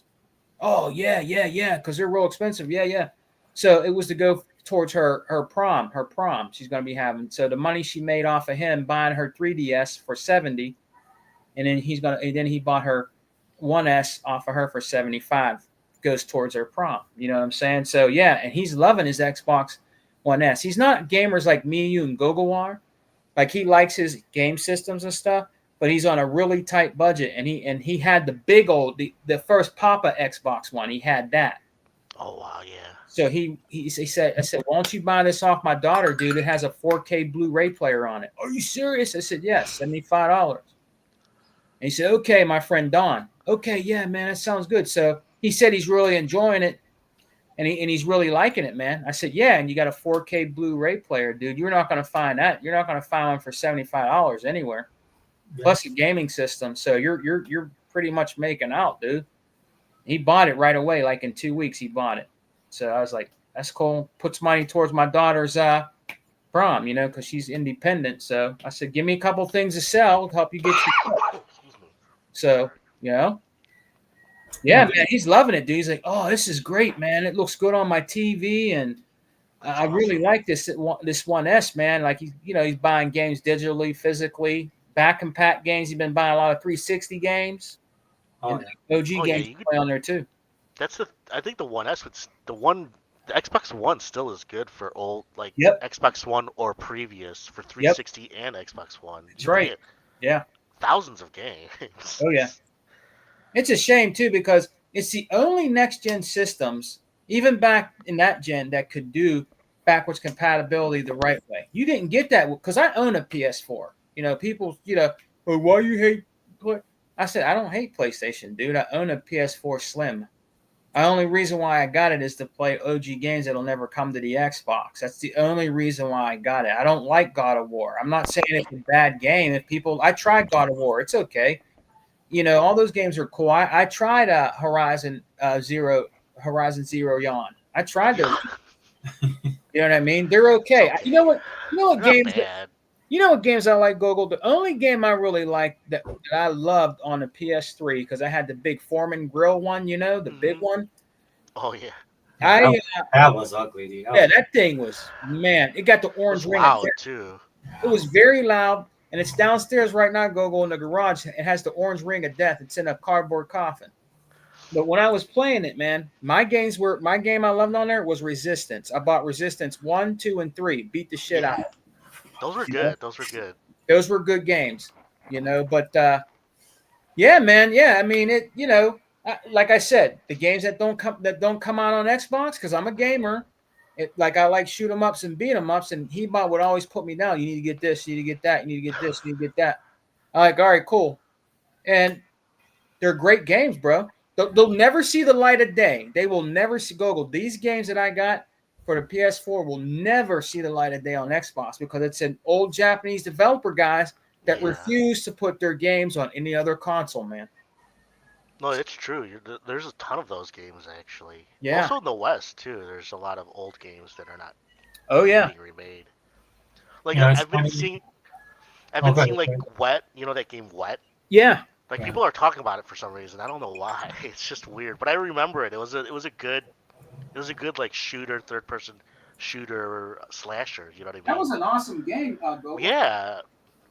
I remember playing it and I liked it. I didn't finish it, but I remember playing it and it was really good. But like games like that, they're not gonna remake and they're not compatible for modern systems because they just don't. I think they're gonna make it. I think Xbox can do that. They just gotta make like an emulation for 360. But I think it's more licensing than that they don't want to do. No, yeah, it is the licensing, dude. It's about licensing. So Phil addressed that. But I'd like to your point, Sega Man. I know you're being honest because earlier you were talking about and how he skipped the when he's in the camp, he skipped all the God what do they call godlike scenes when you have to talk to the deity. So Sega Man skipped. Oh, you did. You could respond to it like you don't like him, like leave me alone, shut up. It's so funny. That's what Sega Man says. So that's a true Xbox guy right there. Yeah. I ain't coming for no story. I came here to whoop some ass. Wait, did you guys finish it yet? Did you finish it or no? Finish what? Avowed. I've been finished that, man. It's a great Oh, game. you did finish it. Okay, cool. Yeah. No, I'm still in the third world. So. Oh, okay. Oh, you're that's more than halfway. There's 4 main maps, pretty much, and then. Dude, it's gonna take me forever because I'm like breaking Yeah. everything, looking at I it. I thought the 4th main map would be like Indy, because you know how did you finish Indy yet? Yeah, I beat that too. Yeah, Indy, the last map is not as big as the Iraq map. It's like smaller. But I thought that would be like Avowed, but no. The 4th map in Avowed is a full map. It's just like all the other maps. It's huge. So if you could rush it, but I wouldn't, because there's some pretty good quests in the last map too. And Google, you know what's crazy, dude? I beat that. I beat Indy. I beat Avowed, and I also beat the new Sniper Elite. Yeah, I just beat that like a few days ago. Mm-hmm. Dude, I love Sniper Elite. It made me go back and re-download my old ones and beat them games over again. Got more achievements. I beat it over again. I beat 4. I beat 5. I went and played them over again. I'm addicted. I like Sniper Elite. I think it's a great shooter. It's a more action-oriented Hitman. I love it. Yeah. Because the levels are so, isn't it like how detailed the levels are? Yeah, man. Like they go underground and they're like these deep Nazi tunnels. Yeah. It looks so cool. Yeah. Then I end up downloading. I got a free Games of Gold. I beat the zombie trilogy. Oh yeah, I haven't beat that yet. That's right. I should finish that because I'm near the end of that. I did like 4 or 5 campaigns. That's a spooky ass game, dude. That's actually pretty. It is. It's good. It's kind of demonic in a way. It is, man. It's so gross. It is, man. It is. I don't think Sega Forever would like that game. Yeah, there's a lot of like occult imagery in it. Oh, which game is that? The zombie sniper games. Yeah. Rebellion's really good, and their new game is coming out, Atomfall, so we get that. So. Is there a new one coming out? Yeah, Atomfall. That's their game in England. It's like a Fallout. Oh, nice. That's what. Oh man, there's like so underrated. There's a lot of underrated developers out there. Atomfall. Yeah, I gotta try that out. Yeah, it comes out in 2 weeks. Let me read this part. In terms of amount of games on each platform, Nintendo versus Xbox versus PlayStation. PlayStation definitely wins because of Xbox ecosystem slowly merging with PlayStation. And then he says, also upcoming Chinese game ain't going to Nintendo. Dude, it's my understanding that Sony's going to be bought by Tencent. Dude, that's what I'm hearing. So. Well, maybe it is nice Sony wins, but I think that Nintendo again is whipping your ass, Sick. It's not Sony, dude. It's Nintendo whipping Sony's ass, dude. I mean, you're gonna have to face facts, bro. It's not the PlayStation, dude. Stop being in denial, man. Oh, by the way, welcome Zink. Sorry, yeah. Zink, welcome to the podcast. Appreciate it. Yeah, if you're like a true JRPG fan, you need to have you have to have PC too, to be honest. Because there's a ton of but for modern like the new games I would recommend Switch and then PC. Yeah. But if you like other games, then I would say PlayStation. But Switch has like all the level 5 games, and those are usually top. Those are like near the top all the time. I love those games, but I wish they would be on PC because I don't like the Switch. I mean, it's not that I don't like it. It's just I don't like mobile. But I tell you what, you can play it like a console though. I'm stupid. I tell you what, Gogo, I own a Switch. My wife bought me one. I think it was for. Mm-hmm. I think it was for either Father's Day or anniversary. Because then she got one after me, and we played like Uno, different games like that together on her. It's okay. It when it's docked, it's a 1080p system. It looks pretty good on a 4K TV. The best thing I could say for the Switch, honestly, if you want an affordable system with quality to take on the go, if you can, it would be a Switch. It's more affordable than buying a Steam Deck or Ace or anything else like that. It's the most affordable handheld actually to buy if you're on the go. That's the only thing I could say about that. It does have decent games. Yeah. Oh yeah, the Switch is good. But it's not like my to-go system is always going to be the Xbox. But if I'm on the go or waiting in a doctor's office or whatever or something, I might pull it out and play some Uno or play some games on her that I bought. You know what I mean? Like the Sonic collection or something like that. You know what I mean? Yeah. That's like, yeah, me, instead of Switch, I just play mobile, like my Yeah. phone. Because I have two, for work, I have Apple, and then for my personal, it's Android, and then. Yeah, it's just, it's too much. I can't have like so many devices to game on. It's just like, it's not like I can't afford it, but it's just like, you know what I mean? Because like, I've That's had a 'cause Switch. I just give it away though because it's not, I won't use it. That's all. that's 'cause you're old. It is. It's, and plus the No, it game's is on 100%. I'm the same yeah. thing, dude. I had a, It, use yeah. I can't use anything because of my neck. And yet, I also noticed now with me in the last this gen, I'm more paying attention to like stupid things like achievements and like Steam points and shit. So I want to make sure I'm playing it. I'm getting counted for it. I don't know why I care anymore. I used to never care about that stuff, but it's like since the pandemic, I'm like, oh no, I won this game, but I got to replay it because I didn't beat it on the Xbox. I'm like, so stupid. But sometimes it's good. It gets you to play games you haven't played in a while. That's funny. Yeah, I blame Kobe for that. Yeah, because of I'm doing the yeah, all same the thing, dude. time. Every time they come up with a report card, I'm like, oh man, I can hit 100 games played. Nothing finished, but 100 games played. There we go. Yeah, like I've been replaying Call of Duty campaigns, and I'm like, oh Oh, man, cool. yeah. I've had like a reappreciation of them. They're really good. Did all the Call of Duties on because I own them all. I own them all Google on 360, and I know they're back on Hmm. Pat. Did they all get an up? Did they all get an S and X enhance or no? They do. Some of them on Xbox, they do. They Yeah. get some enhanced, like I think like World War II and what's it called the last World War II one, Vanguard. Okay. They got better upgrades for Series X. Before it was just the Yeah. same as Xbox One, Yeah. but when you like Vanguard on Series X looks really good. What about World I at think. War? World at War, no, I don't think that yet. I think they're gonna probably do a reboot. Not Doesn't it a, have an auto like it already has an automatic upgrade, right? it does have a 60 frames, yeah. It does have an Which automatic. which one does, guys? Like all the early Call of Duties, Yeah. Yeah, I Modern got one and Warfare. two. I got two and three. Are those or did those get an upgrade on 360? Yeah, I think so. They did, yeah. Because I have the what's it called again, World at War. Yeah, That yeah, was the first. That's the first real yeah. modern Call of Duty because it Oh had yeah, like the zombies. Yeah. Yeah. Because I play with my nephews sometimes. A few months Yeah. ago, I played World at War because they love that game. That's the Black game Ops that. still looks good. Oh That's yeah. why it was a good purchase. Picking Oh up my Activision. Black Ops looks phenomenal, dude. Yeah. They, you know how people trashed on Call of Duty for a long time because they got mad at.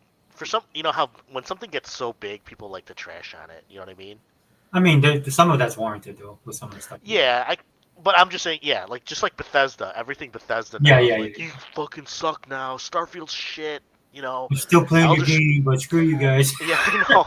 I played Starfield for 200 hours. It's not that good. It's like, I'll dude, buy this season pass, but I'm not buying the next one. Then they buy it. Yeah. it's like And everybody's I'm not saying, making fun of them, go. Well, I mean, I'm in the same. I have issues too, but then when it comes out, I'm like, oh, okay, maybe I'll buy that Ninja Turtle. it's. Uh, Oh yeah, no, it's just like the bash train for certain games. yeah.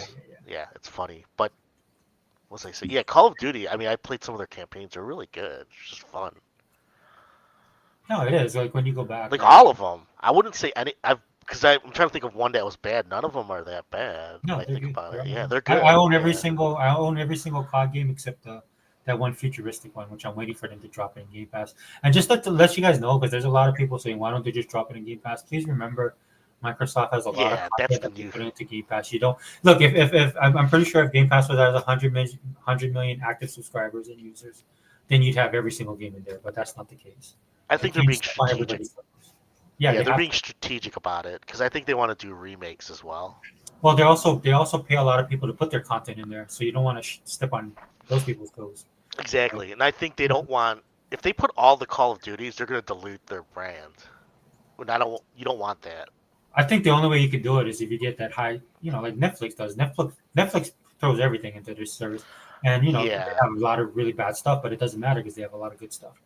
So if you had I. 100 million actual Game Pass subscribers actively using the account, then they would Hmm. do because the content would be king. Yeah, Aspect.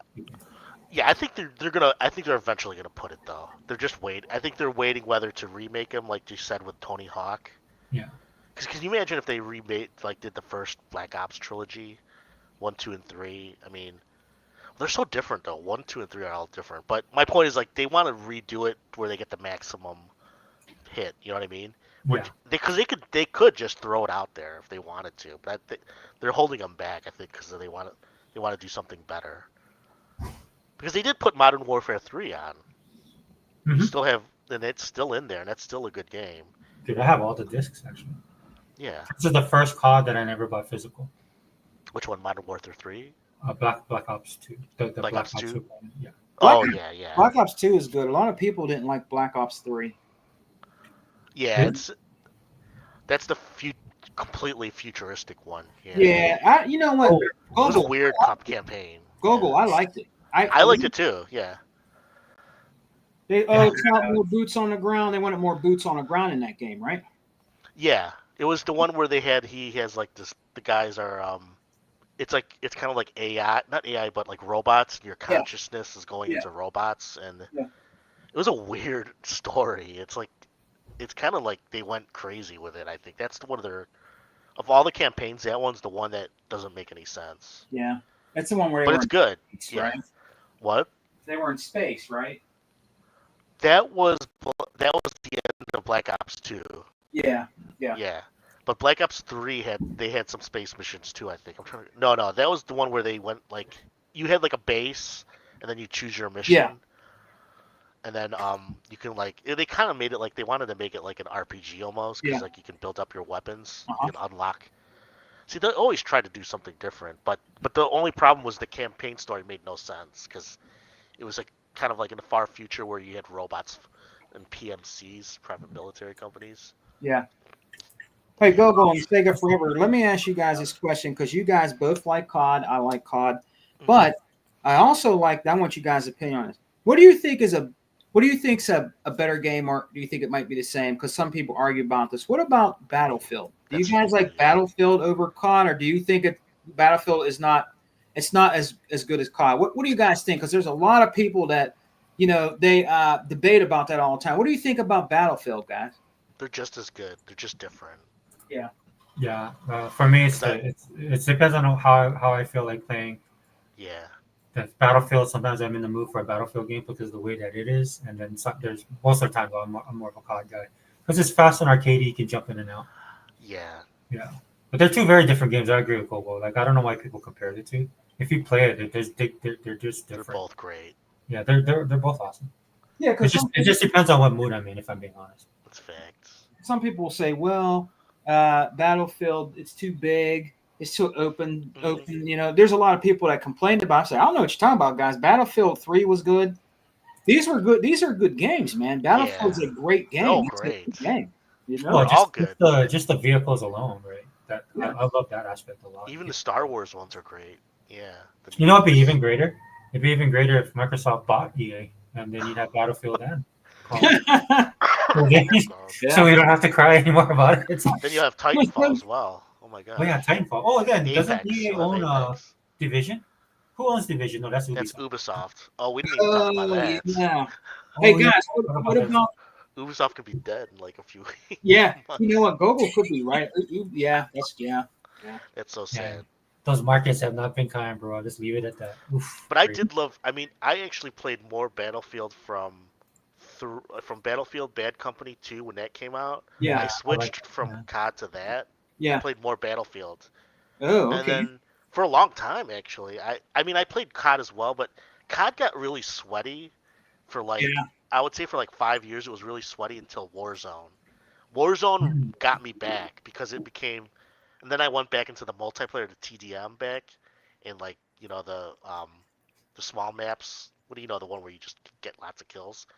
It started getting better. Their matchmaking, it seemed, because for a while, from like 2011 to 2017, it was hard to do any, for me at least, because I didn't really play a lot of COD as much, and I would get the shit beat out of me. So it's not fun to play. But whereas Battlefield, you can get in and you can do whatever you want. But I got back into COD once Warzone, and then especially with Modern Warfare 2 and 3, the new ones. But they're both good. Yeah. Did you guys dig Medal of Honor? Oh yeah. Yeah. Those are old. Medal of Honor. Yeah, you know what? You don't think they'll never bring them back, huh? I think EA tried to. Yeah, they tried to do. They did Medal of Honor Airborne. Yeah. Because the Is people, that the one Google that did really bad? Was it that one that was just all online or something like that? oh, that was that's the Battlefield one. Yeah, that did really bad, right? It had a campaign, but it was a short campaign, but it was online only. Yeah, Okay, all right. that was the Battlefield game where they tried to be COD. Yeah, If I think that's what. But also they did the Medal of Honor people made. The original Medal of Honor was the COD makers. yeah, They split yeah. off, Yep. and then Oh, you guys talking about the one where they changed the stuff around the history and that Battlefield? Because it took a wash on that one. Which one? Oh, you mean Battlefield 5 with the female soldiers? Well, I mean, and then they did some historical stuff, and the thing that really killed it was the dosage. If you don't like my game, But they were all factual. I looked into it. Yeah, I know what you mean, though. You're talking about Battlefield 5. yeah, I think that's fine. Yeah, Because Battlefield 5 had 50-50 women and men. Did you know that when it first came out? And I played it, and I was like, it was so noticeable. Yeah. Because you could hear women dying. It's like, what the hell is this? It's so crazy. It was an awesome game, though, I think. I think it has some of the best vehicle gameplay. I feel bad because I'm hoping this is what I hope COD will happen. I'm sorry, guys, I stepped away, but I just wanted to say this. I hope what happens with COD is that it does the Forza thing, right? Where Modern Warfare will be like Forza Motorsport, and Black Ops will be like Forza Horizon. That's what I'm hoping for, because I do miss I wish I want that. That's why I wish I should probably get back into Battlefield. I haven't played it in a while, but I miss the more serious and more down to earth type of combat. For Battlefield? No, for COD. Oh yeah. So that's what I'm saying about how I feel like. So if I wanted something a little bit more, I know Battlefield can be over the top too, but Battlefield to me is more, there's goals, squads, stuff like that. It feels more, visceral, more real. It's a video game, how real can you get? But that's what I would get from Battlefield. So when I feel like playing that, because again, COD to me is the more arcadey. If I want to play something a little bit more sim, a little more serious, then I would jump into Battlefield. Yeah, a lot of people say that, Brother Sega Forever. Yeah, I've heard a lot of people say that. More team oriented, yeah. Yeah. I mean, I suck. I feel sorry for the team that I'm on, and they let me know that I suck, right? But you also play a lot of other shooters as well, like I play a ton of stuff. Warhammer, yeah. So it's like you have to choose your, because I don't like to just play those two as well, but yeah. Dude, there's just like so many stuff. There's so many. You guys remember that Medal of Honor fuel lines? Remember that one? Is that the one that was on 360? There was one I think was called Fuel Lines. Frontlines, Fuel of War, something like that. It was a really good military game, bro. Yeah, it was like Battlefield. Yeah, Frontlines, Fuel of War. Yeah, man. Mm-hmm. I have that. You can still get that on Game Pass, I think. Yeah, it's awesome. I like that. It is. It's good. It's not bad. Oh man, it was like Battlefield, but like in the future, semi-future. It's actually like Battlefield 2042, but like done in like 2009, I think it was. Yeah, 2008. Yeah, that was a good game though. Dude, there's so many Battlefield games too when you think about it. I like that one on the island, dude, in World War II. 1942, Battlefield 1942. Man, I played the crap. Oh yeah, and then they re-released it. Did they? No, 1943. It was like a 5. Oh, 1943. Yeah, that one. The one you're on the island, dude. That was fun. On the 360, yeah. That was popular. Yeah, that was a good game. I used to love the engineering. I'd be running around. It was only console only too. Yeah. Yeah. I played on that 360. Yeah, I played that nonstop, dude. It was that and Left 4 Dead. I think Left 4 Dead 2 was out at that time too. Have you played 2042? It's actually really good. No, I should. It's good, yeah. This is the thing. People have this ever since Battlefield 5, it's like they have that you know what I mean, like the woke stuff. They're not like that anymore. They have female soldiers, but it's not like when Battlefield 5 released, because that was a little pushing it. Do you know what I mean? The problem with that was that they went after their fan base, right? The fan base was telling them, look, dude, this isn't, because the way they made a 180 though. they pushed it back. Do you know Oh, that? that's good. Right. 'Cause I think Yeah, it's good for their brand. Like again, I mean, like I'm not trying to pigeonhole them myself. If they want to do that, that's up to them. But again, no, like yeah, I would play Battlefield. I was like, but okay, it's the more serious one. So for me, well, that's what I mean. Yeah, no, that's because it's like they did exactly what those people wanted, and then people were still complaining. It's like oh I'm yeah, not saying you. I'm just you know what I mean. It's like oh no no it's no. Once you people are open hard to up the can of please. That's worms, all. bro, it's happening right now. Like the dude for Avowed, right? They put you could tell they put a muzzle on that guy and told him to hey Yeah, stop. But then they put it didn't matter, right? Because then the dysphoria of it all, right? It just got picked up yeah by everybody, and then everybody was running with it. yeah. Right? Let's let's see what happens with Assassin's Creed because Oh I my don't think god, it's yeah. I don't think it's gonna do well, but it looks good though. I mean, I think it'd be good if Microsoft actually bought Ubisoft, or at least bought like so they'd have that cushion, right? Because everybody hates Microsoft anyway. You know what I'm saying? In that Yeah, level, we get a negative 30 starting off a battle. It's yeah.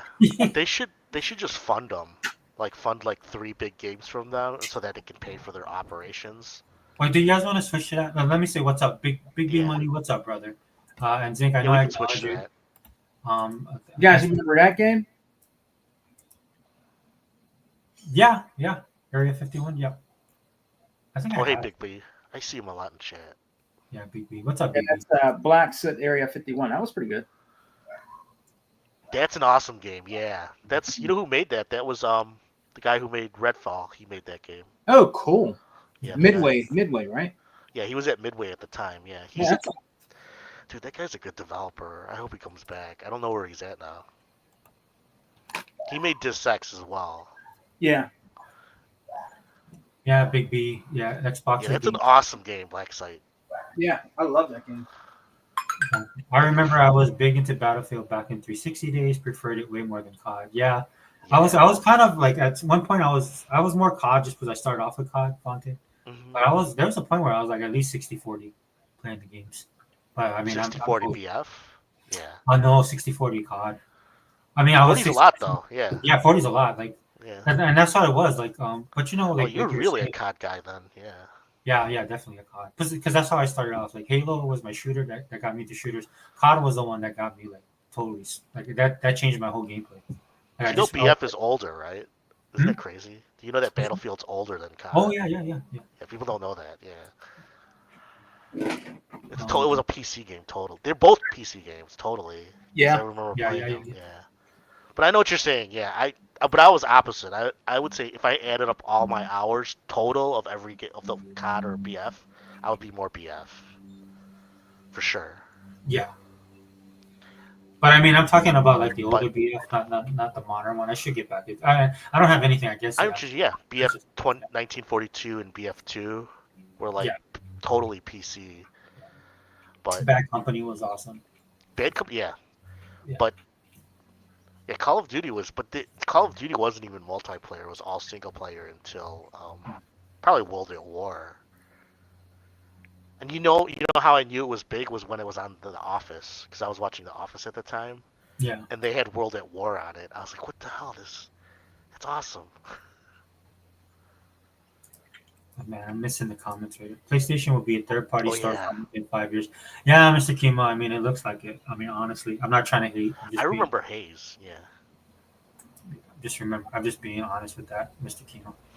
Just because it's just the way the direction of the industry, like Cygnus here. I think this is the one, right? Yes, The Last of Us pushed the PS sales to skyrocket. There's this leaked Microsoft document about their internal review about it. They even say it's a pinnacle of gaming. It's ironic that you bring that up because this is kind of their handicap right now. Cygnus, and I'm not trying to be mean. I'm just saying. Wait, what did you say? The pinnacle of gaming. I don't understand. Yeah, so The Last of Us pushed the PS3 sales to skyrocket. There's this leaked Microsoft document about internal review about it. Oh, yeah, production values. I could see that because it was high production values. And there's tons of times where Microsoft has acknowledged that with the so, you know I like Last of Us, right? I mean, Yeah. because I don't like Uncharted. I think it's overrated. I don't think. Yeah, Uncharted. That's a terrible game, man. I'm sorry. It's not terrible. I just didn't like it. But I liked Last of Us. I mean, because they put a lot of money in it, and it's obvious, but they're meticulous in their animation. Like they overdid it actually. You know what I mean? It's like they didn't need to do it that much, but it's that good. I mean, in my opinion. But they only had 2 games though. That's the problem, you know. And it's expensive to make, and it's not as popular as it should be. Do you know what I mean? It because I just heard like Last of Us 2 didn't sell that well. That's sad. But anyway, yeah. They No, make but some. meaning I cannot understand Microsoft saying that though, internal review. But that doesn't say every Sony game was like that. That's just one game. You know what I mean? Yeah. It's like because Well, all the other Sony games weren't that good. well, to that point, Cygnus, I think PlayStation, Sony needs to do that more, right? Because the way Microsoft views everything, it's not just because like how we have console war stuff. It's Microsoft looking at it from a business aspect as well, Yeah. and trends and who's driving the market. This is why they have their own studios now. I'd rather play Halo than the Last of Us. I think Halo's way better game. Oh no, I as a game, yes, Yeah. I prefer Halo. Last of Us is just like it's a singular like story experience, but it's not, you know what I mean? But it's at that time because it came out after what's that one The Walking Dead? Because I think actually The Walking Dead is a better story. Yeah. The first episode, the first Yeah. season. Yeah. It was so sad, you know. That was like one of the few games. And then Last of Us came out, and it seemed like they copied it kind of. I think they did, but- dude. I think they did. Well, I think they copied the Walking Dead because Walking Dead just got popular around 2009, 2010 Yeah. on TV, and yeah, I think they were fans of Walking Dead, the TV show Yeah. or the comics. The guys. There's a lot of there's a lot of that too. Yeah, it's totally influenced by Walking Dead. Yeah, But I don't want to like belittle it because I do like it. I'm not gonna lie, I like it, Last yeah. of Us. But That's fine. Yeah, that's fine. Yeah. it's just it's so. I think the really good credit of that game is not the story though, in my opinion, because I think the story is kind of like cheesy sometimes. It's not like that great to me. It's just the details of like level design in that game are like that's what makes it great to me. Hey, Gogol. That's would, it. Oh, yeah. I would try it, but I don't want to watch like some guy bumming some guy on the butt and all that. I can't. It was a woke game if you want to be real. Gogol, I can't do it, man. I can't, man. Last of Us has a gay guy. I mean, they're very woke. Yeah.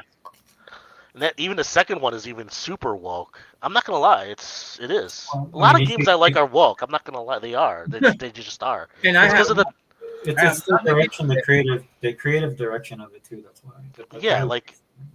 Yeah, he's a super liberal.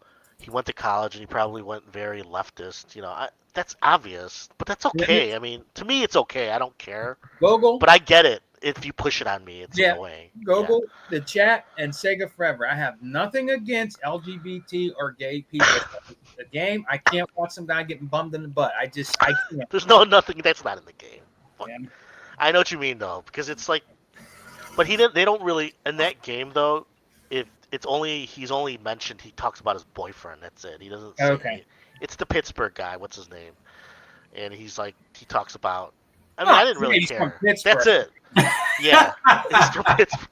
No, but the thing is, he's like one of the few. They kind of like reverse his character because he's very manly. You know what I mean? Like he's like he has his shit together, and he's a survivalist. So they do that. That's intentional because their thinking is that we don't want to have an effeminate gay guy. We'll make him more male.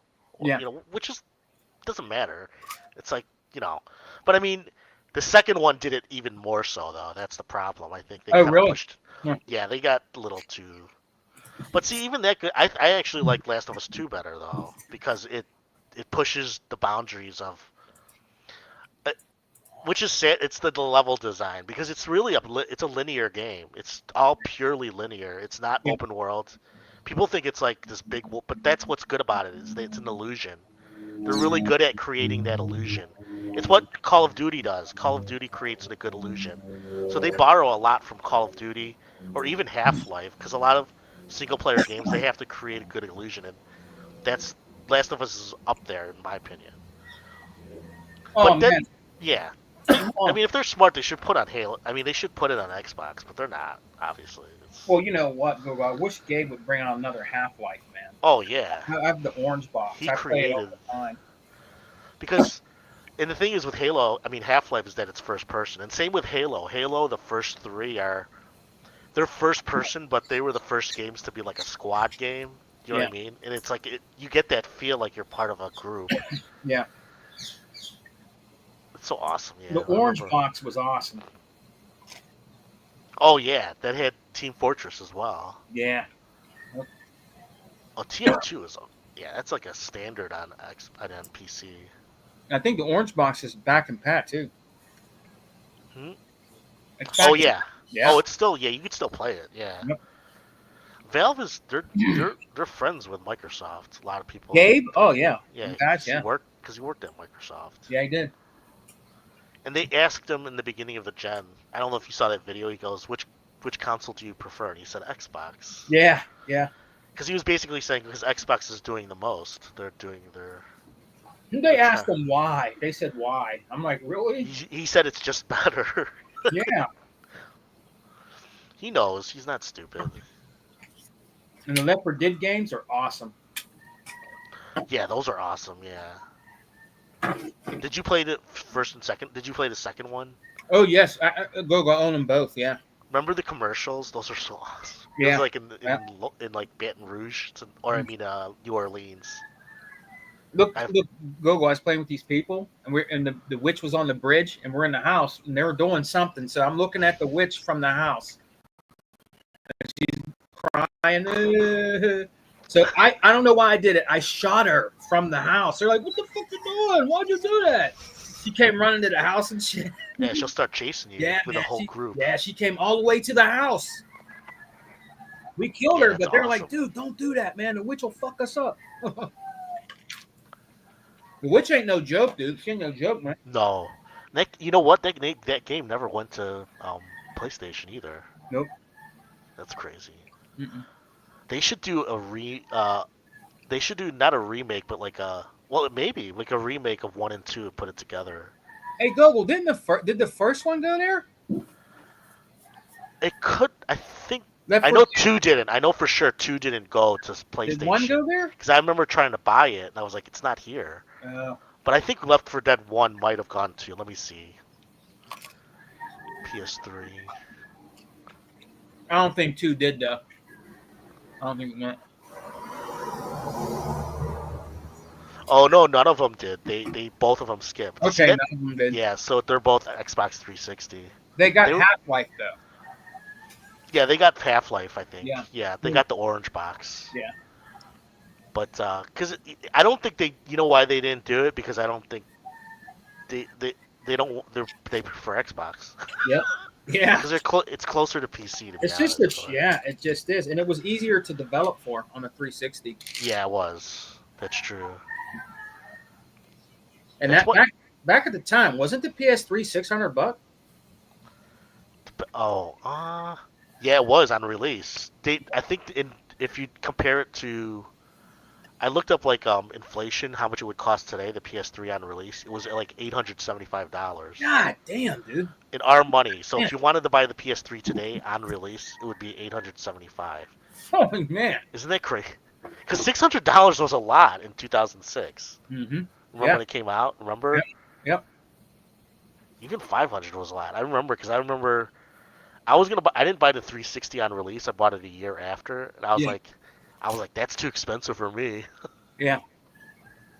I'll wait, but I bought it. I mean, Wait, what games made you buy the 360? Did you buy it on the release or did you wait till it came out? My wife Gogo at the time, she bought it for me day of release, and the first game I played on it, and I still got it, was the Quake game that came out at the same time. Was it Quake 4 or? Oh yeah, Quake 4. Yeah. I got that. That's a good game. Yeah. I still got it too, Gogo. It's a good game, man. Yeah, it's a long game. It has like it goes. I was surprised how deep it got. Yeah. Yeah, I was one of the first ones to get a 360 back in the day, man. Yeah. Yeah. Yeah, that I bought. Oh yeah, it was GTA 4. Like I bought it a few months before. I think Saints Row 2. Yeah. Saints Row 2 came out, and I was like, I wanted to get it for GTA, and I'm like, oh, Saints Row 2's coming out. So it was only on console, so I bought that. That's what made me buy 360. Yep. Yeah, that's a good game too. Saints Row 2. Did you remember that? Yeah. 'Cause Yeah, it was that was an Xbox exclusive. Saints Row 1. I love the Saints Row games. I played them constantly. Yeah. I even like them better than I like them better than Grand Theft Auto. I thought they were funnier. I like them. They're more fun, yeah. The first one was serious. Yeah. Remember? It was like it was like more like GTA. Yeah. But then 2's my favorite of all. Which one was Keith David in? Was it 2? Keith David was in 3, I think 3 or 4. Yeah, that's the one where that's with the aliens, I think. Oh yeah. Yeah. That's a good one too because it has the ending with it's like that movie. What's it called again? I think I know what you're talking about. The John Carpenter movie. Yeah. Oh, The Thing. It's the one where they're like, everybody is like an alien. They live. They live. Yeah, they're. Oh yeah, that's what That's a Ronnie classic. Piper. Yeah, the very end of that game is all They Live. It's like a remake of They Live. It's so cool. It's funny as hell. Yeah, it was right before, and then they did the one where they went to hell, and that was kind of dumb. But it's like they were just like they had to make money or something. I think they were messing around when they made that one, and I have them all, Gogo. Yeah. I bought them all. I have them all. Yeah. Yeah, I have to finish the last one, the one that everybody hated. I didn't think it was bad. I just didn't. I beat it. I thought it was okay. Yeah, it is meant for the characters are meant to be like post millennials, but it's not. Like, Yeah. I didn't see anything terrible about it. It was a little older though. You know what I mean? You know what I mean? Like it was. You can kind of tell it's an older open world game. You know what, Gogo? It was. But it's okay. It was an all right game, man. I know people were saying too much woke. Yeah. It was an all right game. Yeah, I mean, my honest opinion is that most AAA games released these days, since it takes so much money, they're not bad at all. Most of them. You know what I mean? Like even the ones that people hate, like Redfall. Redfall wasn't terrible at all. Even on release, I beat it on release, even before all the big patches. You know, I could see people maybe giving it under 80, but I don't think it's an under 70 game. Do you know what I mean? Yeah.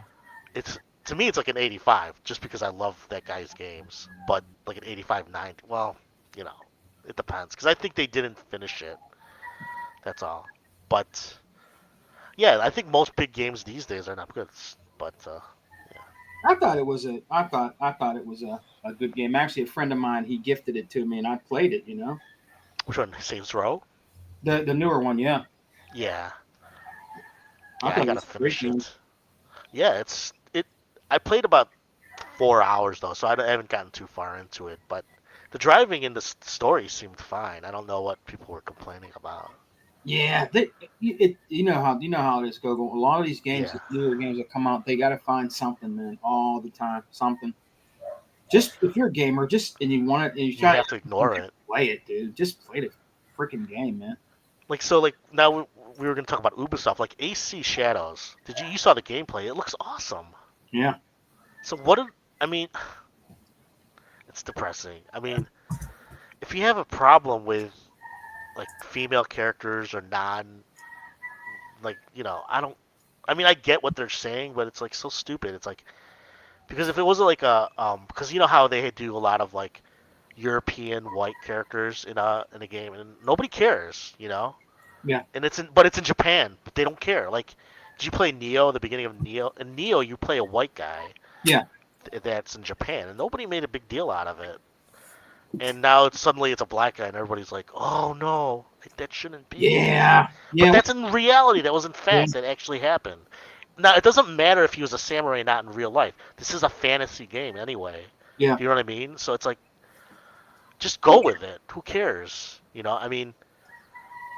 Was that the game they were mad about? That the guy was what was the game they were mad about, and they made a stink about because it was a black samurai? That's it. AC Shadows. Yeah, they were that was last year. That was true though. Yeah, they don't know if he was a samurai, but he was probably a retainer, which is kind of like a servant. Yeah. But he probably trained to be he was probably trained, possibly to be a guard. Yeah, I think so. So let me lay that. So there's a lot of history behind that. Yeah, and the problem that they did was they dabbled with it, right? The person in question, because this is during the time where, look, Japan's always been a kind of closed-off society. So the reason why it connects with Assassin's Creed, because it's one of the reasons I'll be honest with you, I don't like Assassin's Creed. because of the religious background behind it. Yeah. But basically, it's the Jesuits, right? Is the group at that time, and there was a point in time where they tried to take over Japan, right? Not the Jesuits, but Christianity. Not Christianity, but there was a movement to They're not convert. trying to take over. They're just Well, they were trying to convert spreading everybody. the word. Yeah, Well, conversion. they're trying to convert everyone, and so that's where Japan was like, Were no, you talking about this the is not game always- or in reality? in reality. So this was during the time where the character in itself was associated with the Jesuits. So Yeah. that's kind of where it comes in, right? Because Assassin's Creed is about crusaders and all that kind of stuff. Right. And so the only thing I see with it is like they seem to be taking liberties, right, with their own way of producing stuff. But they've been doing that for multiple While.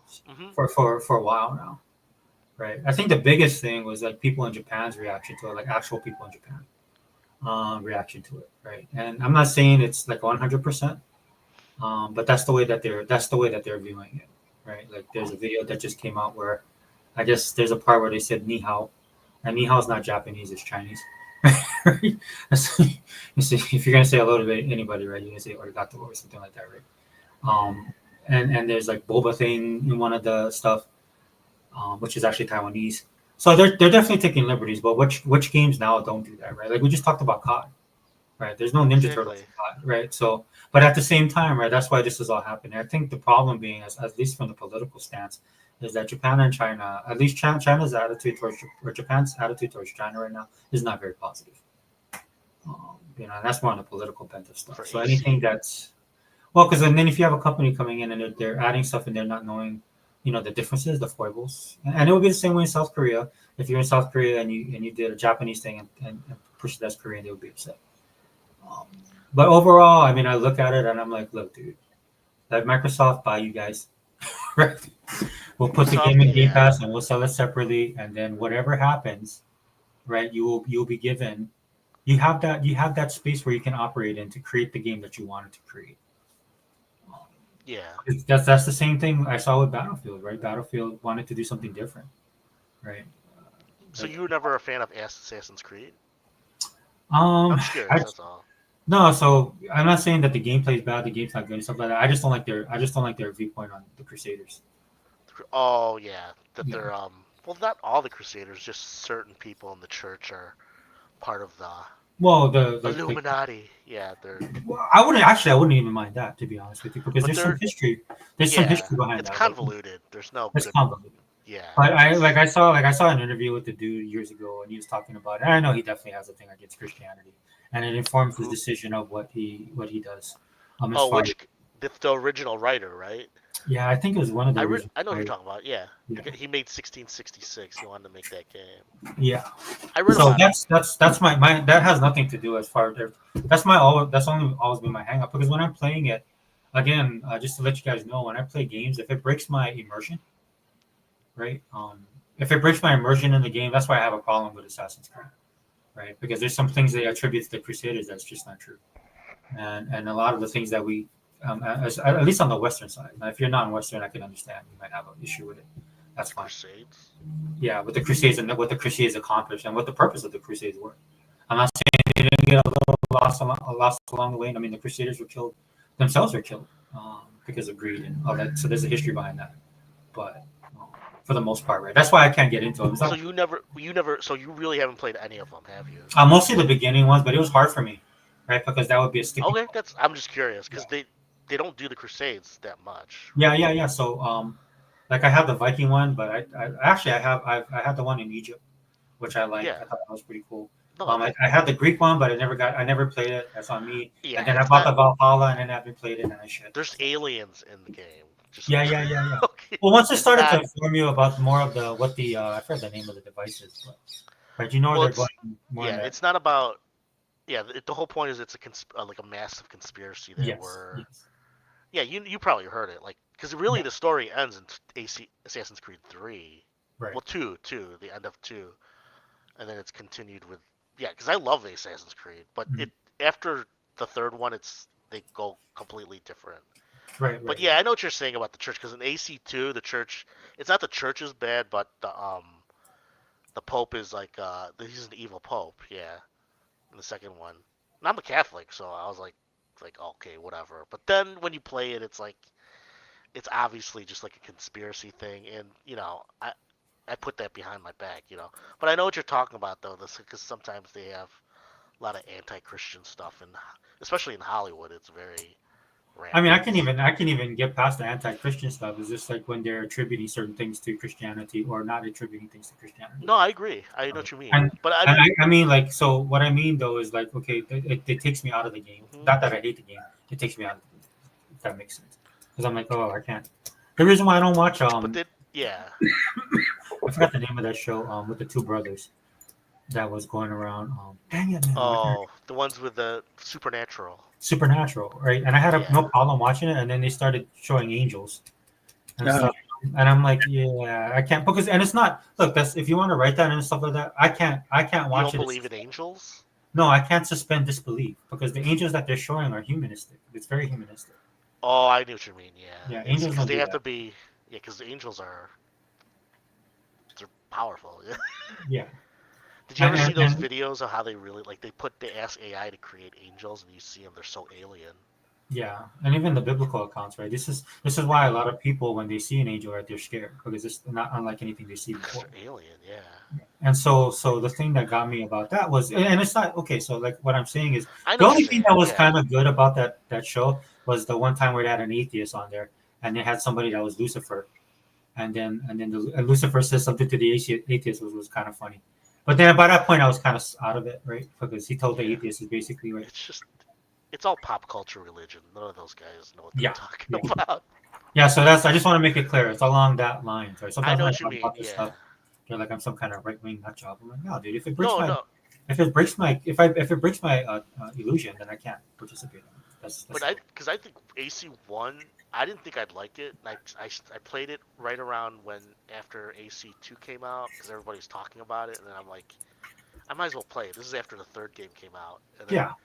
I played AC1, and I'm like, this is boring. And then about 3 hours in, I'm like, holy shit, this is really good. I was like, and then I started playing all of them as they released, and I bought every one of them from that time, from like AC2, 3, all up until the last one I bought was Valhalla on release, and then after that I didn't buy any. I never finished that game.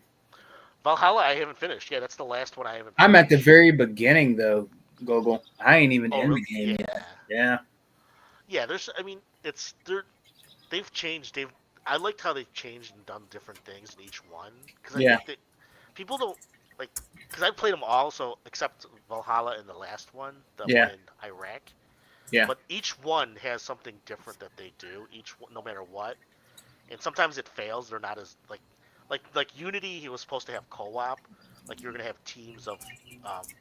So they had missions that would only be completable with co-op, but nobody ever did them. So it was kind of incomplete in that way. So there's like 5 missions that you can't. There's like a few missions you can't complete. Well, you can try to, but it's hard without co-op. But so they meaning every AC had different things in it that they tried to do, which is kind of cool. Like how Black Flag had the pirate gameplay.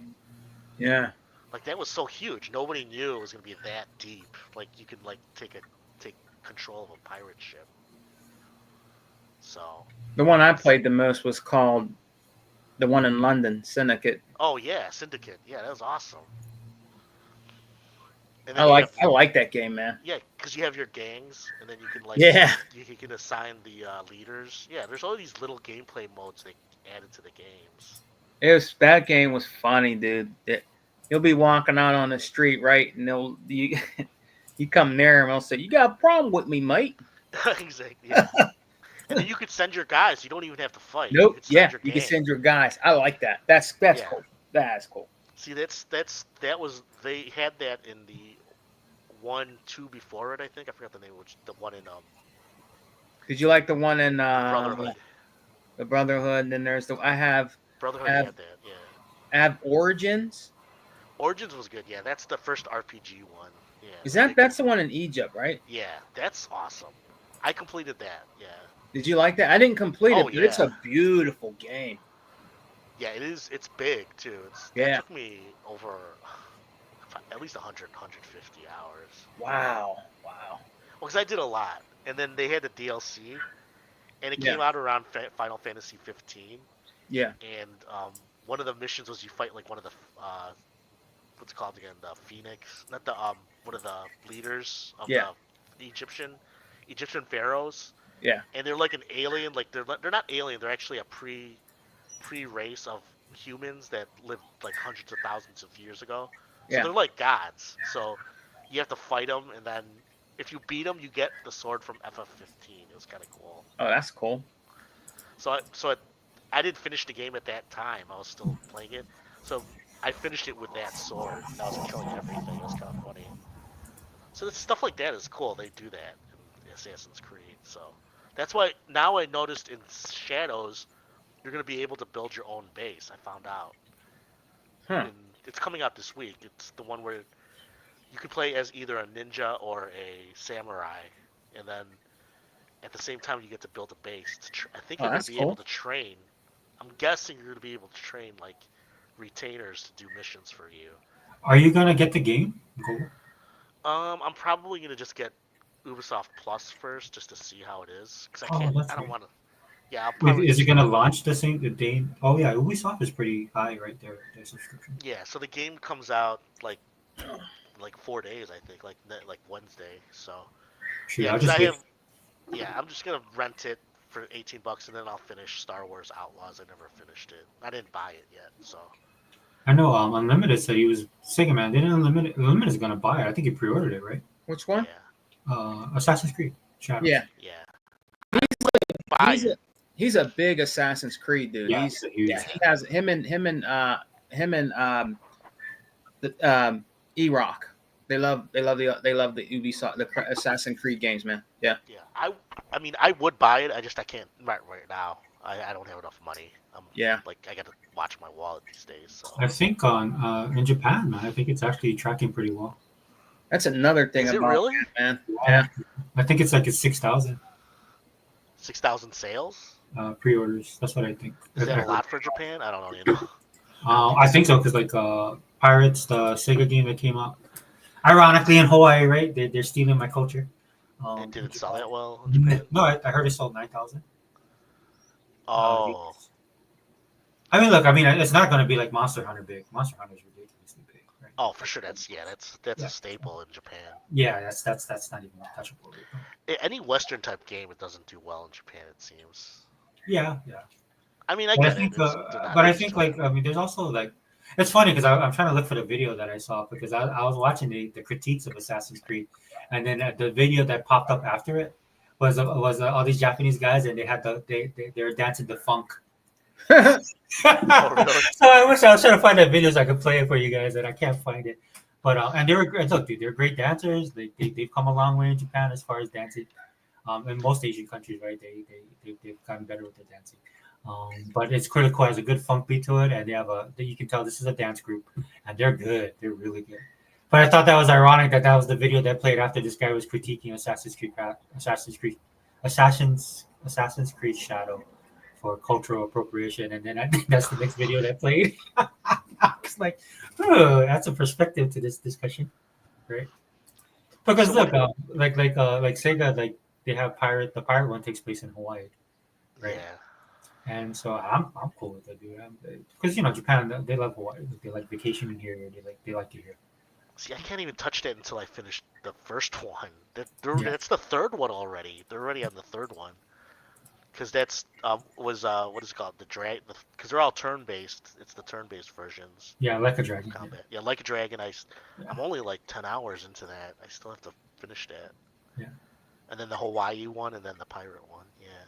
Yeah. So what do you think is going to happen with Ubisoft? Do you think they're going to sell? Yeah, I was about to ask you because we Yeah. gotta go pretty soon. We can jump on that real quick. Ubisoft are selling. Yeah. Yeah, Go ahead. try to Go ahead, sell. Sega man. You go ahead. No, guy, are they going to put themselves up for sale? I think they've been.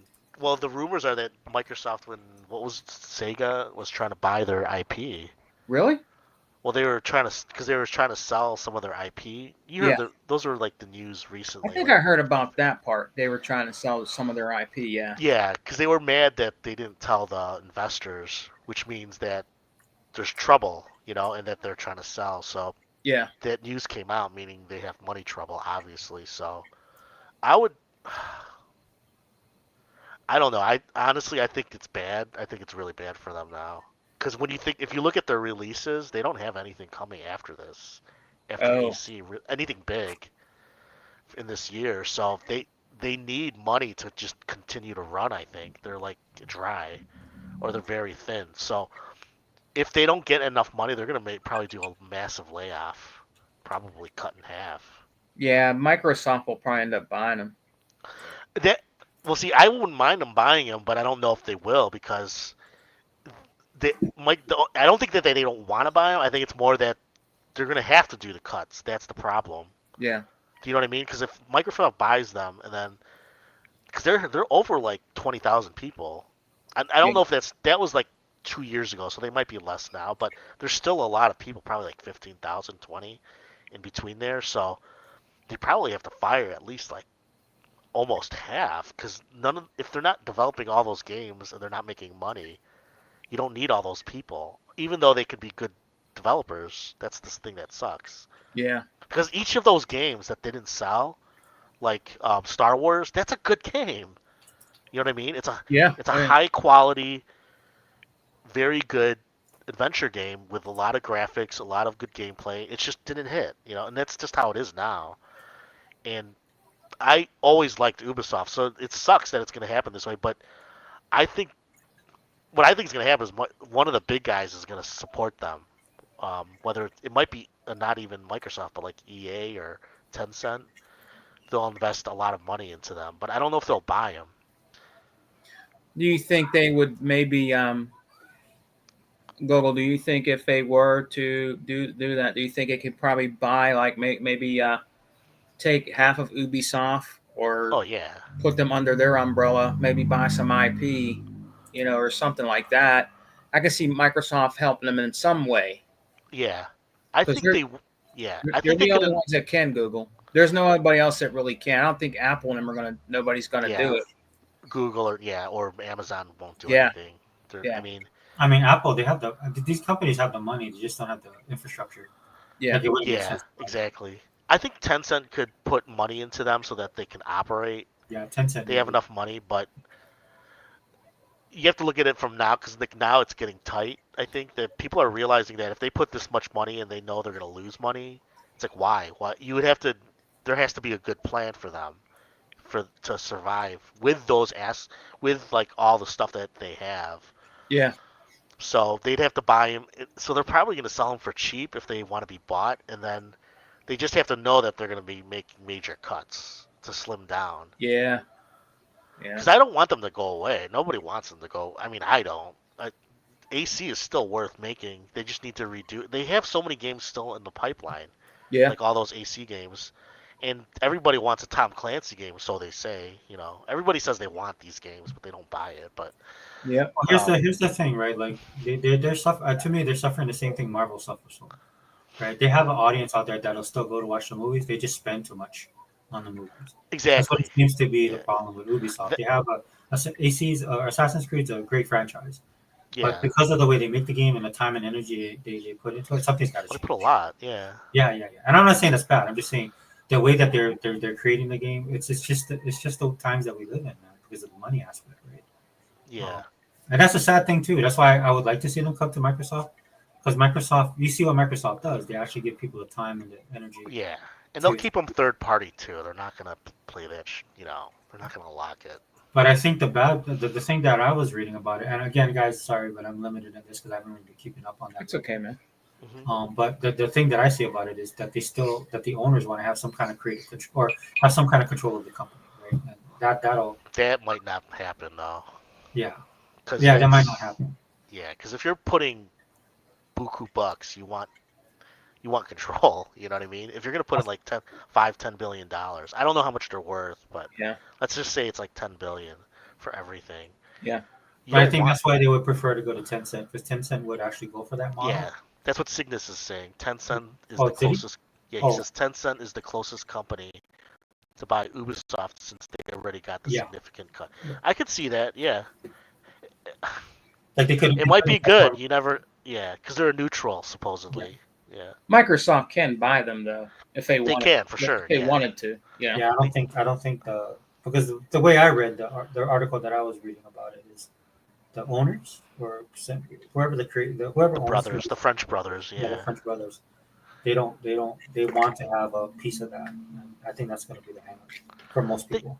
yeah, they could probably give it to them, but then they have to give up a lot of money. I mean, like percentages of the money and etc.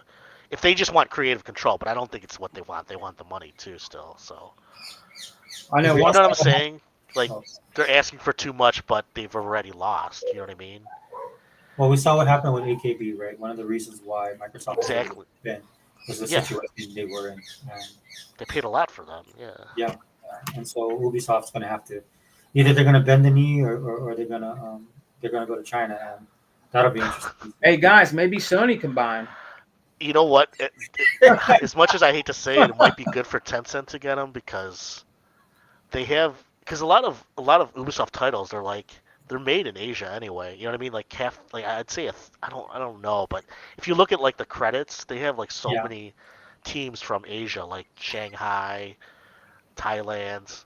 If you Yeah. the Philippines, I didn't know about that there, but that's Philippines. They have a Ubisoft Philippines, so they have a ton of like Asian developers that would be great for Tencent. So I wouldn't be surprised if Tencent says we're going to heavily invest in Ubisoft but they're going to have to get something more than just shares. They have to get control.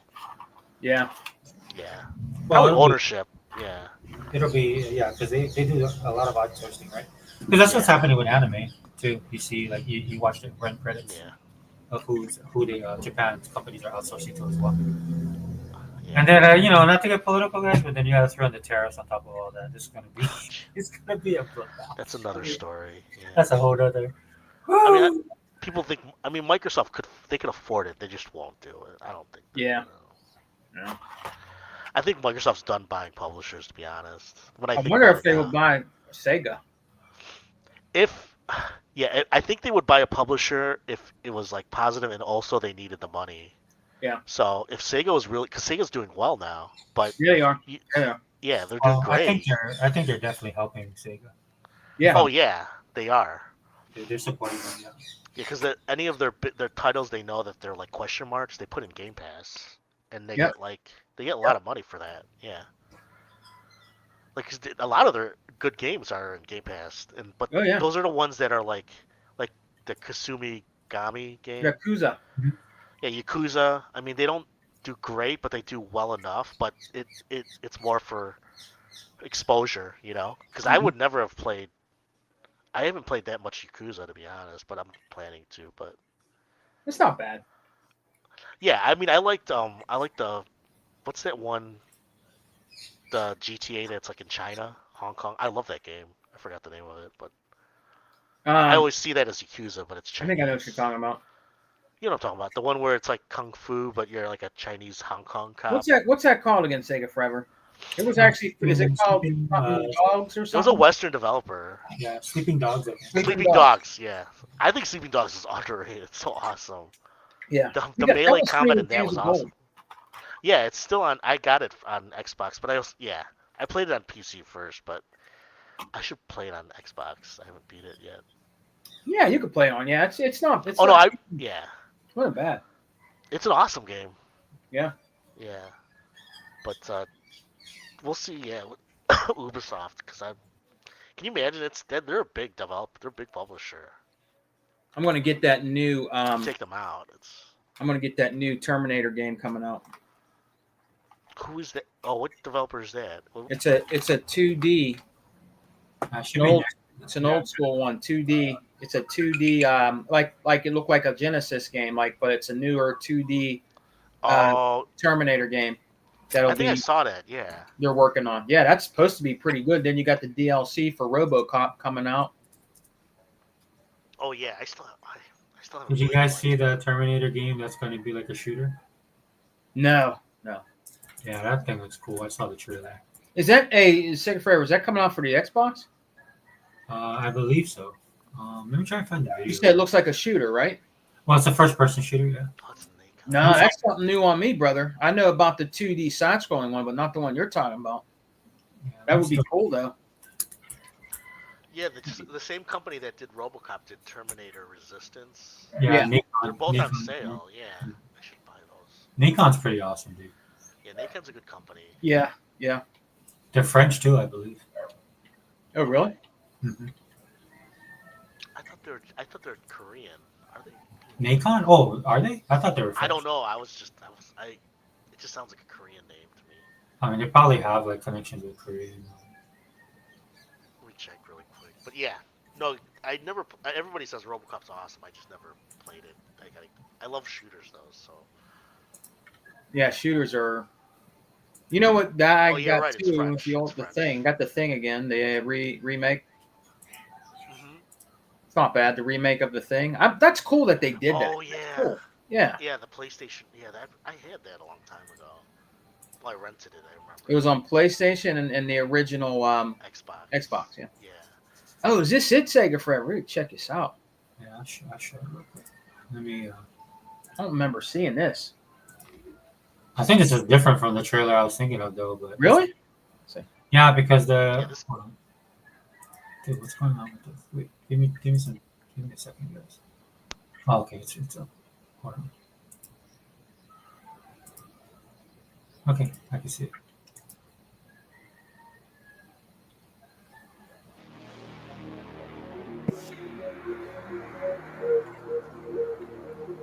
On August 29th, 1997, Skynet, a computer system built to protect us, became self-aware.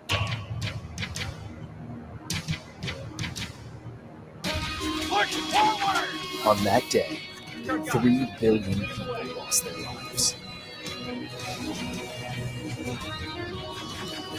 Judgment Day, as we eventually call it, marked the beginning of the war against the machines. Then came the annihilation, a line that separated the living from the dead.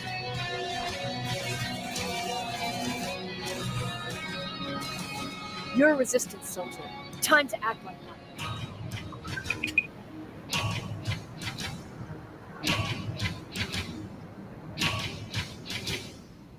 Oh man, I'll have that. It did come out already.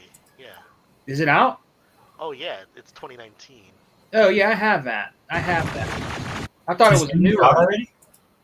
Yeah, I have. I thought you meant a newer one, brother. Sega Forever. I have that game. Okay, my bad. Hold on, let me try. That came up. Is it the same people who made RoboCop? Probably. No, there's another one that's supposed to be coming out. You know what? It was a different trailer. Hold on, guys. You know Bethesda made the old Terminator games? It's amazing. Yeah. Yep. I had like a pirated version of it. It was awesome. Wait a minute. Hold on. I want to dig into this. Just continue about Ubisoft. Do you remember when we were younger? It's like we had like, you know, how people had pirated copies of like PlayStation or games. Oh yeah. Back in the day, my friend I couldn't afford it. I couldn't afford all the games.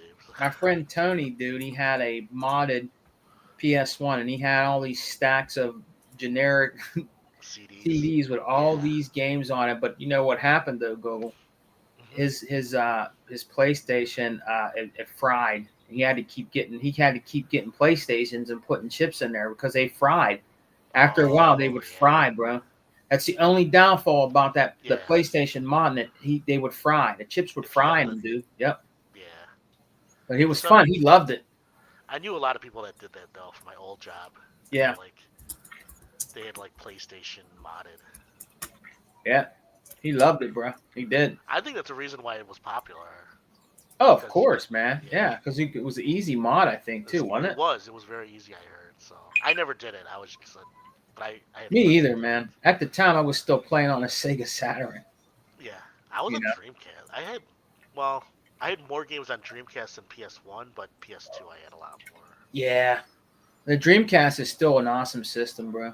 Yeah, I had Dreamcast because I would have more Dreamcast, but it ended like 2002. It was like done already. It sucks, but you know they're still making homebrew games for that. Oh really? Yeah, there's still people that make games for Dreamcast, man. I have one. Do you remember like what made I like Dreamcast the most was that the colors. Didn't you notice how the colors were better on Yeah. Dreamcast than on any of Yeah. the other consoles, even the Xbox? They looked Oh yeah. more vibrant. Yeah. It was weird. It was like old arcade. Yeah. And I always thought that's like a big selling point. And they just couldn't get it to the people because it's like because PS2 was popular, but it was like it had the worst like. The PS2, man, it couldn't Yeah. touch the Dreamcast. Yeah, I mean it was popular for a reason, but I mean Yeah. the image quality was not as good as the Dreamcast to me. Yeah, man. Yeah, I love the Dreamcast for that. They the Dreamcast, the homebrews, it was popular, and it had the original. I think it had the Naomi chips in it. The Naomi Yeah. boards were the It was an original. Nvidia. I know that. Wasn't Yeah, it? I think so. And the Naomi boards were the original boards for Sega, like arcade games. You know how you would go in and play like Daytona USA or House of the Dead or whatever. Those were Naomi boards that were actually in those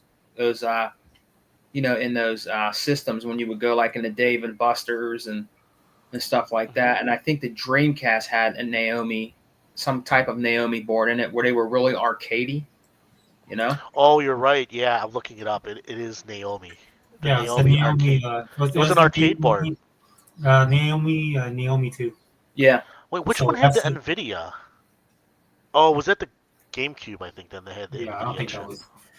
So at the time, Sega arcade company, right? So they were able to do that. That's why the Dreamcast was that first console that basically was able to do arcade to home translation perfectly. In fact, a lot of people at the time it was Soul Blade, whatever that weapons one was. No, You're talking about Soul Calibur. yeah, Soul Calibur. Sorry, that they said that on the Dreamcast version was better than the arcade version. Yeah, it was. It's a phenomenal, beautiful game. I have it still. If you play it on your 4K TV, it's phenomenal looking, bro. It's a phenomenal game. Oh, it was Xbox. Yeah. So Yeah. Xbox, the original Xbox had the Nvidia. I always get those mixed up. Yep. So This is why when people got like the Sega Bass Fishing and you got the controller, like it was like you were in the arcade. That was the big thing about Dreamcast. Yeah, because it did look like an arcade machine. The graphics. Yeah, because the chip was the same, and in some aspects Same, exceeded the actual arcade board. Because that was never done before, and that's the funny thing about it. The closest thing I remember arcade perfect was this Super Street Fighter.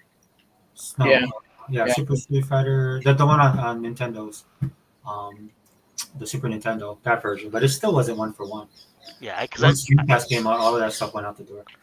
I remember I had NFL 2K for the Dreamcast, and my friend he had a PS2, and he's like, "Holy shit!" He's like, "That looks so much better." Way better than Madden. I was like, I know, right? I was like, I know, right? and it had like a traditional Sega football style. It was very arcadey, which a lot of people like too. Well, it's the passing. The passing and running was fun. Yeah. The early, it sucks. Why can't NFL 2K? I can't. Madden is not bad. It's just it's so. Ugh. Yeah, Madden. They were supposed to come back, Google, but I don't know what happened. Yeah. They were supposed to make a football game. I don't know if it went through, but the last good one, and people still play it today, is 2K5 with Terrell Owens on the front of the cover. Yeah. That's Yeah, that's why because NFL 2K was awesome, and a lot of people liked it. Yeah. And it was only $20. Yeah, they did that $20. Oh man, they were pissed about that. Yeah, they were scared. EA was scared. Oh yeah. Like if you go back and look during that time, right? That tells you a lot about gamers, like how things are transitioning. Yeah. Because Dreamcast had the better lineup, had the cheaper console, had the cheaper games. It was catering to and for reasons. Perception is a big deal. Yeah. Well, yeah. Again, I always say this vaporware, right? I remember when PS3 was announced. No, wait, PS3, right? No, PS2. Mm-hmm. Which one? PS2, yeah. PS2, right? And then, yeah. They had nothing to show. That's the thing that blew me away about it. And then I had people that played my Dreamcast, loved the games, and they were like, "Oh, I'm just going to play PlayStation." You remember Dead or Alive 2, right? Yeah, Dead or Alive 2. Dead or Alive 2 was better on the Dreamcast than the PlayStation 2 version. I had them both, and it looked good on PS2, but Dreamcast version of Dead or Alive 2 was better. Well, they learned their lesson from Saturn, right? So they weren't Yeah. going to happen again. Yeah. So the majority of those games look way better. Let me play this real quick, guys, because I think this is the right one. I don't want to give bum scoop. Is it? Okay. We'll wrap it up. I'm pretty sure this is. Yeah. 5 long years, the dark Not of the gameplay, ground. sorry. Or I don't think it is. No one knew where we could be found. But all seemed lost, and we had to run from Judgment Day and its killing sun. Now it's time to be back in the light. The world of Skynet will have to fight. But then you life one day will see, and every That reminds me of State of word Decay. our name will be survivor. This is cool. It looks like it. Oh shit. Survivors.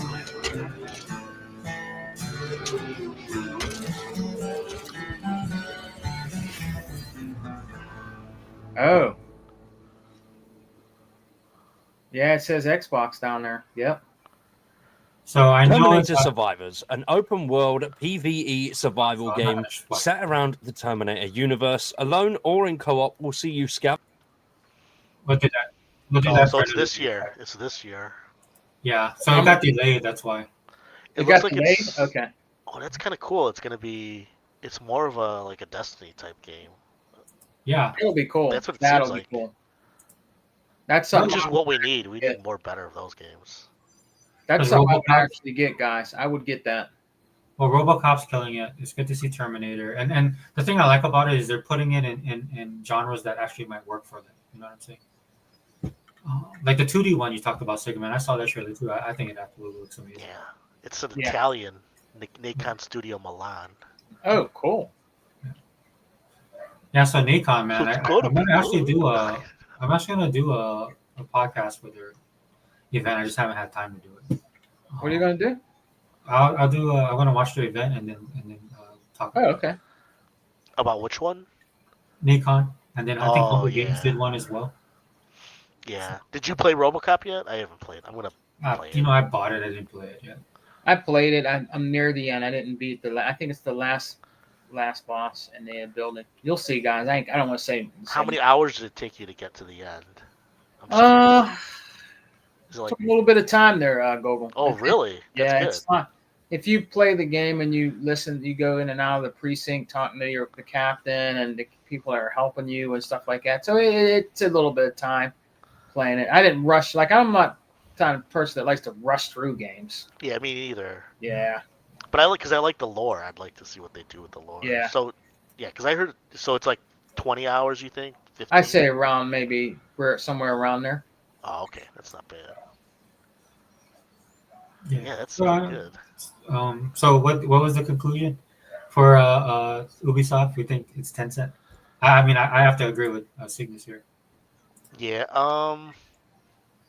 But yeah, what do you think, Gogol? I think Microsoft would buy some of that. I don't know, but I mean, Yeah. Sega forever. Maybe it will be Tencent. Maybe. I think I mean, one of the don't get me wrong. I would definitely want. Yeah. Microsoft to buy. Most likely it's either Tencent, Microsoft, or some other big investor will put money into them. They won't. I don't think anybody wants them to die just yet. I mean, because they make too many games that people like. I was thinking if maybe Ubisoft can make the next Portal for But PlayStation. yeah. So it could be. It's most likely Tencent, but it Yeah. could be. I could see Microsoft investing. Say, make these games. We'll invest in it, and it'll pay for their next 5 years. Who knows? You know what I mean? And it might be like a Game Pass game or something like Could that. Could be. I mean, that would give them reason to support them. I mean, how else would you want them to? Why would you give $5 billion to Ubisoft? If you Yeah. don't get anything in return. But they would do 3. It would be multiplayer for sure. They don't. 'Cause Yeah. They want them to survive.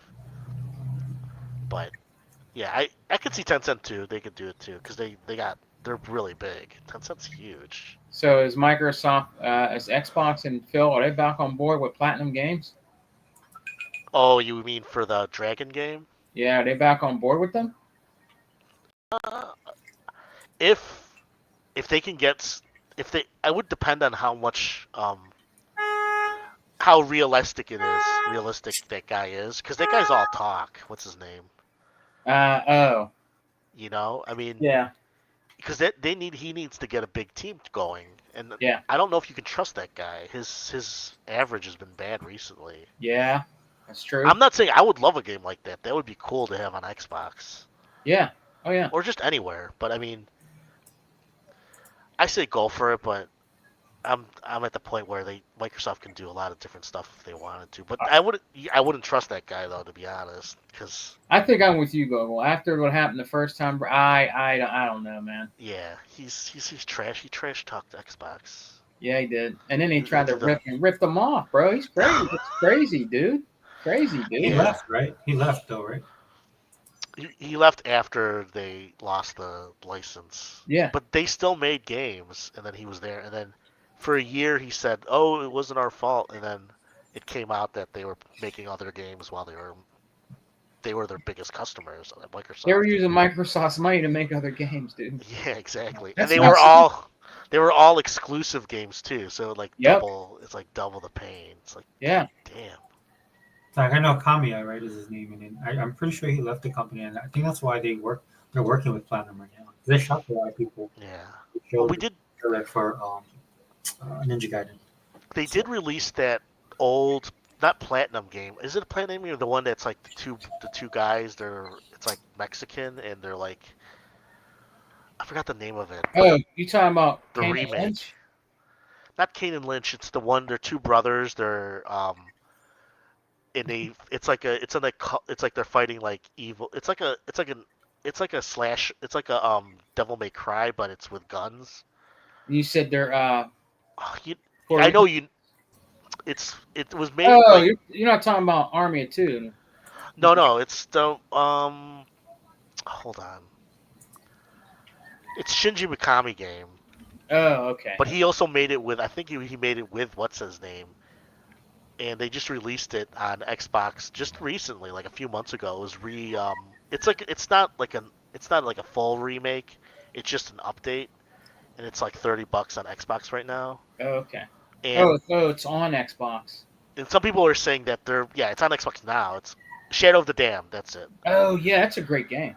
Yeah, it's a good game, and so it's kind of funny because there's a lot of dick jokes in that game. But so that game they said might be reason for him to do because they're open to more Japanese like weird games that they want to keep making. Yeah. So they might. I don't think they should do it though. Not with that guy. But who knows? I mean, because it wouldn't be bad if they made it because it does look like a cool game. It's like a Monster Hunter Dragon game where you ride the dragons. Oh, that's cool. You saw the graphics, right? You saw the gameplay. Yeah. Like you can turn into a dragon and then it's like, how would they do that though? It's so weird. Well, it's amazing. I'll give them that. Some of those developers are very creative. Yeah, that's one of the reasons to do it, but yeah. Dang, dude, I'm looking at these games. I didn't realize some of these games were made by them, or I had forgotten. Oh yeah. Yeah, dude, crazy. Like Riders Republic, I have that game. I bought it. It's pretty solid. Oh, Ubisoft, yeah.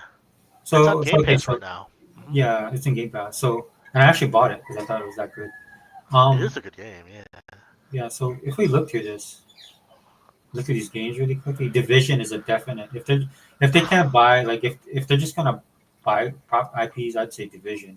Definitely. Well, that's Tom Clancy. Yeah, so that falls under Tom Clancy. Well, buy the whole thing. Yeah, that's a lot of games. You know what we need back, guys, is we need what's it called back? Splinter Cell. So oh yeah, another Tom Clancy. That was an Xbox. It was. I think it had Michael Ironside at the voice of the guy, right? Or was it Michael? Oh yeah. Yeah, it was Michael Ironside. That was the game that was fighting with Metal Gear Solid at the time. Yeah. I remember. Yep. Like people would Oh compare. man, I don't know why I thought EA made Immortals Phoenix Rising, but it's Ubisoft. Yeah. That's a good game. I bought that game. Yeah, Yeah. I have it. I bought it too. Yeah, I have the complete version. Oh, that's Yeah. right. Watch Dogs. It's a big game. Yeah, I have that too. I have Far Cry 6. I didn't beat it yet though. Yeah, It's a Far big Cry. game. I remember they had Far Cry. Oh yeah, Rainbow Six Extraction, dude. They will get Rainbow Six Extraction. Yeah, it is Tom Clancy, right? I Mhm. forgot about that. Oh, they're all. Yeah, Extraction is good too. It's the alien one. Yeah, that's the. I played a lot of that actually. I actually bought that. Of That's what? pretty- Extraction. Rainbow Six Extraction. Oh, do you like it? Oh, I love it. It's really good. My son's playing one of them. I think he's That- playing. He told me he's playing Rainbow Six Siege. Sieges, yeah, that's still big. I think it's died down. It's not as popular, but it still has a lot of people playing it. Yeah. It's about as big as that Helldivers too. Yeah. Oh, Beyond Good and Evil. That game is awesome. I bought That's- that, Brother yeah, it's Sega Forever. I classic. bought that on the sale, man. Nice, dude. It's a remake, a remaster. Yeah. Yeah, I bought it, man. I didn't got into it yet, but they were having. Remember, they were having a good sale. I think it was last week. Remember they were making the sequel to that too? Yeah. And it just remember they had the graphics, the like it's like Indian gods influence. and, Yeah. like it's like in space and dude, they had that. It was like for like 5 years. It was in E3, and then just suddenly went quiet. Then it's like I guess it went development hell. Gogo, man. You know what I really want to come back to, and I have them all and beat them all, and I play them over again. I like the Fear games. I want Fear to come back. Oh man. yeah, I Fear have and the them all. yeah Fear and then they're now owned by Microsoft, but the ones who did oh not Fear, they did the one with the cop oh god, what is the Which name one? of it? Which? They did 1 and 2. Condemned 1 and 2 were Yeah, awesome. Condemned. Yeah, those are Those are that's violent. Sega. Yeah, that's it's right. It's Sega. So You know what Fair. You know what I'm talking about, though, right? But that was that's Monolith. The Fair games. Yeah. Yeah, Fear was Monolith, and they also did Condemned. So that sucks because they're out. Yeah, I don't know what happened. I don't know what happened, man. I don't think Fair will ever come back. I think a lot of people left after the last Middle Earth. Yeah. And then so when they were making Wonder Woman, it was pretty much a new team. Oh. So a lot of the people left. They either retired or they went somewhere else. Just like the ones who made Saints Row, Volition. After that one where it was in Korea, which I think was a great game, that they all left. They were already a lot of people left before that, but they were from Champaign in Illinois, and they all left after. So the Saints Row team that made the current one is all new developers, kind of like BioWare. BioWare, everybody at BioWare it's pretty much a new team since Mass Effect Andromeda. Oh, really? Yeah. You know what? I beat that. I have that physical. I used to love them. I got the trilogy. I got the trilogy. My favorite is 2. Mass Effect 2 is my favorite. Oh yeah, 2 is the classic. They're all good. I even like Andromeda. I think that's underrated. A lot of people didn't like Andromeda, but I liked it. I thought it was decent. It's the pacing is slow at first because the best stuff in it is like late to mid to late game. Yeah. It picks up pace like after you get to like near the middle to the end. Mhm. Once you go to the planet with all the other aliens. Yeah. Because it takes like 20, 30 hours to get to that. Yeah. But from there, they have all these cool areas, and I don't think a lot of people got to that. Probably not. You know what I mean? That's what I mean. It's like a lot of games, they're like that. They, like say like Cyberpunk doesn't really hit its stride until like 10 hours in, and it's like, but that's a good game all the way through, I think. But it's just like some of the best stuff is like deep into And I don't the think Cyberpunk. I don't think it crashes anymore. I think it's good. No. It's solid. I play it on Series X all the time now. I beat it on the 1X, and I only had one problem. I had it shut off my system one time. Yeah. That's it. Yeah, because that game does a lot. I can see that once in a while. Stalker 2 shut down my Series X. That's the only game recently. Just once. I love that game though, Stalker 2. Because that game does a lot too. What's that? A Stalker 2. Yeah, you know what? I bought the Stalker collection, bro. Mm-hmm. Yeah. Did you play Stalker 2 yet or no? Yes. Yeah. I haven't beat it or anything, but I tell you what, that game it gets hard. Doesn't hold your hand. No, it doesn't. Nope. Yeah, that you got to throw like little bolts to see if Yep. there's. Yeah. You got to have that bolt with you. Could mess you up. Yep.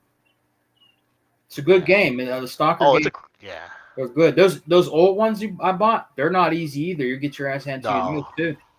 Yep. It's. Yeah.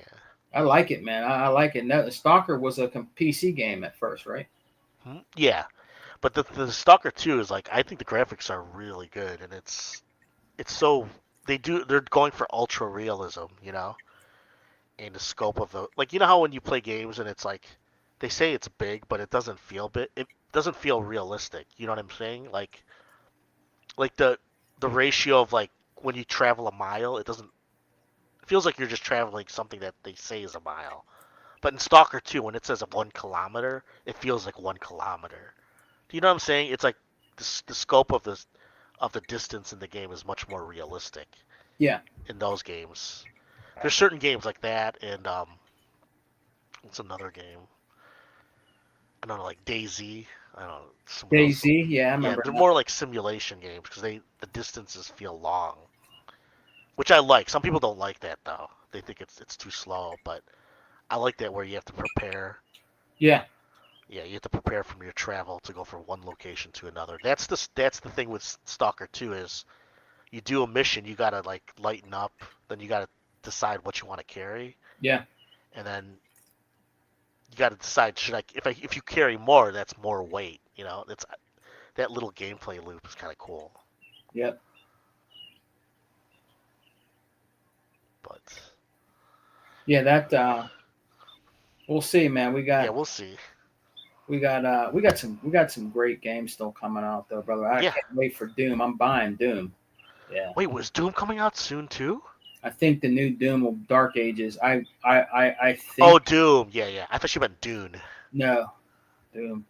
Yeah, that's coming out in May. Yeah, it's less than 2 months probably. Dark Ages, bro. That's crazy. That's gonna be freaking sweet. I think they're making a physical copy of that, right? I think. I know they have they have the edition, the like special editions, but I don't know if it has physical in it. Oh, okay. Yeah, I don't because I think a lot of recent games they don't have. Like I think Avowed didn't have a physical in it. They're special editions. Oh. I'm not sure though. Yeah, because I buy everything digital now, so I don't know. Do you? Yeah, I wouldn't. The last physical I bought was just a sale. Was Modern Warfare 2, I think. Oh, okay. Because you could still get sales, really good sales on Amazon. Yeah. For games that are just fairly recent, like less than 4 years old, for like $15-20. Oh, cool. Yeah, you know that, right? I mean, some games like. Oh yeah. Like Terminator, you could probably look on Amazon and it's $20 or something. I like the sales. Yeah.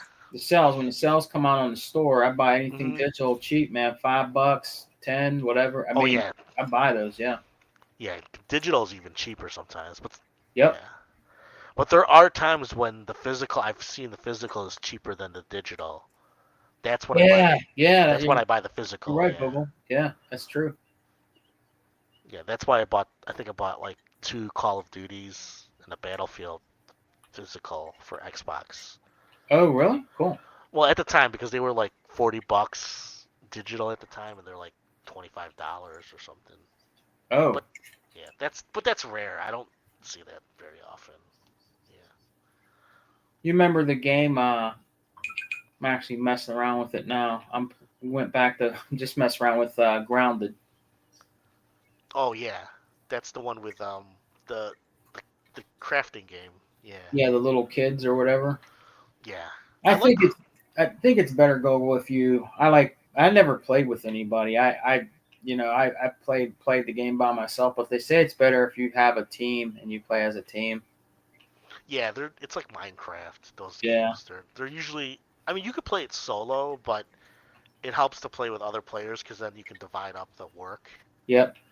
Because it's a lot of grind in those games. Yeah. You know, and then you got to go travel to like long distances to get rare items and stuff. Yeah, and you got to watch them spiders.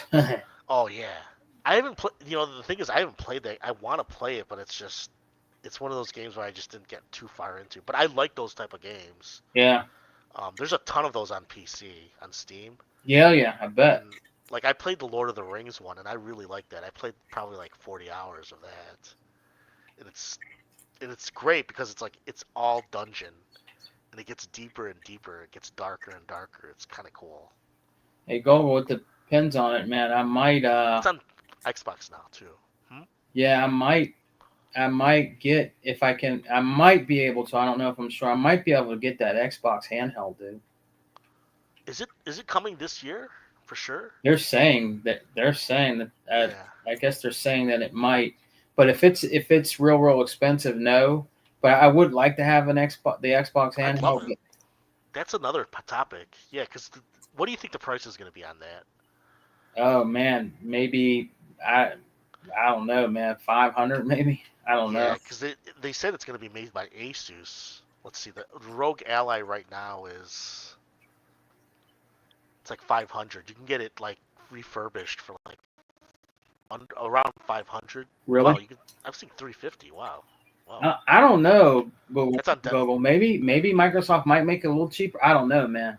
I think that the price point I'm thinking maybe 500.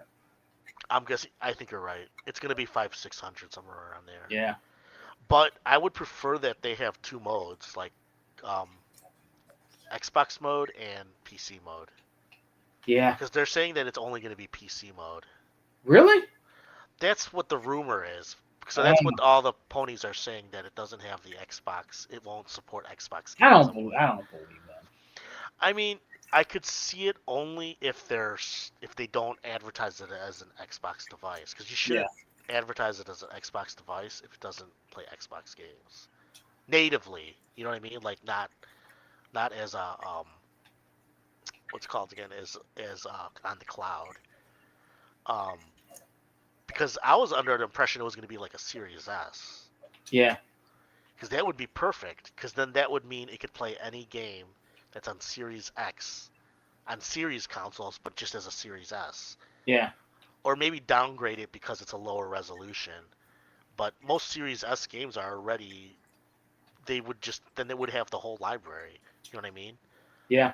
But that would make me buy it for sure. If it supports Series S games natively, I will buy it. But if it's just like a Rogue Ally, I don't know. I'd have to look at the specs on it. Because what would be the killer for you to be playable as Xbox, right? Isn't that what you would want it to be? In under 600, right? Yeah, bro. Yeah. I mean, I don't see it. I mean, there's going to be guys out there that are going to get it. There's going to be people that are going to get it, but if it's like 6, I can't do nothing like that, man. That's expensive. That's too expensive for me, man. That's me too. I mean, because I'm not. Even if I bought it, I don't think I'd play it much. I'd probably play it in the bathroom at the most. Yeah. You know what I mean? Because I don't game that much outside of my home. You know. Well, how much you think that Switch 2 will be? $450. Yeah. I'm guessing. I wouldn't be surprised if it's 500, but I think if they make it 500 or more, they're not going to sell as much as they think. Nope. I mean, you'll get the diehard Nintendo people. They will get it. Yeah. They will get it. Yeah. I think it'll sell, but I personally don't think it's going to sell as well as the Switch. No. Because they're basically saying it's not a Switch 2. It's kind of like Switch Part 2. Yeah. Yeah. Because it's not that big of an upgrade. I thought it would be a bigger upgrade. Look, all I'm saying is if you already own a Switch, you really don't need to run out there and get a new Switch. You really don't. Yeah. Wait for it to come down. Yeah, because actually we'll probably find out they said April. That's when the show comes out. April 1st. So your guess is it's going to be 500, 450? Yep. Yeah. Same here. I would say 500 and 500. Yeah. 500 and it's going to be dockable. No higher, dude. Because I mean, it won't. Like I said, there'll be people that are buying, but the majority of people are not going to be able to buy that, man. Yeah, I think they're going to have a dock option. If they want to worry about price, they'll have a non-dock option, which would probably be like 400. Yeah. But the dock will cost 100. I would say like $150 they'll charge it. So if you want to, 50. my meaning, if they just want to buy it without the dock, they can save more money. But if you want to buy it later, it's going to cost total more than if you just bought it. You know what I mean? Like, so with the dock, it'll cost 500, but if you want to buy it later with the dock, it'll Yeah. be 550. Yeah. I mean, that's just me guessing, but I don't think they'll do that. I think that's me if they're worried about price, but I think they're just going to sell it together like they do now. Cuz what is it now? It's like 350, isn't it? Yeah, I think so. Yeah, so you got to expect at least 400 at the Yep. lowest, but I don't. If it's 400, I'd be very surprised. Like, Yeah. whoa. We're Sega forever. You leave. Yeah, I don't. Sega? Sega forever. Yeah, I think you might have. He put on mute. He wants But- someone to do something. He said he had to. I think he had to go do something today. Yeah. So what are you playing these days? Anything? Well, Gogo, tonight I was probably going to try to get a few games in with Toolman playing Gears. Oh yeah. Yeah, that's my that's my favorite game. I keep playing. I Yeah. play Gears 5 Horde. Do you play with Zinc? Yeah, I played with Zinc, Yeah. me, Zinc, Dea, and Toolman played one time. Yeah, I But was with you trying to guys get- that one time. You were with us. Yeah, try to get y'all back together. All of us go back in there and We- play, 'cause that was fun. How many levels do you have? You have a lot. Yeah, Right? Zinc's way higher than me though. Yeah, Zinc has like 5. When I saw his level, I was like, holy shit. Yeah, Zinc's way. That's like 1,000 hours he had at least. I'm around. I don't think I'm near that. I might be a little near, maybe, but he's way more than me. I think actually, yeah, he might even be double that actually when I think about it, because his level was real. It was like max, I think, almost. Yeah, because I'm a brawler. I'm level 20. I'm a brawler. Yeah, my character. But as far as everything, as my hours, I think I might be around that. But I know he's more than me, way more. So you guys play on automatic, like hard level, hard or higher, right? When we play with Zinc, yeah, I like to. You know what I do, Gogo? A lot of people don't know this, but I actually play a Horde by myself, and I use the box. Yeah, me too. So I can learn Yeah. better. I it gives me practice when I do that. Yeah, but I just play on normal because when you get to the higher levels, it's. Oh. I play the 12 level, the 12 round. What is that? Yeah. Frenzy? Yeah. Because it's too long to play 50 ranked matches. That's like an hour and a half, 2 hours, but then sometimes people will come in to help. But if you lose that and you lose it at like 45, it sucks. I hate that. So I just play the frenzy at normal and just. But you're right. You have to know what you're doing because I know. What's his name? Zinc. He obviously knows what he's doing because he was like telling us. Yeah. He knows the hardest levels are hard though. When you get up to those levels, you better know what you'll die quick. It's hard. Yeah, because higher levels. I know he knows because he knew putting barriers, not barriers, but because some people don't know it when they first start that's actually the best thing to do is just barriers. Put, the low level barriers because Yep. it slows down everything. Yep. Yeah. It's like tower defense. Yes, so he knows what he's Yeah. doing. Yeah. I even got Gears Tactics out of that game too. See, I gotta finish that. That game is actually hard. Gears Tactics? Yeah. Not hard. It's challenging. You know. Oh yeah. You got to know what you're doing. Yeah. So the last game I played was the Sniper Elite. I beat that one. That's just like me. Yeah, I just finished that 2 days ago. So I was just playing some extra missions in there. It's pretty good, and Avowed, that's a great game. I didn't see myself playing it like that, and I did. I couldn't put it down. I beat it. I could not put it down. Oh, yeah, I love Avowed. I think that's... My thing with Avowed is I hope that the Bethesda people play it, and they see how the combat is, and they make it... That's their starting off point for... ES6, because I love Skyrim, but the combat doesn't. It's good in the beginning, but then as you play along, it gets either too easy or too hard, and it doesn't feel. But that's not why you play Skyrim, though, to be honest. But still, it would be great if they can get the combat like as good as Avowed. That'd be so awesome. Oh yeah. Yeah, just like Fallout New Vegas. an updated Fallout 3 so much in combat. Yeah, oh yeah. What about you, bro? What do you? I know you played the Sniper Elite, but are you playing anything else? Yeah, I was playing Sniper Elite, and then I bought the full, like, complete version of Atomic Heart because I want Did to play you? the. Yeah, because Oh, I okay. love that game, Yeah. but it's not on Game Pass anymore, so I just bought the full complete version with the DLC. How much is it? It's like $30, 30, It's not bad. 35. It's not bad, yeah, because I had the full version, but I didn't have the DLC, so I just bought the DLC on cheap Yeah. from for Windows. So Yeah. that's I wished it was dual buy, but it's not. That one's not dual buy, but that's okay. So I bought it for PC because I already beat it on PC. That's So not wrong with that. That's cool. Yeah. yeah.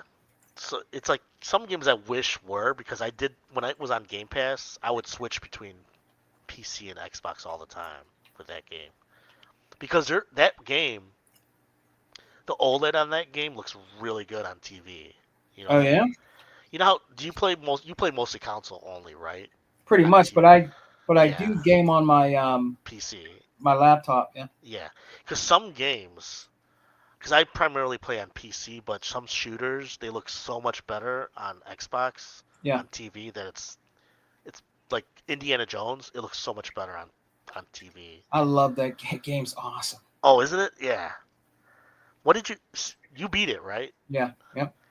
Yeah, what did you think of the end? Like with because I Yeah. don't think I never talked to anybody about the end. I was just curious. Wasn't it cool? Did you beat it? Yeah, I beat it. Mm-hmm. Yeah, I like. Well, the end kind of reminded me. Honestly, the end kind of the reminded movie. me as the movie when the plane flying away. Yeah, At the but end. I mean, but you know what I mean about the final, what the big secret was. Like that was kind of like just like Indiana Jones. Yeah. Like, Yeah. they kind of rushed it. I was like, oh man, I want to see what's inside there, but they didn't show anything. Oh yeah. Yeah. That would be cool if they showed like you go inside the ship, but yeah, because it was. I thought it would be like some alien stuff, but it was kind of like they kind of like left it open because I heard they're gonna do DLC for it. So Yep. They are. Yep. yeah, I thought it was pretty cool. It reminded cool. me. I liked it because it reminded me of when we were younger and we watched the old movies. It reminded me of the old movies. It was just like you were playing the movie. It was pretty cool. yeah, it's totally like Raiders, and then because I was kind of surprised at what that what the thing was because I didn't think they would. I didn't think it was going that direction, and I was Yeah. like, oh shit.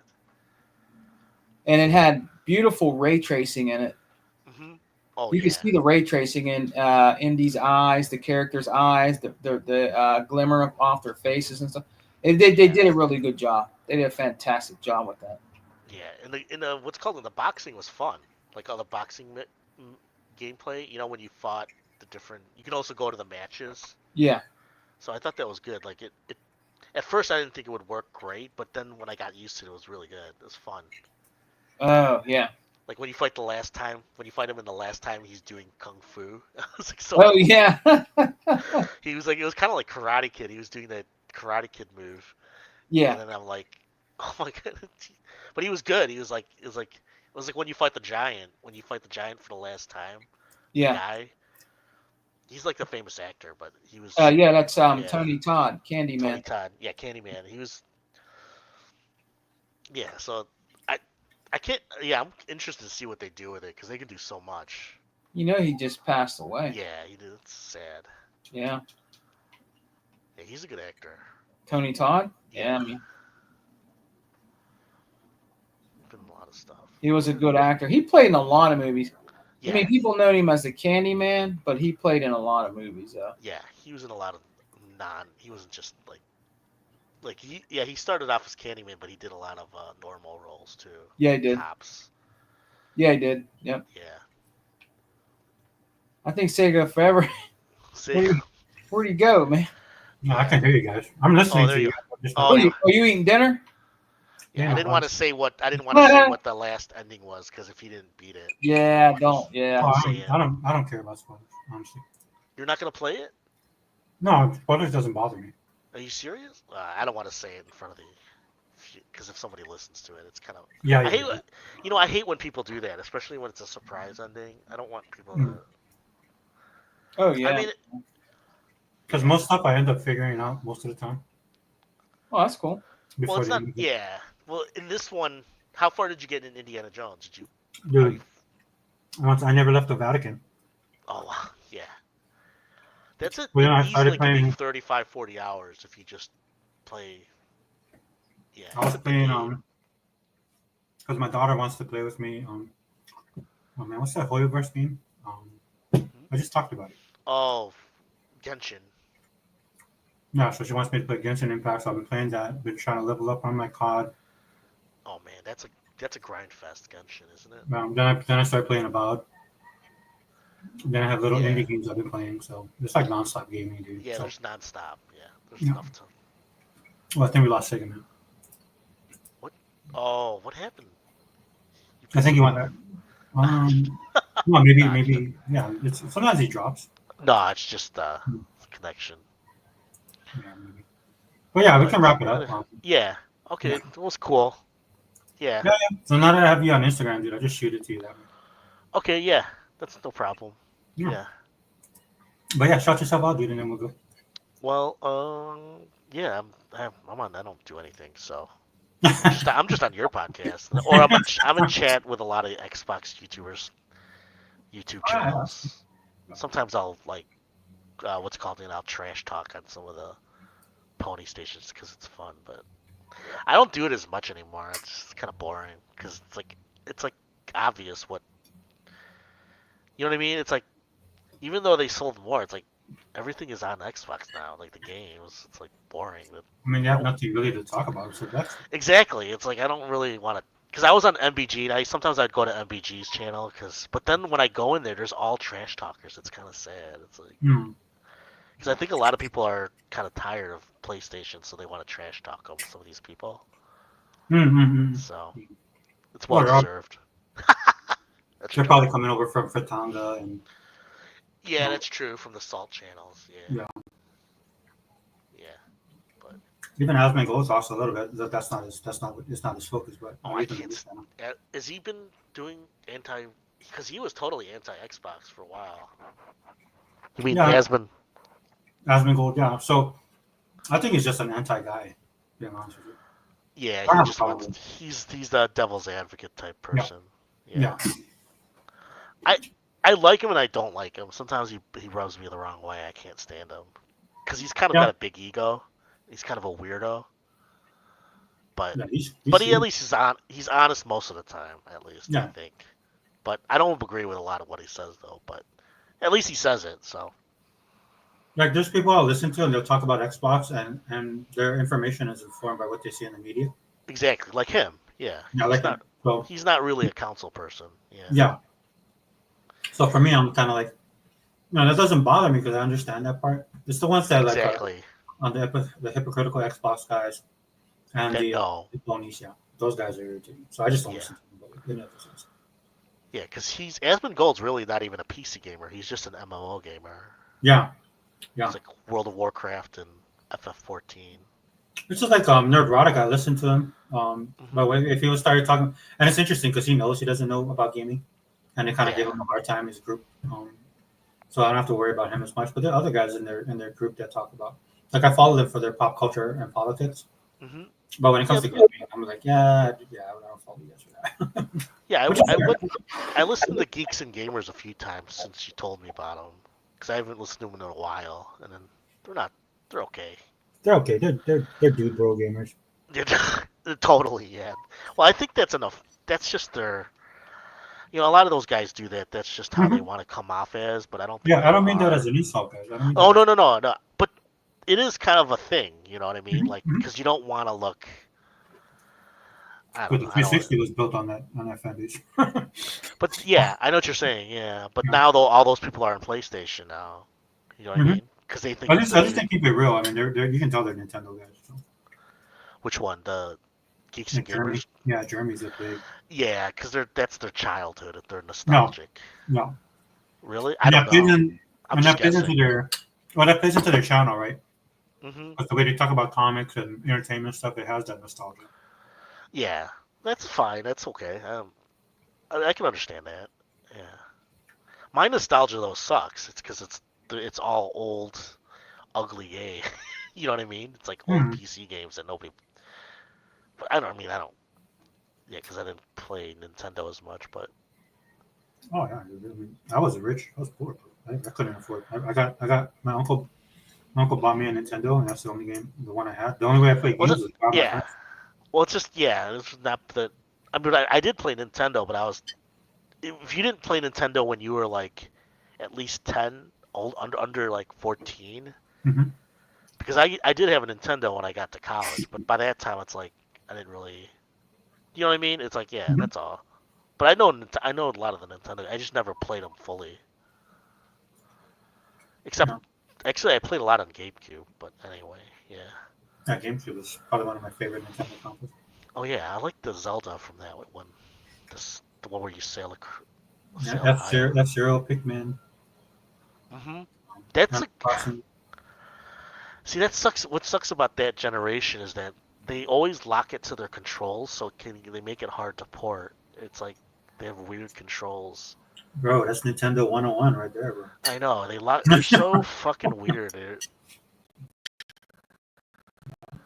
I mean, that's Yeah. why, like, to what's his name, Cygnus's point, he's not wrong in what he's saying, but I mean, there people show up and buy their stuff. Oh yeah, for sure. But I just saw a news story where they were just fighting over Pokemon cards. I couldn't believe it. I was like, dude, we still doing that? Yeah, and also Magic. They're putting in, um, because Hasbro's not doing too well, I think, and their Magic. They want to push Magic into the anime realm now, right? I think. Oh my gosh. And so I think in Magic they're making, um, like they put D&D into Magic, and now they're also putting, I don't know if it was, I think it was one anime. I don't know if it was, Dragon Ball or, I forgot. If you look it up, you'll find it pretty quick. Right. So they're trying to sell it to another audience as much, because it kind of has crossover with Pokemon. They got big at the same time, so. But Pokemon's obviously bigger for sure. Yeah. I mean, I'm on the political side of pop culture too, so I see all the drama that goes on with D&D and all that stuff. So. Oh yeah, with the woke, yeah, Mm. that's annoying. Yeah, I mean, there was, okay, I used to play D&D a lot. Mm-hmm.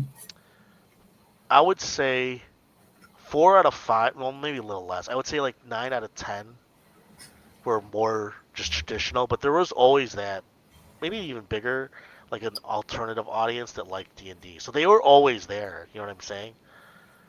Because it was a nerd thing. So the nerd culture was more open to all of that stuff. But when they made it politicized, it like in the 2014s, it kind of like went haywire, I think. But my point is that it was always there. Is what I'm saying. Just like in comics, you know what I mean? Mm-hmm. Like the comics were always, um,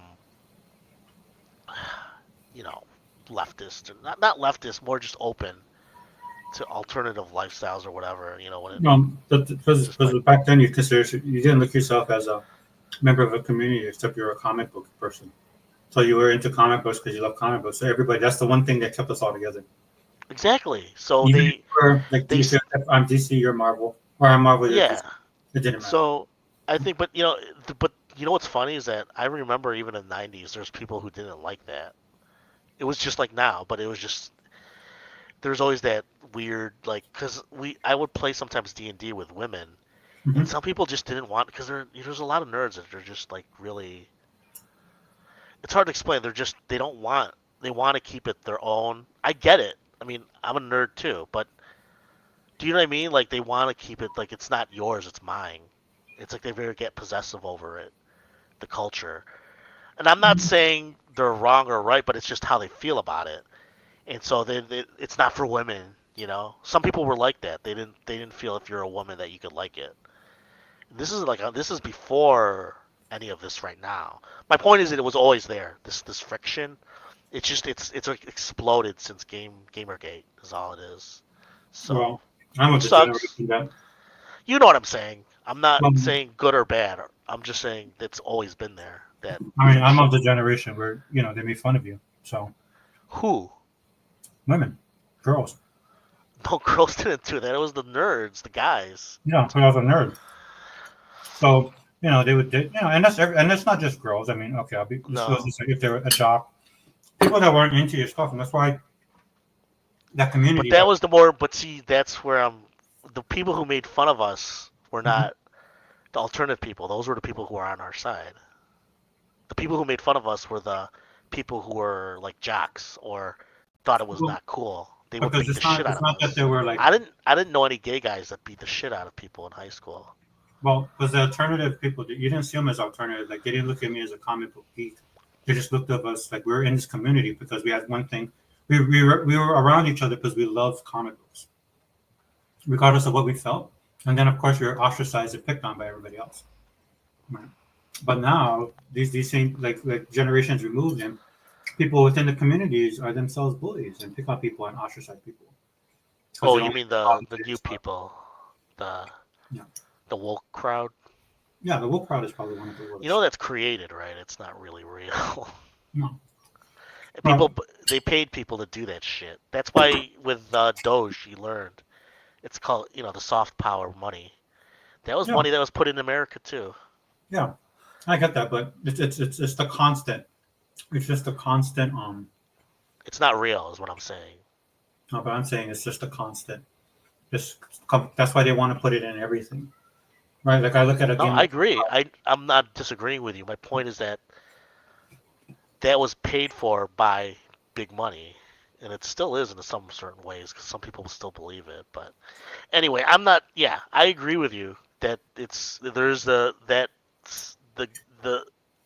side to it right now, but they're already lost. It's now because nobody likes to be force-fed their beliefs. You know what I mean? Who wants to be force-fed? I don't. Whether I agree with it or not, it's none of your business. What I think. Well, you're definitely weaponized it, but you got to ask yourself, where does this come from? Right. So it's ideology at the end of the day. Yeah, it is. It is. Yeah. It's ideology. You'd be surprised where it's coming from too. But that's a rabbit hole. That's another rabbit hole. Yeah, trust me, I know. I've seen that for years. Just because of patterns and stuff, dude. It doesn't make a lot of times it doesn't make sense, right? Like if you're a company like Disney, why are you guys losing all this money? And if you're guys a company, and you guys are about profit, then you would stop what you're doing, but you're not. So what is it? Well, first off, they're being backed by a lot of money already. So if you're losing, let's give an example. So say that AC Shadows, let's say 5 years ago, they were paying them, I don't know, $50 million to make it more woke. I'm just making a guess. I don't even know if they did stuff like that, but they would backtrack it and say, okay, we'll pay for the marketing of your game, but you got to make sure it's DEI, and it's explicitly DEI. They'll be like, yeah, no problem, sure, no problem, that's nothing. Just make a black character in Japan. We'll do that. So that's what they do. They would think that's enough to cover the costs of the losses, but they didn't realize that negative loss would compound. Or they didn't care. They would just take the money and run and just do what they say. That's my guess. I don't know if that's what happened, but you know what I'm saying, right? So those people lost already because the money is already dried up for a lot of these. Look at Hollywood already. They're not, they're not. But there's people who are so pissed off, they're still trying to fight that war. War.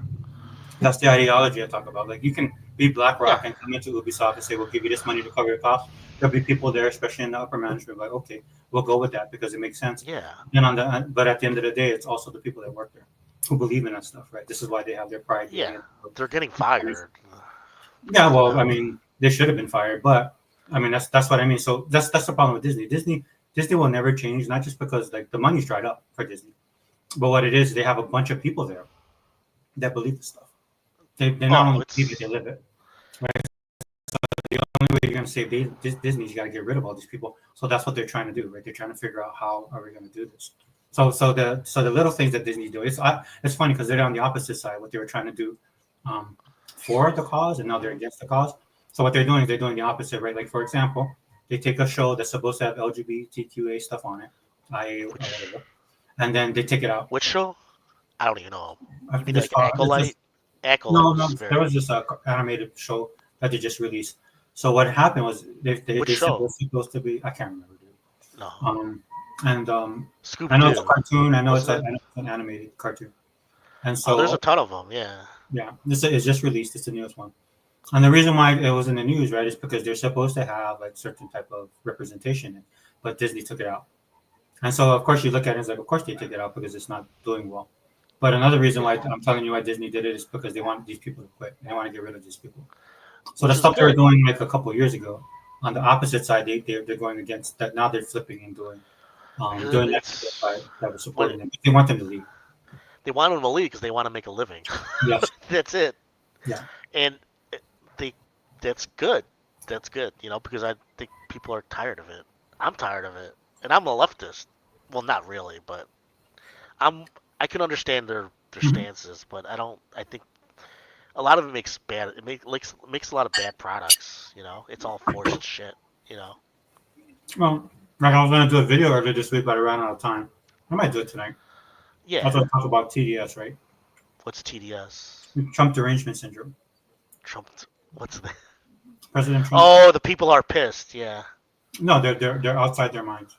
Who the So what I people mean by against that Trump? is, I'm pissed off at Trump in certain things, but no, I think I have a feeling he's trying to do something, but I don't no, want to like you cannot like him. We're not, but I'm talking like it's just like how ponies hate Xbox so much. I know what you're talking That's about. bad Yeah, for them. I know. No, I know what you mean. Yeah, I've seen it. I've seen it online. Yeah, there's people who just hate him so much.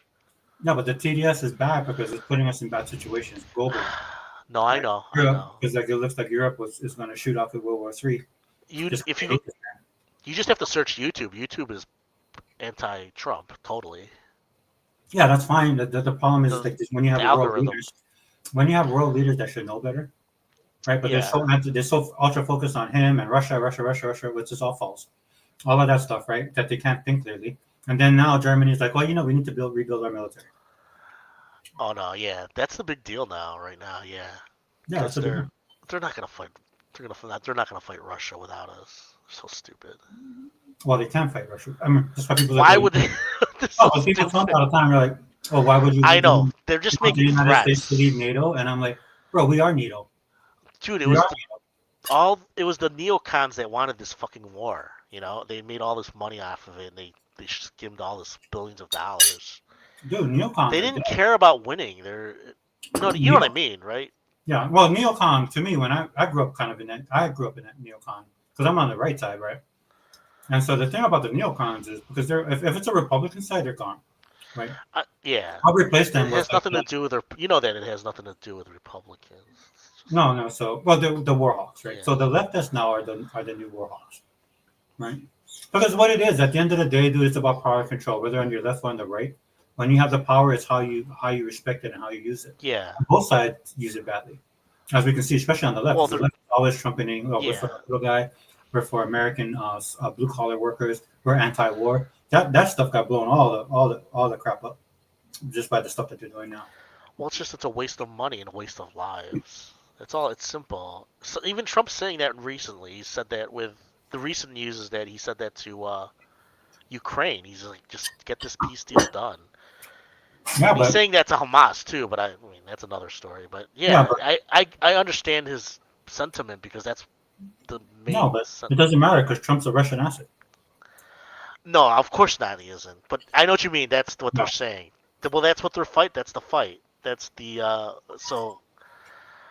Yeah. Yeah, but their delusion is gonna get us in a war. Yeah, you're right. I say on my YouTube channel. They were. Don't expect me to send my kids, dude. You voted for Biden. You send your kids. But it's beyond Biden. Just Biden, though. You know that it's control of because they have control of both parties in a way. You know what I mean? It's just a matter of degrees, in my opinion. This is just my opinion. So, because Trump, that's a big deal. What Trump is doing, he's trying to show that he wants America to remain. He doesn't want them to be globalists. He just wants them to be America. And that's a big deal because they're globalists. They want a one world. They want they kind of want this oligarchy that rules from behind the scenes. That's what lead the world. Exactly. 20 years now.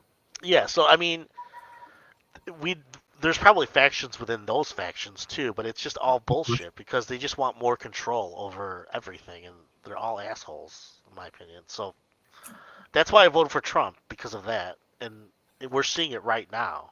Now, there's some stuff I don't agree with Trump, and I understand why he's doing what he's doing. I'm not stupid, but he's at least doing the big things that need to be done, in my opinion. You know that, with like trying to clean up government, because government is completely. That's how they pay out, all these people, and he's trying to clean it up. But there's a lot of blowback, So we're not even there's blowback with from the certain people. yeah, with Doge. That's a huge what he's doing. My brother-in-law, he works in government, and he's telling me that the day that they told everybody to come back to work physically, it was a big deal. They're like, holy shit, because there was because he works right now in a contract with the veterans. I shouldn't. Mhm. And so the Veterans Affair, they've been doing this upgrade for so long. It's like just free money for this company, but they're not officially government, but they are paid by the government. But the people who pay them are the ones that are in trouble because they're just doing. He basically says they do nothing, So he's like they all have to come into office, and all these guys are like over 50, 60. They're making like six figures. A lot of these guys. That's why they're doing it. Yeah, that's my point. Yeah, because it's a lot of waste. It's just they're just sitting there, but that's just the status quo, with government contracts. You probably know this too, right? Yeah, I'm So government. exactly. So I think that's necessary to clean it up, and they're trying to paint it as like, oh, you want to take away all the, all the Social Security now is what they're trying to say. I don't know. I think that If they fix Social Security, that's more money for Social Security. They're not going to get rid of it. exactly. No, I know that's the argument they're trying to paint it as that he's anti-poor people or something. He's saying that he doesn't want people under 150 to pay taxes. That's a huge deal, man. Can you imagine that if he gets passed?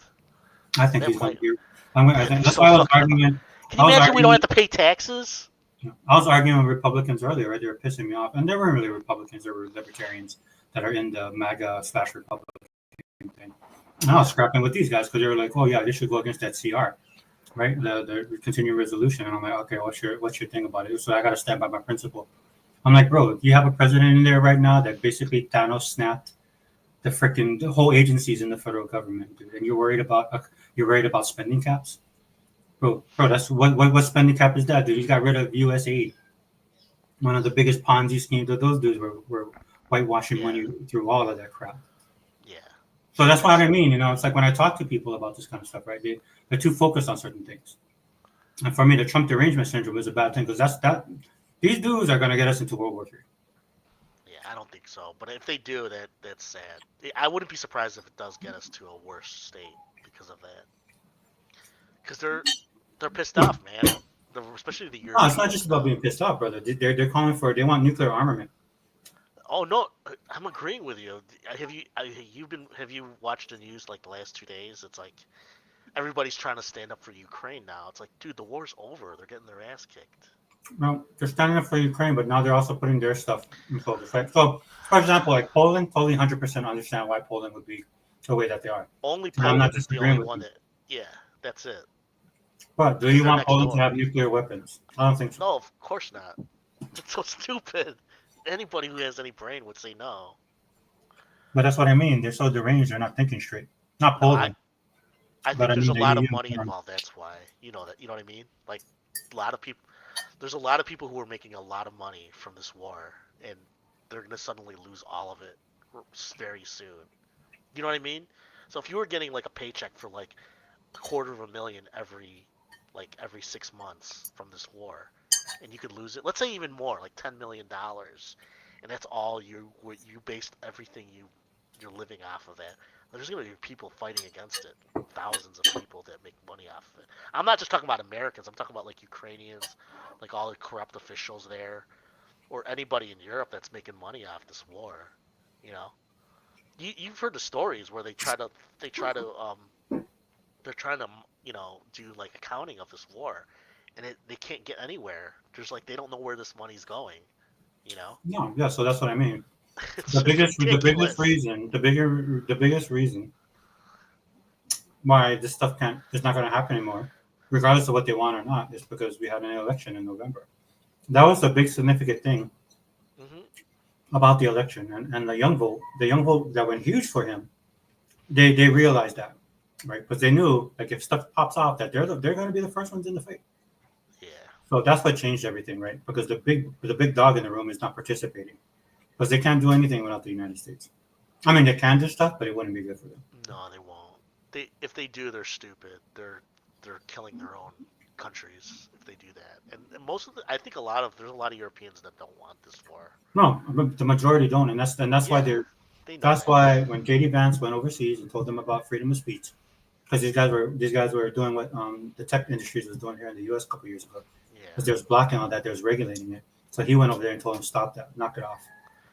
Because there's opposition parties that are growing in their countries, right, that don't want war, right? So all of a sudden you have these guys that, okay, well, we want to have an election, we want to elect other people. Oh wait, but you can't be participated. Why can't we participate? Because you're far right Nazi. You're a far right Nazi way. And then they shut them down. That's because that's how much empower that these guys want to stay. Because they know the gravy train's over, dude. Yeah, it is. The best thing Trump should probably do is pull us out of NATO. Because that's why they're trying to get Ukraine into NATO. So then something goes on in Ukraine, then they'll force our hand. Which I don't necessarily mean that Trump would do it, but I've noticed, like, just so I've been listening. Cause sometimes I'll listen to podcasts that I don't agree with. Yeah. And they're like all saying like, oh, everybody hates America now. They're trying to they're basically threatening America in these places. Because I'll say this: the hate is more visible now, but they never liked this. That's just the way it is. I didn't care. No, I think I think there's a lot of people who agree with it though.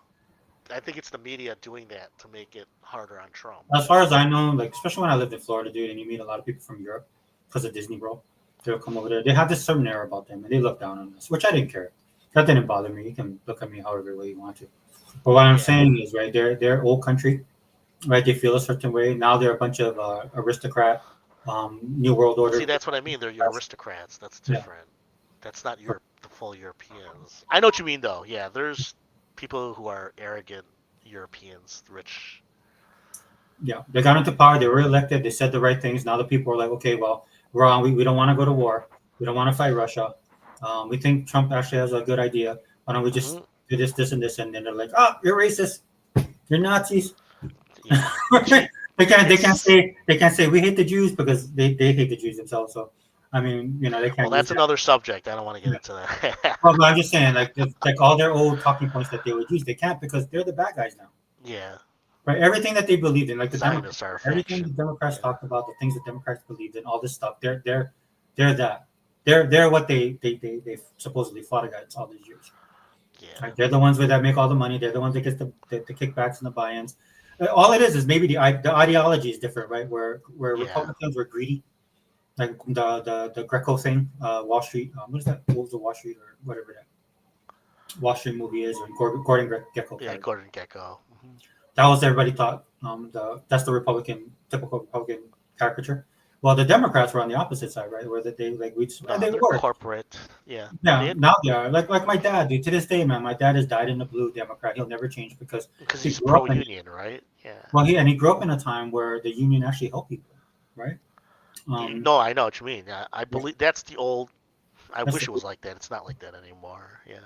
Dude, when you have Bobby Kennedy Jr. and Tulsi Gabbard on your side, that should wake you up. That should wake you up. You know what I'm saying? But because they're on this side now, they're Russian assets just like Trump. So look, if they want to go down that route, dude, that's I don't care at this point. All I care about is let's get the economy going, and let's stay out of these wars, right? Because we don't need to be involved. Yeah. And let's move forward. That's what I think. That's what he wants, but it's gonna be hard. Yeah, like you said, they would some of these people they would want to throw us into a war just to continue all this shit. It's crazy.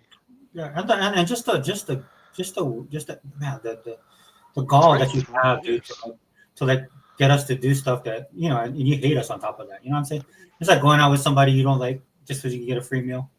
screw that. The Ukraine war is already 3 years plus old. Can you believe that? That's crazy.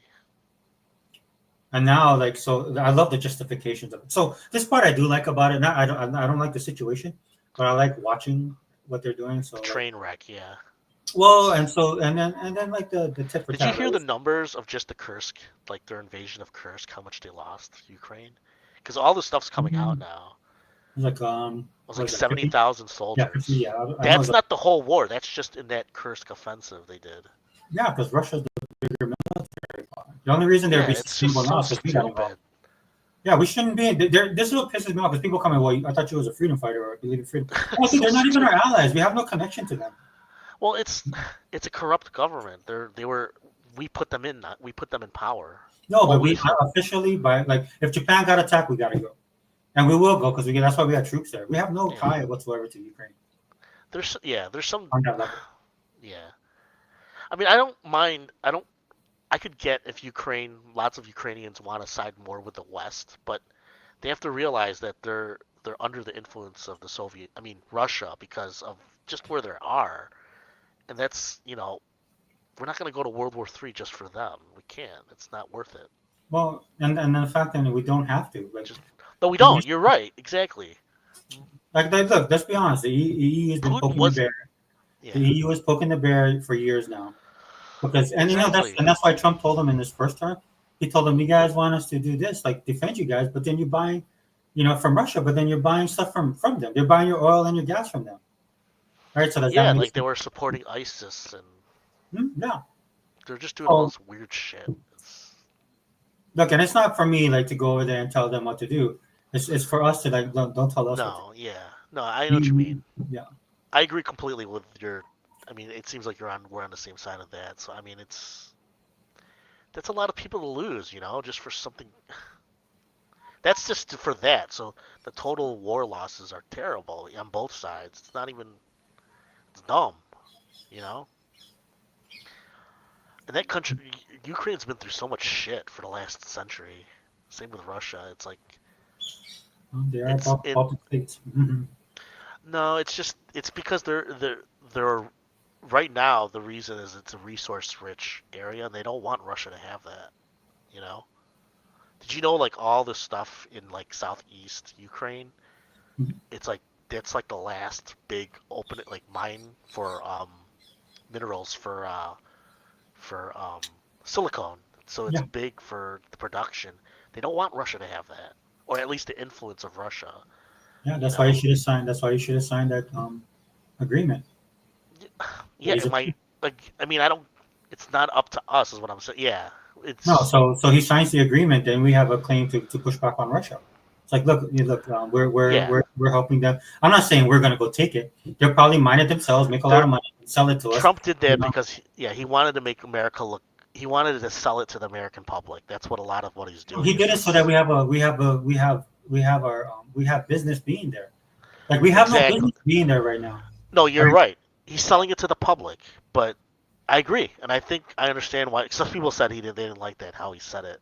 I can understand that because it sounds like jingoistic. You know what I mean? Like, just give it to us. But he's doing that to sell it, like you just said. They're selling it to have a reason to be there, but he doesn't want to be there. You know what I mean? The way he talks, he talks about the loss of lives. He wants it to end because he knows it's stupid. Marco Rubio talked about this. He talked about it in detail. They've been having communications with this dude, the Ukraine president, or Zelensky. They've been talking to Zelensky for weeks now, and all of this stuff was agreed upon before that happened, right? And then he got something up his ass, and then he decided to talk out of turn, and he got smacked down, which rightfully so he should be, because we don't need you, bro. We don't need your minerals. Well, it's not him, you know that. It's probably people behind him. Well, whoever it is, he's the one. We don't know. Yeah, it's like Soros. Well, I know this much. He played the big dog and got his ass whooped. Right, and rightfully so. He's being protected, obviously. You don't come into a person's house and talk trash. I don't care who you are. Right? Oh no, yeah. And then the agreement was already set. They weren't there to talk about the stuff they talked about. They were there just to get the signing done. And then America could have said, "Okay, Russia, like this is what we have. Like this is how we're involved. Hey, if you come across this border, if you do this, we might have to get involved." Right, because that's how they can. It's us getting involved, but at the base level as possible, right? Instead of us, Yeah. like some of these Europeans are like, oh, why don't you just go in and take them out? Like, what, dude? You know what I'm saying? I'm like, bro, you like that's why Trump will tell them, is like, well, why don't you do it? You know, because they can't, right? And then now the whole thing is like, oh well, we relied on you for your defense. So it's like, no, you took advantage of our defense because this is how your economies grew. This is how you got prosperous, which was fine because it matched with our agenda as far as Well, yeah. you Well, know, projecting power, whatever. So it was for both of us. But now, right, these dudes are kind of look. I just can't stand it. I'm like, look, dude, in this relationship, you should be coming to me. I don't expect you to bend the knee, but at least be nice about it. Don't be yelling, barking at me. see, the thing is, I think during his first administration, Hmm. he actually let Ukraine do what it needed to, but he just said, "Don't involve us explicitly." You know what I mean? For like 4 years. But he got backstabbed so many times, I think, during his first administration. That's why he's acting the way he is now. No, he knew. I mean, when he came in, he didn't know how Exactly. bad it So was. he didn't Like, know. yeah. Yeah, he didn't know. I mean, I'm not. I'm not saying. I'm just being realistic about, at least from my point of view. Because I was talking to my brother-in-law about it, and he said that yeah, he agrees that we were talking about it, and he was like, yeah, they're not.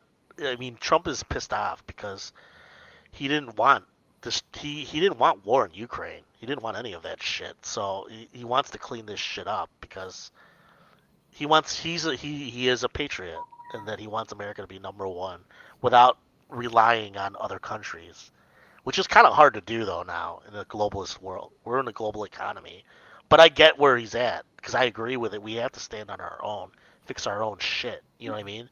Fix our own economics. It's You actually know, changing. It's actually not changing the scope of politics around the globe. He's it actually is. It is because everybody relies on the central government to have base. They rely on an implicit trust of the governments. But the government, everybody sits there and tells us that they're our friends and we're allies and we're friends. Yes, we are.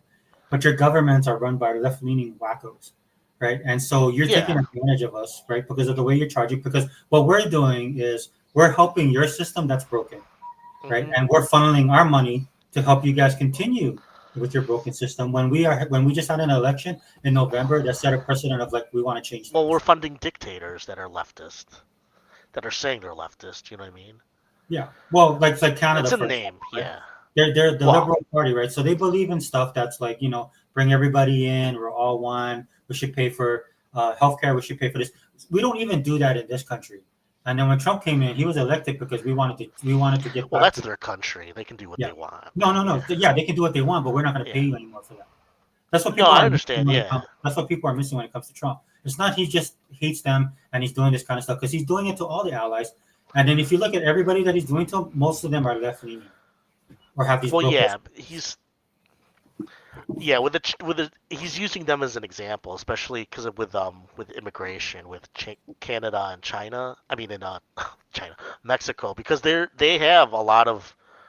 I think there's deals under the table to get these immigrants in here. They do that on purpose, and he's Yeah, trying to cut that off. He's trying to cut that money supply off. well, and it makes sense, right? Because his agenda is totally opposite of every country on this planet. Yeah, but they're Even our allies, even supposed Western democracies, because yeah, they're all liberal. They're all but liberal. it's like because he. This is the thing with Trump. I think he knows there's conspiracies, but he can't say it, and they're Um, trying to do that. They're trying to dilute America on purpose because they wanted to bring it to a world. I really believe that.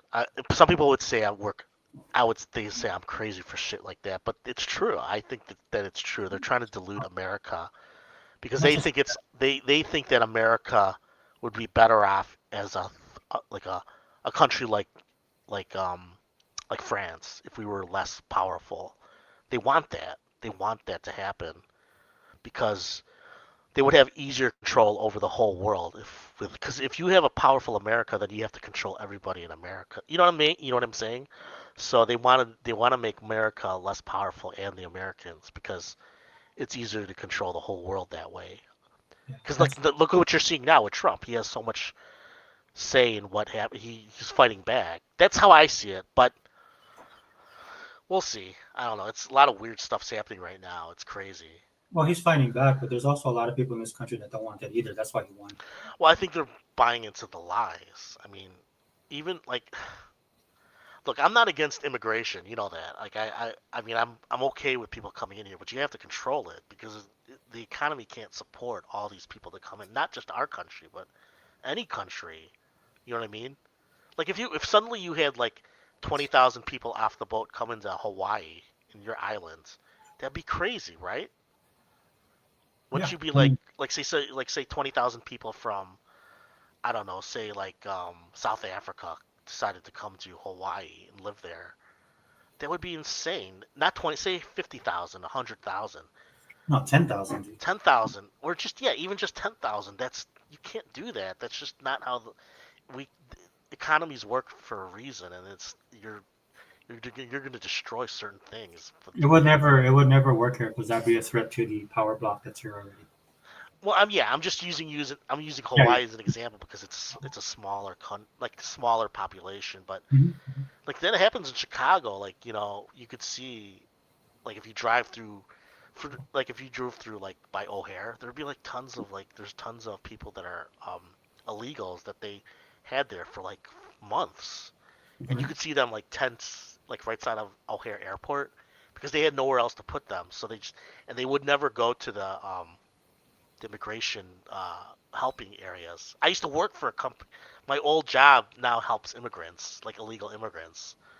That's their job. So now it's turning into another state, non-sponsored by nonprofits that they turn that into another. You know what I mean? So I'm not against that. I'm just because they try to help bring kids with their parents. They get broken up and stuff. But my point is, it's like they turning it into another gravy train. It's just money in somebody else's pocket when you think about it. Yeah, there's a civil war in the federal government right now because it's basically it's either you or me, right? Exactly. So And I so mean, there's guys that I I'll use myself. I sit back and I look at Washington D.C. and they're getting cut, and then they're like looking for sympathy. I'm like, bro, you guys are getting paid over $100,000. What do you guys do, honestly, right?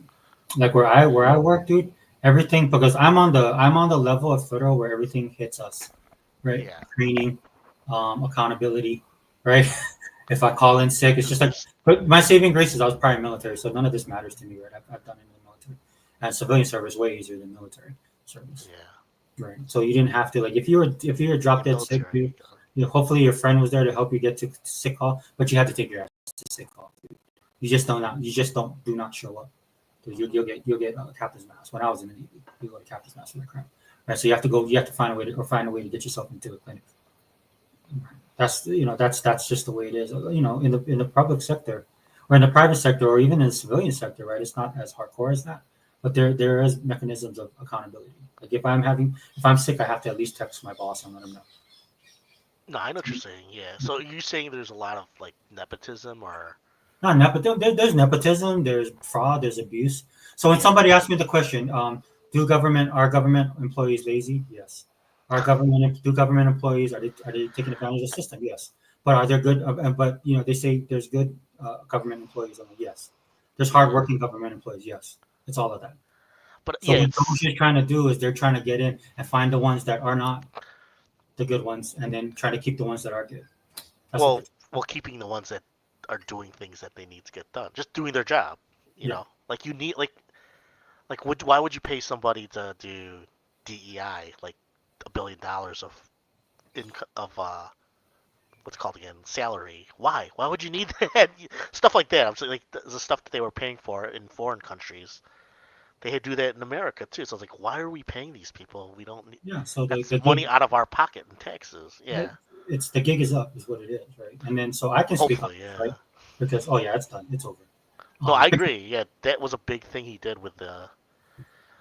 Because you see what the media is trying to do, and how they're trying to get sympathy and support, Yeah. but they're going back to their old tricks. But nobody cares, you know why? Because people are saying they're like, No. no, why are you getting like you just said? Why are you getting $100,000? What does that mean? What is that title? What do you do? I'm struggling, bro. I can't buy eggs. Dude, You I'm know, still getting salary that is from 2010, 2015. Do you know what I mean? I'm actually getting less. My last contract was less than my contract 10 years ago. Yeah. That's just me though. But I'm just saying I'm using anecdotal, you know what I mean? Mhm. And I don't think I'm alone. So like when I get calls for jobs and they want to pay me something I got paid in 2010, it's like what the fuck? You know what I mean? People and like So- people, they'll ask me, they'll look at me and they say, "Doesn't that make you mad?" I'm like, "Yeah, dude. We have a coworker that might be cut, and she is awesome, dude. You need to keep her because the stuff that she knows for what she does, no, it'll take at least a year and a half, 2 years to train somebody to be like her. That's a you already lot. have her. That's a But- lot of training. No, because it's a knowledge based thing, right? This is something Yeah. that she's garnered. Oh no, over I know what you mean. years. Yeah. And so the problem with that is though because she teleworks, hmm right? And so they're trying to find ways to keep her because they know if we lose her, that's a big loss, and it'll be almost impossible To keep find her. somebody. Yeah, and it'll actually affect the mission of what we do. Is it only because she's a teleworker? That's the only reason they want to fire her? No, well, it's because if you're a teleworker now, you have to come into your office. But Yes, she lives in a exactly, total. yeah. She lives in a total different state. Yeah. No, I know what you're But this saying. was something that was agreed upon for years, and as a contract, and then you have to renew it every once in a while. But it never was a problem until now. So people ask me, doesn't that make you mad? I said, yeah, that makes me mad. It makes me mad that somebody like her that deserves a job, that deserves to be working, that actually contributes to what the mission is, that she's probably going to get fired because you guys waste money. So people think I'm going to be Yeah. mad if she's getting fired. No, I'm mad that she's getting fired because you guys, all you pricks at the No, top, yeah. all you Well, 'cause pricks at the top, man, you guys like to eat like. They want you to hate Trump, is what you're saying. Yeah. Well, just yeah, or my like, chain of command and stuff like that. I was like, no, dude, we're all in the same boat because we're They suffering. could because you rehire guys- her. Yeah. So you're suffering. We're suffering because of the stuff that you guys did, not because of what he's doing. It's what the stuff you guys. You guys are wasting money. And the thing that really pisses me off is I have to take training for this all the time, every quarter, right? What you're not supposed to do, how you're supposed to act, how you're supposed to spend. I work in resource management, and so how are you supposed to spend these funds? Like there's like things done in triplicate. Right. This is why I want smaller federal government because federal government there's a necessity for it and there's functions that they're supposed to do. Defense is one of them, right? But at the end of the day, dude, there's so much. It's built a certain way that you don't want government doing the majority of the stuff that it's doing because it's so slow, and it's built to be slow, right? Because there's checks and balances, right? You got to make sure. Okay, why do you want that $10,000 computer when everybody else's computer is $5,000? Like what justifies you even attempting to ask me for that $10,000, knowing already all the rules that are established, our guidelines, not just command but overall. It tells you everything like that, so you better have a good reason why you want that, and it has to be justified, and that's the process, dude. And sometimes that takes a long time, right? So much so, some of this stuff does take so long that people just go, okay, I'll just do this, right? So that's the checks and balances I talk about when you do this kind of stuff. Yeah. No, I know what you mean. Yeah. It sucks. Yeah. And it pisses me off because you got a job because somebody's sister's uncle's brother's cousin or your alma mater, you all went to the Well, same that's gonna thing. always happen. Yeah. No, but that still makes me mad. There's like, why are you making $120,000 But wouldn't a year? okay? So say if your brother or sister or your parent, they know you can do a good job and they're gonna hire you. Wouldn't you be happy that they can hire you and get good pay? I would never work with my family. No, but I'm just giving, you know what I mean? I'm saying, so like, say you get 2 jobs offered to you and then the better job is from your family. You would take the family job for sure, right? Even if, and it makes you, it's a real, this is not like a fake job. This is a real job. You know what I mean? Like, it's not like a gravy train. It's a job that you have to work. I can understand if you have, like, my point is that not all jobs that hire relatives, nepotism is bad. You know, because Well, I mean, I think it's bad and definitely bad in state, federal, and city. No, I know what you mean. Yeah, no, most of them are, because they keep it within the family. Well, it's like the joke that's on social media, right? It's like the influencer was closer to the Chinese restaurant, and he's like, "How do you know this is the Chinese restaurant?" They have the So I mean, they got like, you know what I'm saying? Yeah, so they don't. They would create laws to avoid that, but they don't because they know that a lot of people hire like that. Because I've been at a lot of jobs. That's almost every job. Every job I've been at, there's always a brother or sister or not a husband, but like usually it's a son. The son works for the job for the father's or the daughter. They work there at the company because they got their father is a manager there. I mean, if it's private sector, then that's private sector. I mean, if that's their company, but it works like that in government too. You know that. I'm not saying it's good or bad. I'm just saying that's how it is. That's all. I don't like it, but I know what you're saying. Yeah, it's government, so it's our taxpayer money. I mean, I can say since I see the hiring process, it doesn't happen where I work. Oh, does it? The only people that there's two groups that get preference. It's usually a spouse, and it depends on the job too, brother. Right? So it's different a spouse everywhere. or a veteran, spouse and veteran always. So you're working if, federal, right? You get Yeah. paid by the So you're working federal. I think it's probably less. I'm just guessing. just from my experience, right? So you could have a veteran that has like 30 points, 40 points, whatever, like that they want to hire veterans. But if he doesn't know anything about programming, you can't hire him, right? Yeah. You see what I'm saying? Oh, I've been at private jobs. I know people that don't do shit. Yeah. But I mean, in that case, and it'll show, right? It'll show. It'll show when they start losing money, yeah, because everybody's getting fired. Then they're gonna be like, "Why is this guy still here?" Well, especially where I work, right? Because patient care will suffer and mission readiness would go down. Like you would see it. Yeah, no. It would be that bad. I mean, we're already under the microscope as a tech, as an IT department. So yeah. I mean, so there's like I said, that's the thing about the government, though. That's why people don't. There's if I see an influx of people wanting to work for the government, my red flag already goes up. Government gets paid well.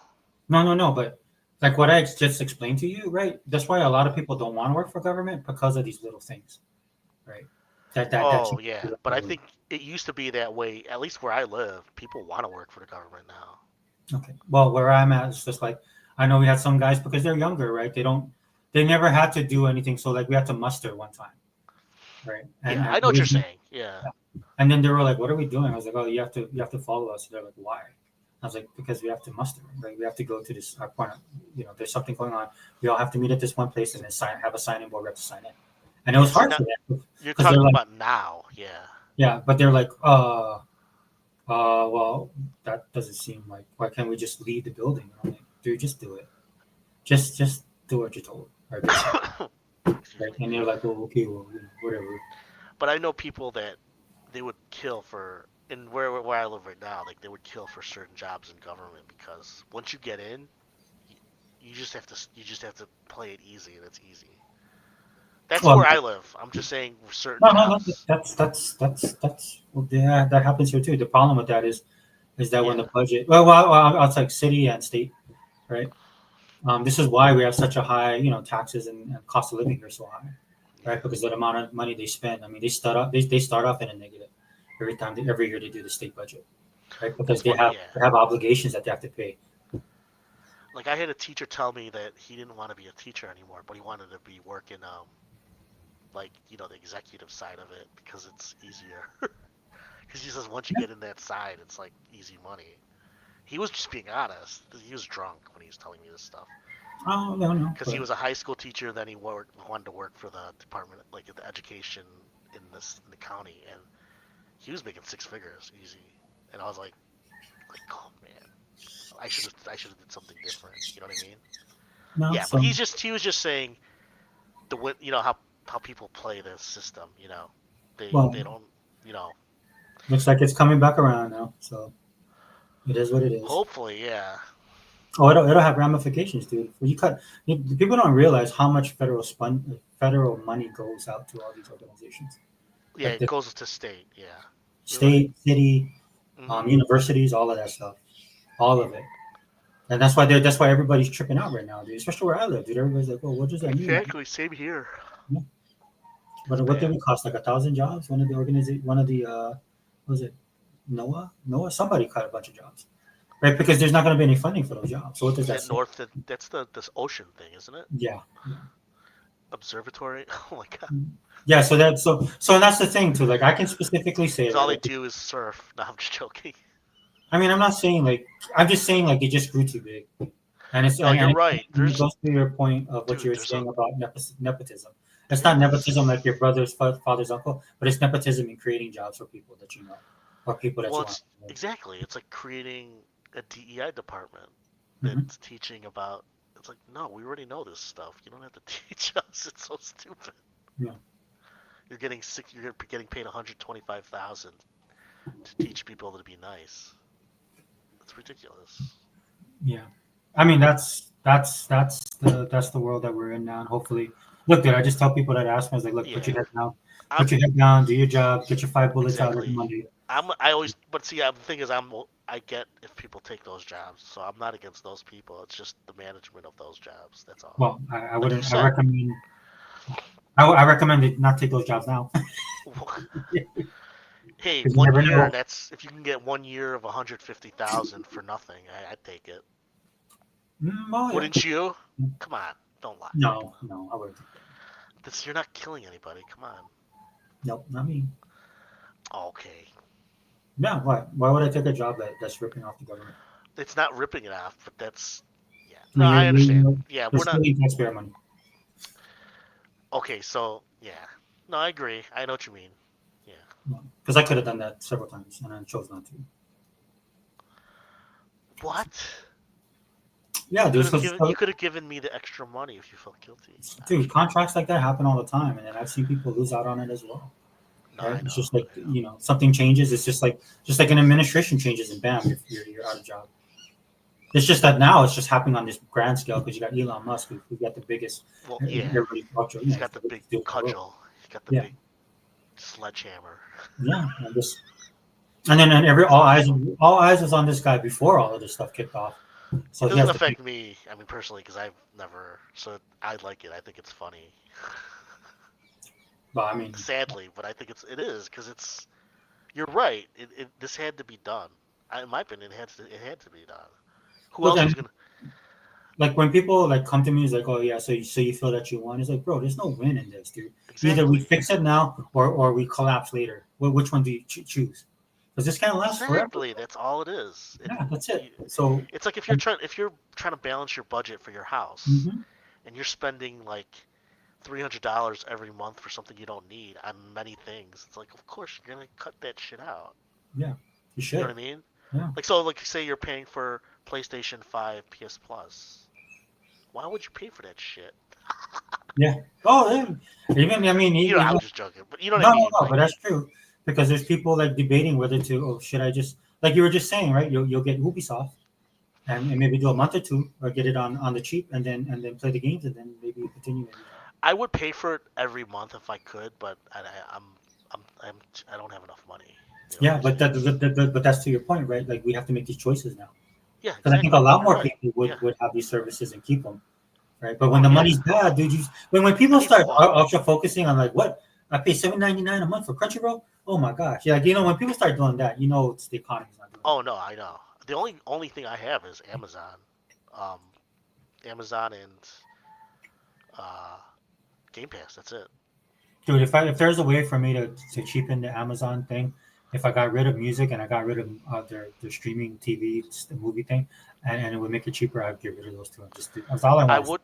I wouldn't pay for Amazon, but I pay for a lot of like stuff I get monthly. Like drugs or. No, yeah. Like I live in Hawaii, so they're an option. They're a cheap option. It is. They're affordable because it's cheaper than. If I didn't, then I wouldn't have it. Yeah, because I don't really use their Prime that much because I can do it. You know what I mean? You know what I'm talking about. But anyway, Prime, I don't use it for Prime that much. But although I've been watching. What's that Jack Reacher? It's pretty good, but. Yeah, but I mean, it's not enough to really maintain a subscription, right? Exactly. Yeah, I don't watch it too much. Have you watched Jack Reacher? It's pretty good. I watched the first 2 seasons because I like that dude was in Smallville. Yeah, he's awesome. I like him. Yeah. He's funny. He's I thought the show would be more like he's a nice guy, but it's not. He beats the shit out of people. Yeah, they actually stuck to who Jack Reacher is. That's how it is that's how it is in the novel. So he'll just kill people. It's like it's fun. He's like, but it's politics, dude. He's like Bautista. Like he has that Bautista vibe, but it's he's a liberal. I don't think they're liberals. They're more because about Bautista's because his mom's a lesbian. So.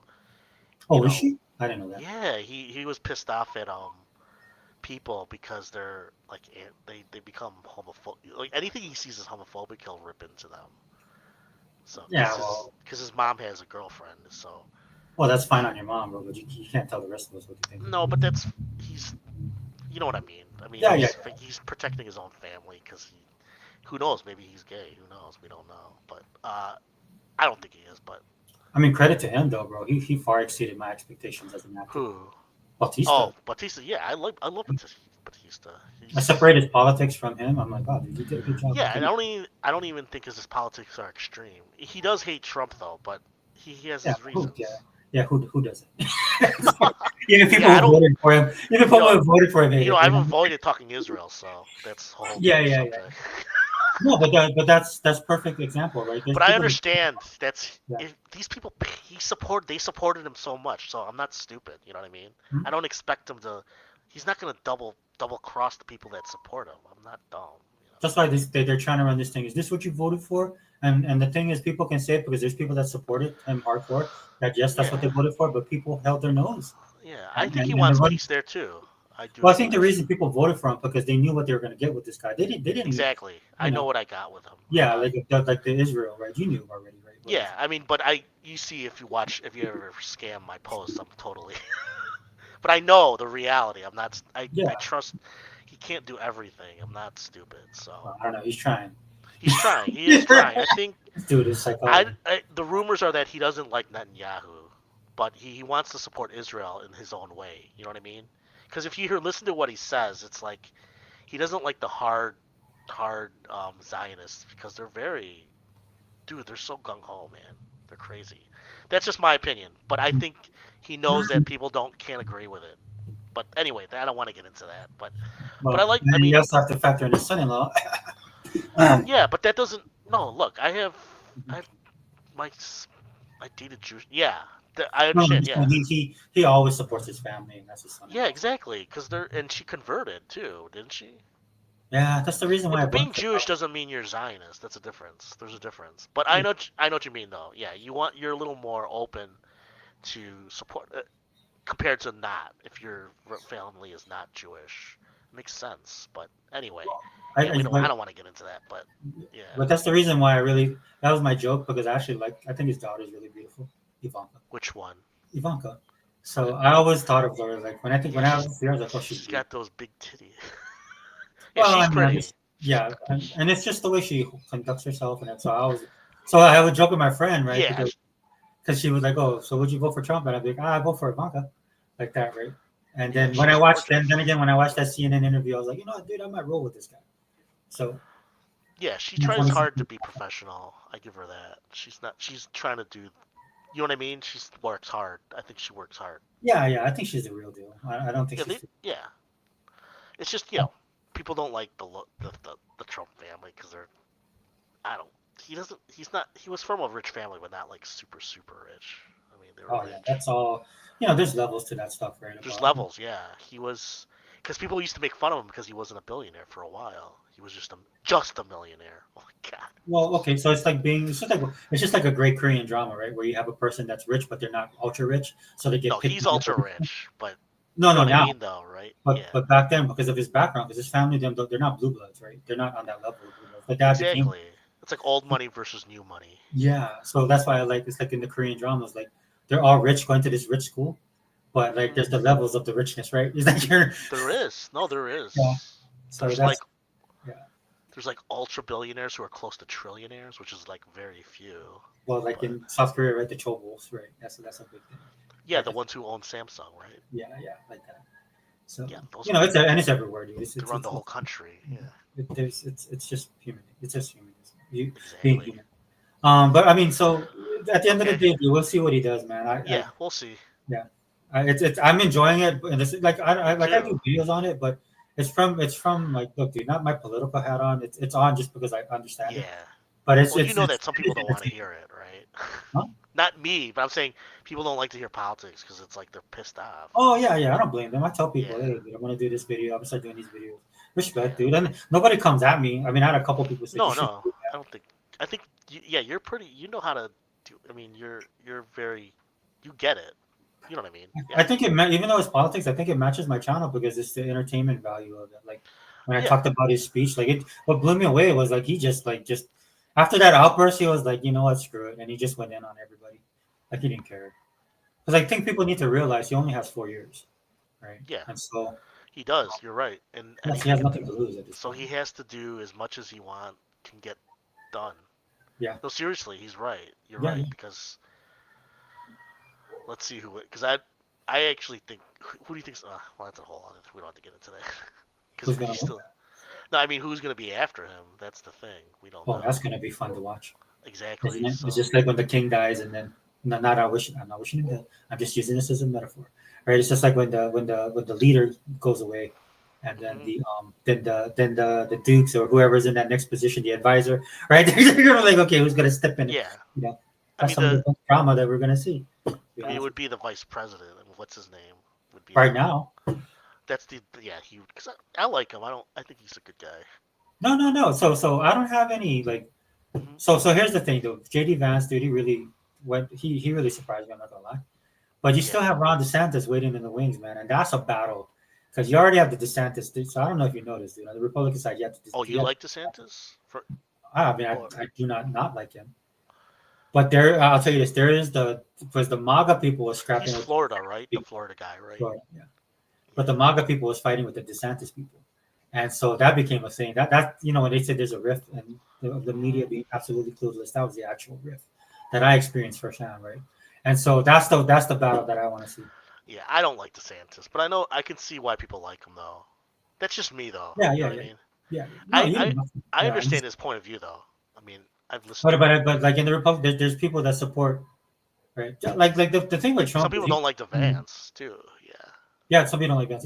The thing with Trump was he tapped into that Tea Party thing when he came rolling in, and he just blew everybody out the water, dude. It was amazing. It was good that he came in and did that because the Democrats do that to the Republicans every time. Call them I was racist. one of. Yeah, I didn't like the Tea Party people until I once Trump was. I told you like before, like when Trump was nominated, when he Mhm. announced his candidacy, I was laughing because I was like, dude, he's doing it, and then the Yeah. reaction to it was so funny because it That's the told me Simpsons, that. right? The Simpsons, right? That people were playing that. Look, the Simpsons predicted this. Well, yeah, remember he came out. He was in his in the Trump Towers, and he came down, and people were making fun of it. Like he's not gonna do it. This is 2013, and I'm like, the reaction was so overblown that I'm like, dude, this guy's he's pissing off so many people Yeah, you could. right away. Yeah. Yeah, You could help I it. even I live half my family. They're like hardcore conservatives, mostly for Christian reasons, but Mhm. even they didn't like him at first. Now I liked him first before they did. So I always tell them, I'm like, you guys didn't even like Trump. I was the first because I told them right away that July when he announced. I'm like, I like Trump. Then he like, he's not a conservative. That's what my brother-in-law said. And he's Yeah, hardcore conservative. He's not. He's not, but they love him now. That's what I'm saying because they love what he's doing because they know that it has to be done. At least Well, what they think. I mean, he's that much about him. I mean, there's just something. It's his personality that turns a lot. Either people like it or don't. Yeah, exactly. But when I saw him, like I said before, when I saw him get that interview with that dude from CNN, man, Anderson Cooper, and he flipped that whole script on him, I was like, dude, I'm in. I need to see this guy because I've never seen any Republican. Yeah. Because technically he's not a Republican, but he's running for the Republican nomination. And this is why they didn't take him seriously. But after that interview, man, I saw that. I was like, bro, this dude is gonna, dude, I can't wait to see what he does. And he just blew them all. He just one by one took them all down. It's because I mean, it's beautiful to watch because they needed to be shook up. It's still happening now. Yeah, to this day. It's funny because you think they would learn, but no, they don't. Yeah, I don't. Yeah. That's like people said to me, "Is like, so you honestly think he's going to take over Panama, the Panama Canal?" It's like, then I said this to him. It's like, come on, take over the Panama Canal. Well, he just wants it away from China. That's no. So then I'll say something like that. So and they look at me and I say, or maybe he just wants to take it over. I don't know, like, because you don't know what this dude, right? It's not you can't 100% on him. That's the thing. That's what keeps everybody off. This is how he's able to check guys like Xi and Putin, right? Because they don't know, dude. They think they have an idea of what he's going to do, but it's that 10% that they don't know that they're worried about. Yeah, and that they have to focus on, right?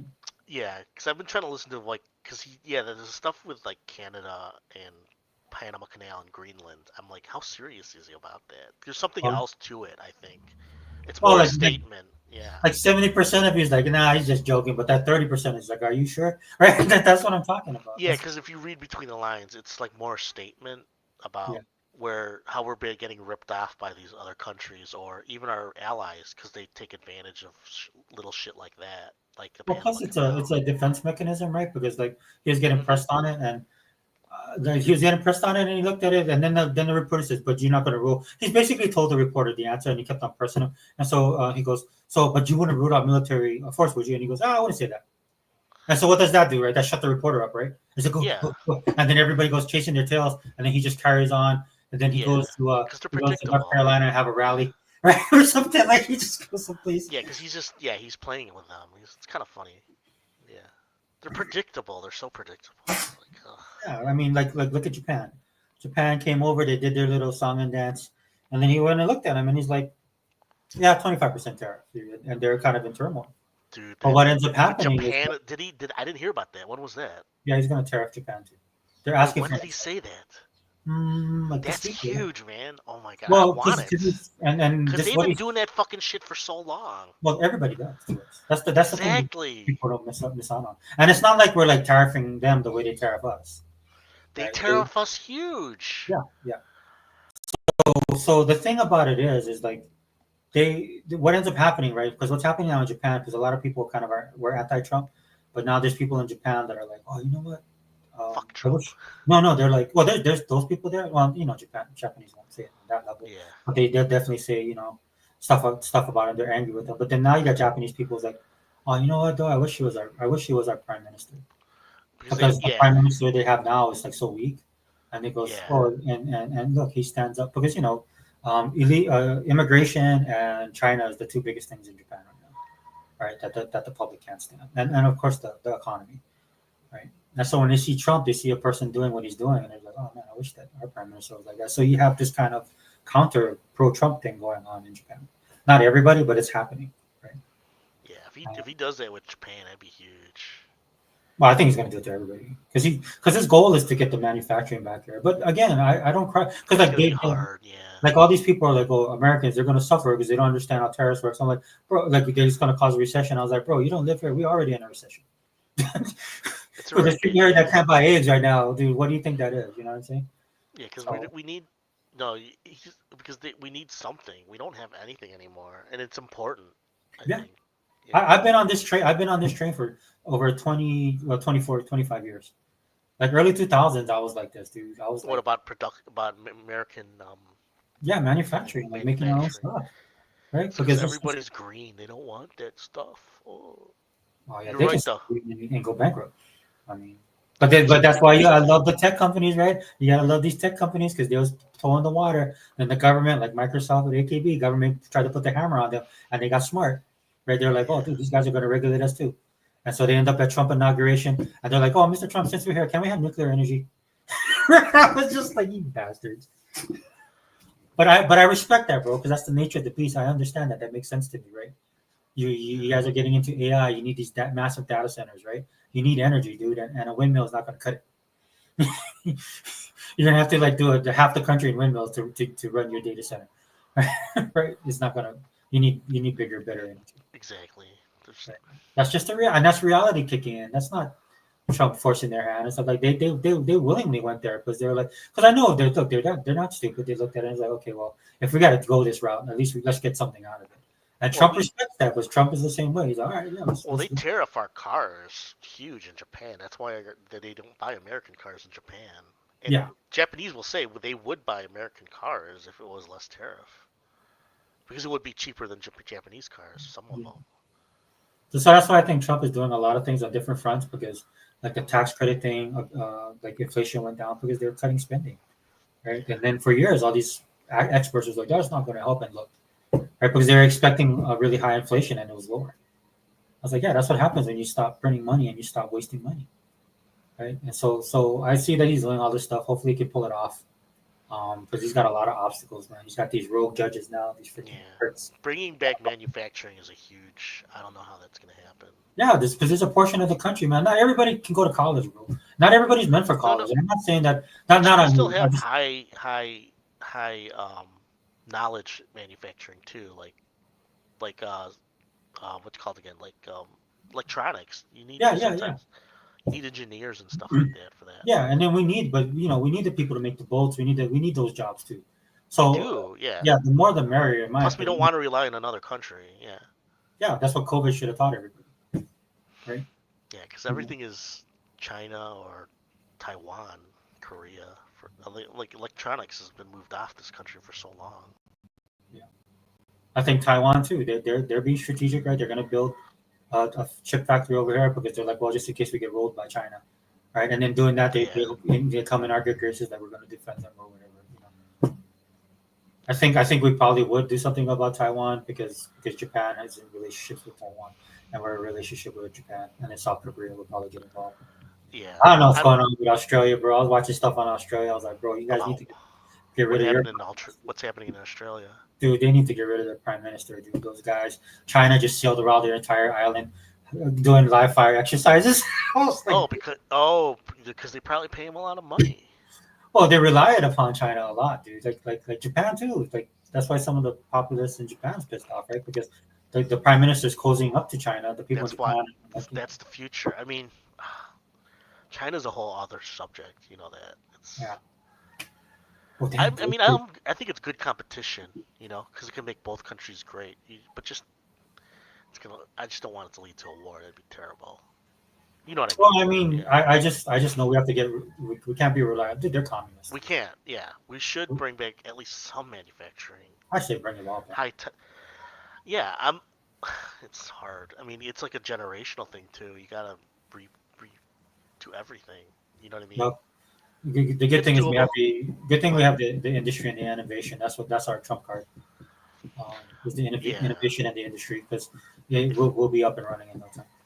Yeah, I mean, if we can build, I told my brother-in-law I was kind of pessimistic about it, but I said if we can do these big Amazon can build all these big warehouse if you look at them, it's basically like manufacturing. It's just delivering. All they do is delivering on the nose. Their schedules are so tight, you know. If we can do that, we can do that with manufacturing again, for sure. But we have to have the will to do it. Is the point, you know? No, we will. We'll have no. Maybe. I mean, I don't know. I think some people prefer it that America doesn't do it. There's a lot of people that prefer we don't do it. That we don't manufacture because they think we're an economy beyond that already. But I don't think so. We need it, in my opinion. No, it'll be better for them, right? Especially our allies. That's what they never look at the positive side, like Japan or Canada.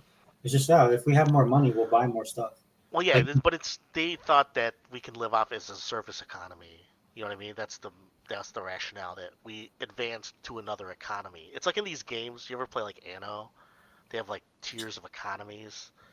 So America moved on to tier 3, and tier 2 is manufacturing for like low. I don't believe that because I think we need to be able to support basics. I think we just need to be able to support basic goods for our own country and make it cheap. That's all. Do you know what I mean? Like, we have the food, and we can do it for food, like farming. So, like, if you want to make like basic, not cars, but like, you know, something's basic, like hangers or just little things, we should be able to do that instead of just importing it from China. That's so stupid. Well, it also gives us the flexibility when things become bad. Yeah. Well, not just bad, but when things become when things have run their life cycle, right? Say like you're making a specific product and that product gets superseded by technology or something else. And having it here will allow us to course correct faster than if you're manufacturing overseas. So the only thing is that people have to want it. That's all. They will, dude. Yeah, we'll see. I mean, one thing that we killed that was horrible is the small businesses. We got to bring those back because that's part of the economy as well, right? That you allow people to create their own businesses and their own jobs that feed into the economy. Not everybody can work for a big corporation. That's the only thing I had against Vivek Ramaswamy. What he said wasn't wrong when he talked about like how we're behind.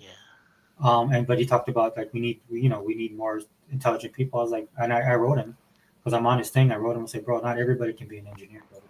This whole country can't be full of engineers. You need a good mix of people. Well, China's doing that. I'm just joking. No, they are, but look at what happened to them. No, I know exactly. They have people they can't get work. Yeah. Because you can't support everything. It doesn't work that way. No, that's why you need that. But they're communists, so they'll never figure that out, right? Well, it's. But in America, that's one of our the not the black market, but that's a side. That's another tier, right? If you have something that becomes successful, like a Ben and Jerry's that starts off small, or Crumble, Yeah, I know what you're saying. Well, Canes. America's freedom. You do what you want to do to make money, whether it's sit at home do being a YouTuber or Yeah. all the best YouTubers are American. Not, you know what I mean? It's like that should be the choice. But yeah, some people like to do. They would prefer the manufacturing because it's like my job that now I kind of went down in my career because I want less stress. I'm not saying I want to be working in a factory, but I kind of do prefer jobs where I don't have to think about managing anything. Do you know what I'm saying? No, yeah, and that's what I I'm mean. already over 50. I don't want to worry about shit. So. No, like that's what I mean, though, right? Everybody's different, and everybody exactly, yeah. Choices. So we need an economy that matches that. We used to have that. Exactly. No, you're right. And nobody cared. Afford a house. Yeah, and nobody cared what you did. Maybe you got like like if you're, like if you're not working or something, you get some guff and stuff like that. But yeah, nobody cared that you worked at McDonald's, right? It's like, hey man, he's working. He's got a job. He's getting paid. Exactly, and that's what manufacturing. Yeah. Everybody's like, no, dude. Not everybody can have that $200,000 job, and that's how you get DC blow up and be really big. Yeah, you just want to have, like we had before, a big middle class that can afford things. I mean, and that's why China, like when people talk to me about China, dude, I'm like, no, they'll never surpass us. They'll never what?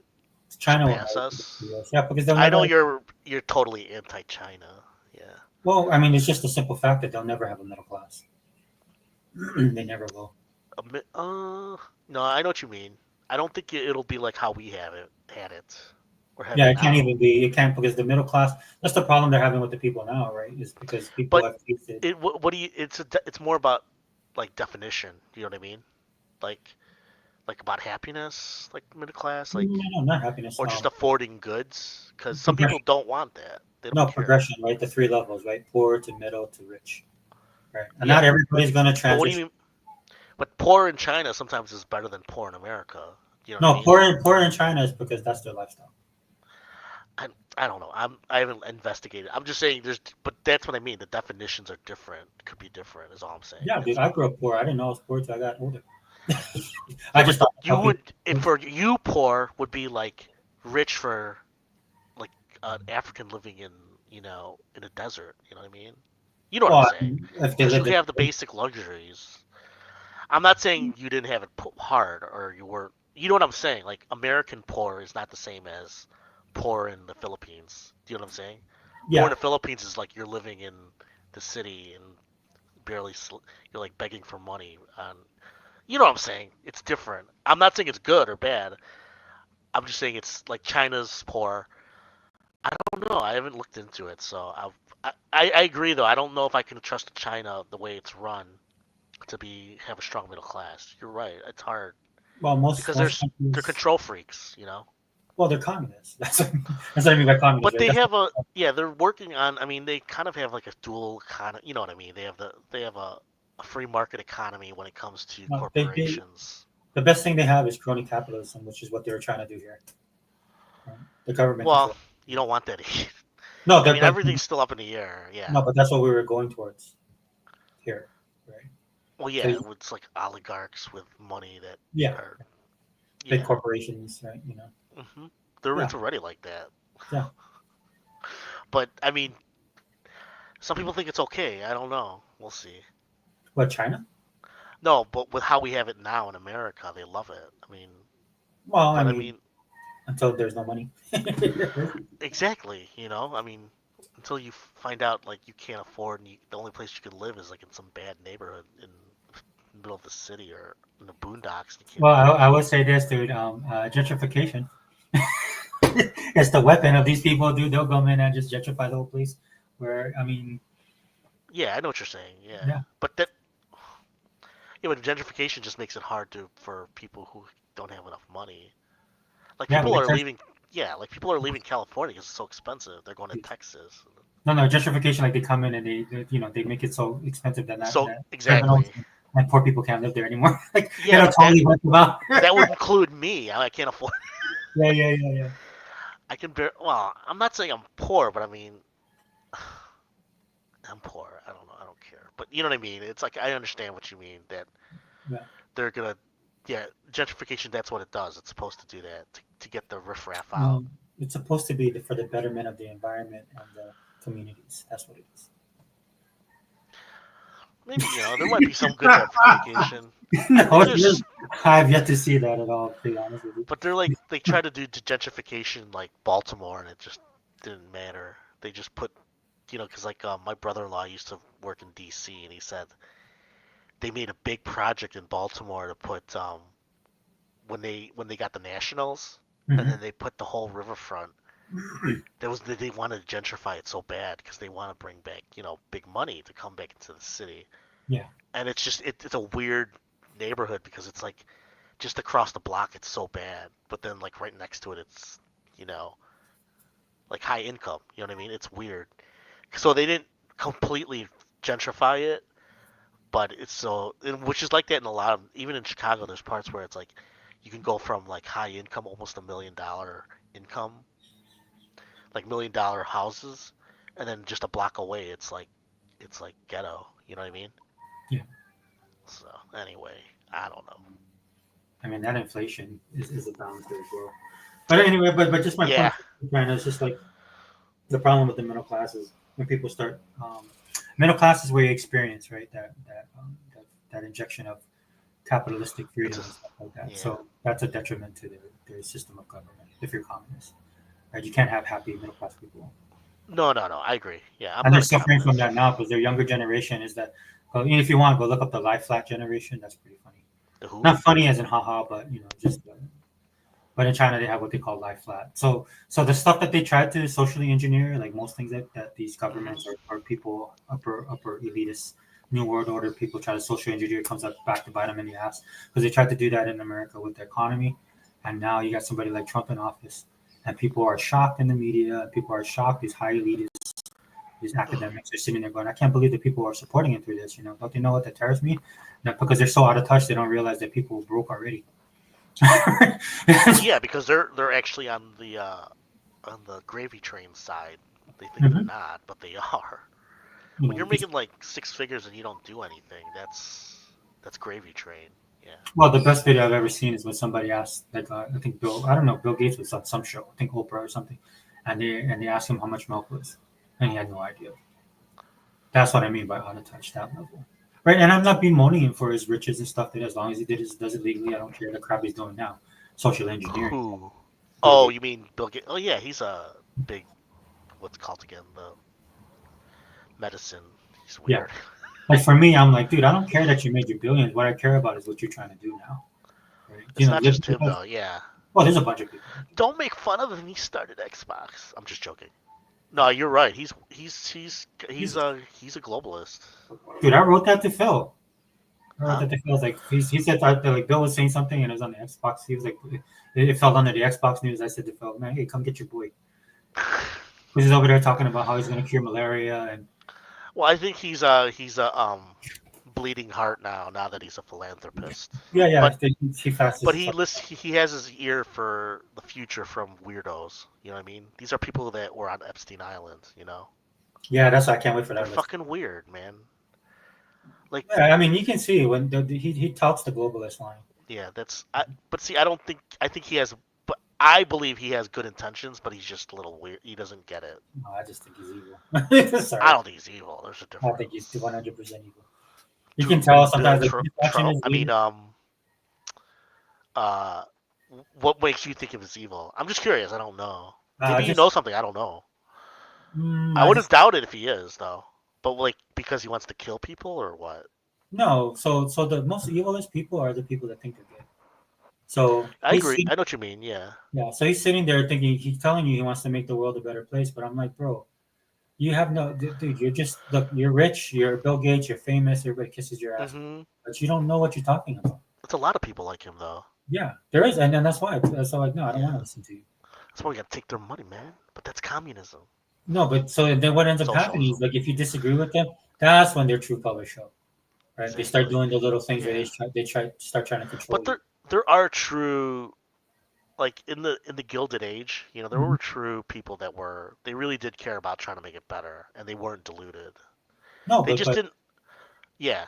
No, go ahead. the difference with that is like Bill Gates didn't grow up in that type of age, right? In the But Gilded Age, right, stuff like that. I yeah. mean, if you actually was a 1-for-1, saw your mom die of some kind of disease, right? You actually saw it, and then now you become rich and Yeah, you because become rich and powerful. Of course, that will stick with you. But like all these people that want to make these world changes, they're such disconnected. Like the amount of people that I see but it's that like it's Trump's cabinet though. Who? Some of the people, you know what I mean? Like which ones? Like Elon Musk, he's kind of a Oh, he's a futurist. Yeah, I want to listen to yeah. him.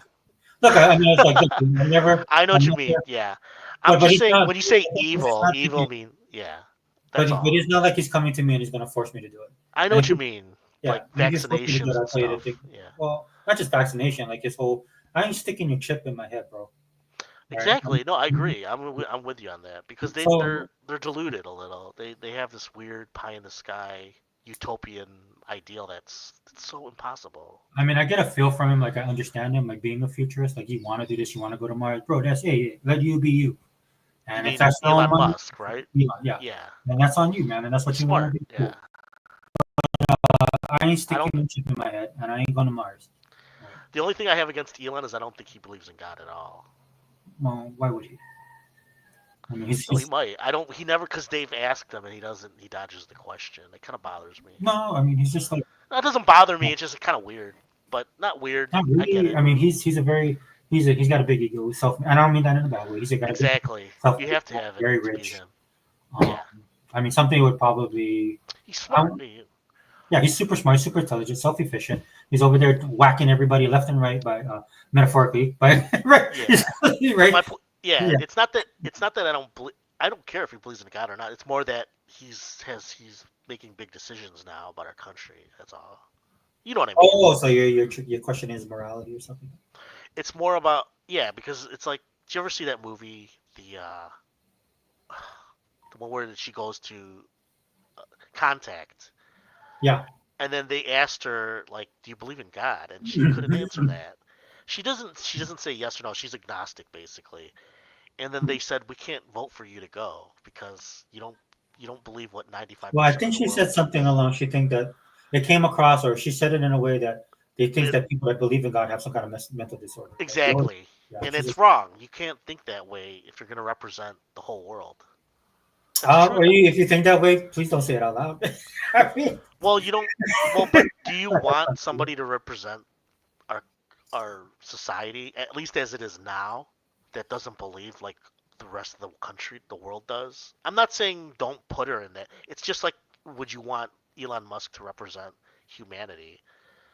You could say yes because he's the pinnacle of capitalist, wizardry or whatever.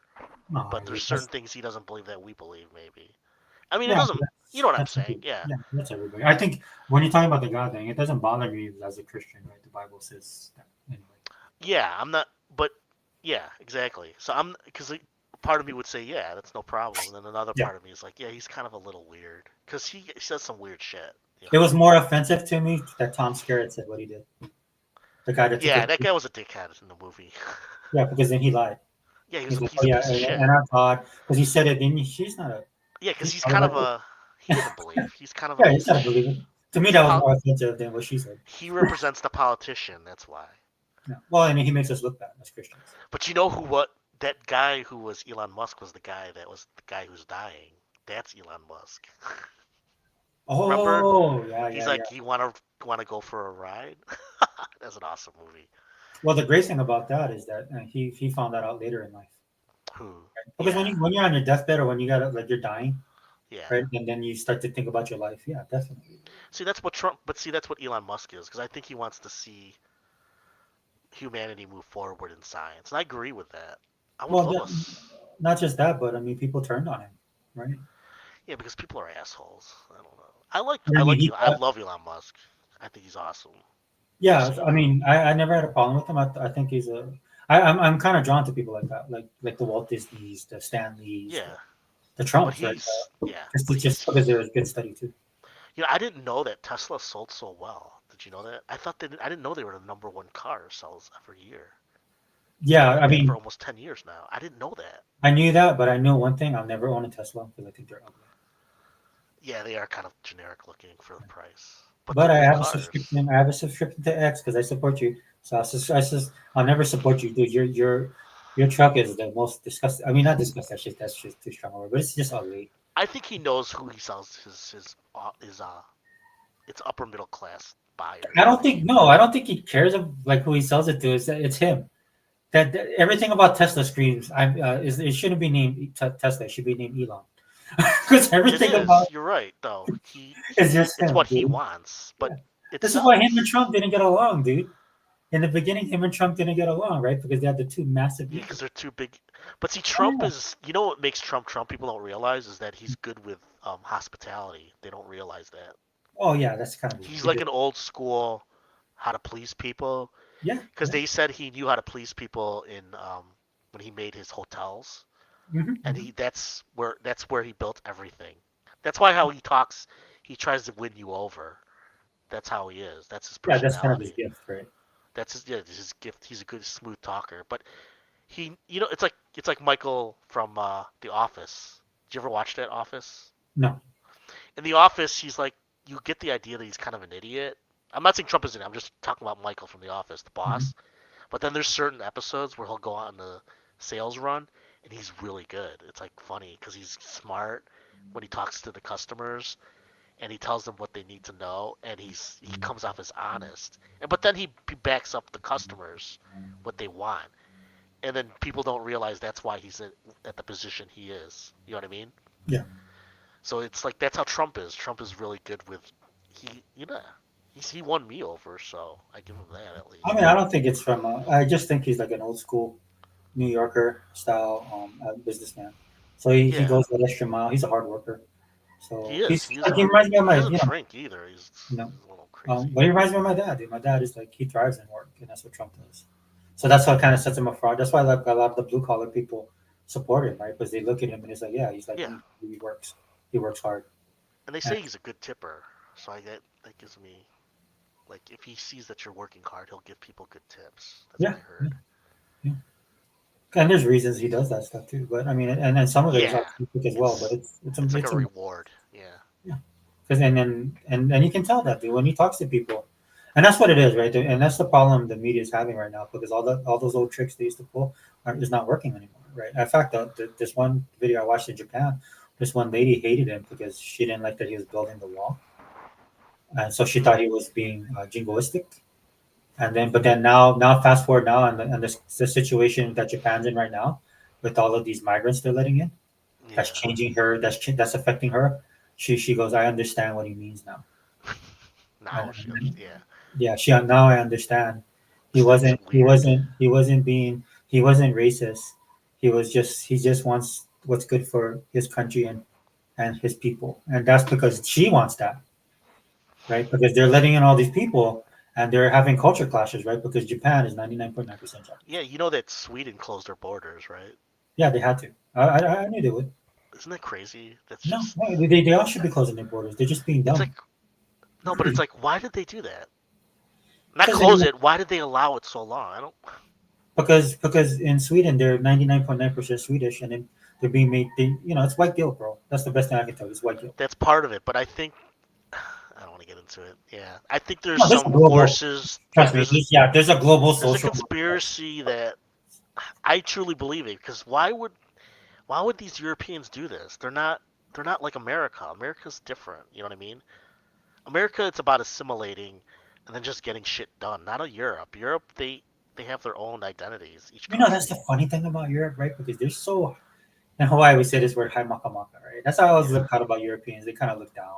And that's fine. Again, I don't. That's just their identity. Yeah. That's just who they are. But it's like they feel guilty about it, right? And then their younger generation has been educated in that your colonialism has destroyed the world. So now you have to destroy yourselves. Like it's almost I'm for assimilation, but I mean not like in one generation, dude. It takes time, and if you need it. I mean, you know what I mean?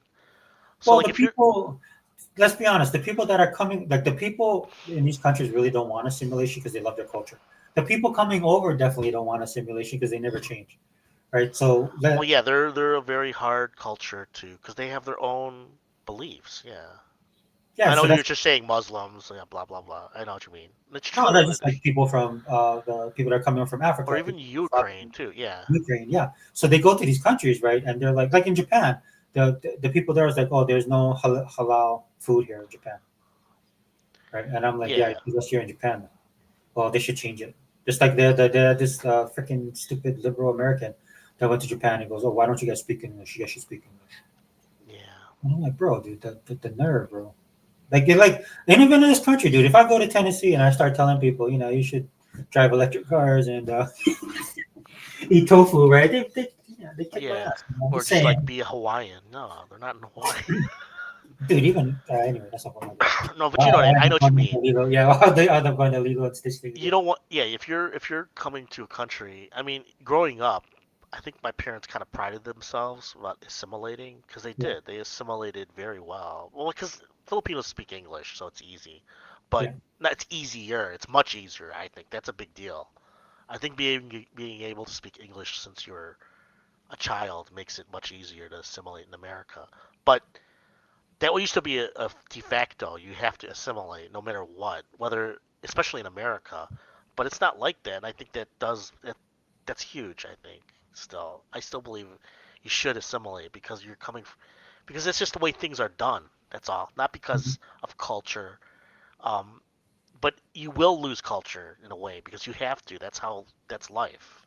Do you know what I mean? You can't expect like a group, like say if 10,000 people from another country come here, you can't expect them to change that city. The city has to remain the way it is. They have to assimilate themselves. I mean, that's happening between the states, right? Like It is. California It's is different than a state like Idaho, right? And then people from California move to Idaho, and they're like, "Oh, dude, we don't like yeah. this because Now, we if the don't." majority were all Mexican, then yeah, then it has to be Mexican. In some places, it is, and that's natural. It has to be natural, but ah, it sucks because it's like the subject matter is shitty sometimes. Well, I'm just looking forward to what he's gonna do. Who? Yeah, me too. Yeah. So Because did you yeah. see the gold card he offered? No. The What? $5 million. Oh yeah, I heard about that. Yeah. Oh my Yeah. gosh, I thought that was amazing. Yeah. In fact, I was He's a offended. I was shit like, 5 talker. million, 10 He's a million. he's a president of. He's a troll. He's a Well, troller. I 100% agree he's going to utilize it, right? Like in Ukraine, right? All these people took our money, right? The Well, country collapses. yeah, And he's he's he's like, oh, making here, a point. He's basically telling them, you want to be Americans and pay for it. yeah, I would do that. Yeah, I'll be like, yeah, okay, here, do $10 it. million dollars. Maybe even make it up, This make more card, expensive. yeah, you come in, and then you contribute to our economy. Then maybe we can get some of that tax money Yeah. back. You greedy bastards. So that's what I love it. Yeah, I absolutely he love it. has. I think it's a good. I mean, it's kind of a tacky way of doing things, but Oh, I think it's a punch in the face way of doing things, and I love that. yeah, it's a statement. He's just making a statement. But we should. I mean, dude, my relatives can't come in the country, so why should we let these people come in? Yeah, You know what I'm saying? It's hard. yeah. It's hard unless you know somebody, and even then, you have to know them enough and have some money to push them up Well, just like the. the white farmers, right? He said, "Hey, man, if you're a white farmer, just come here from South Africa, right? They're getting killed, so they're like, oh, we'll make Well, a way." yeah. Well, if you're having problems in your country, that's called, yeah. If you're a refugee, yeah, Yeah. from your. Not these dudes walking across, man. They look perfectly fine to me. I was like, I saw a dude with Jordans on. I was like, bro, I couldn't even afford Did those. he say that about South Africa? I don't even know. It's. Yeah, yeah. He offered to the farmers. Well, I he's think he making did a that. statement that South Africa's turning into a freaking shithole. Well, that was in 2016. I don't know if I didn't hear him say it Did he again. say that? I don't know. Yeah, It is bad 2016. though. I mean, there's a lot of I mean, because they lived through apartheid so long, a Yeah, lot yeah, of the yeah. there's those people are still alive, man. So it's like they have a lot of revenge, Yeah, I know, but I it wouldn't. sucks, but But they're killing people, so that's bad. no, I yeah, I understand. Yeah, that's agree. that. Yeah, You know? I'm not. Dude, South Africa is bad. I was Yeah. reading about it. It's terrible It's just because like if I'm it's a corrupt. Hawaiian and I go get my gun and I just start shooting white people because they took my land. You No, know? I read about it. The farmers, it's like something like 7,000. I don't know the numbers, but it was like one every 2 days, like death, like of like a farm invasion or something. Yeah, because It they was a want to. lot. Yeah. Yeah, they want to enact a law that just they lose their land with no payment, right? So I forget the name of it. Yeah, it's effed up. So like they're doing that, and these guys want to stay there. If I was them, I'd leave. Well, yeah. I mean, it's easy for me to say because I don't live there. I didn't, these people have been here for generations. Have been there for generations. Well, it's What do you their know? land exactly. So I mean, I don't. We can get. It could be, but still, you want law. I mean, Yeah. but see, they gave the government completely away to the not apartheid. The anti-apartheid government, and then they just took over right away. Like everybody was that government Wait. now. Are you Like, trying to say but that democracy is flawed? no, I'm saying it No, was it too is. I fast. agree. They did it too fast, is what I'm saying, and and there's a lot of problems that it's like in Haiti. They tried to fix Haiti so long, and it's just there's money in it, and then there's factions, and it sucks. I don't know. I don't want to, you know what I mean? But Yeah, that's happening in a lot of places actually. Yeah. yeah, it's like that in the Philippines too. I mean, there's like pro Marcos. Marcos just won. The Marcos son won. Just Like, that's the Sun one, right? Yeah. yeah, because he's pro. But see, now he's pro Chinese. It's like weird. It's because they gave him a lot of money, so a lot of Yeah. people who are pro American don't like him. But then I think that lady that was well, there's just one lady in the Philippines. I think she works for American government.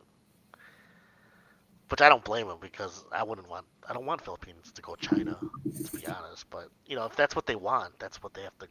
That's what Are they they have to voting for that? Is that what they're talking No, about? no, it won't. Oh, okay.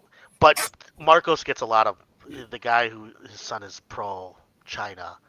He said a lot of anti-American things, So I mean, I haven't followed it recently though, so I can't say if he's always like that. You know what I mean?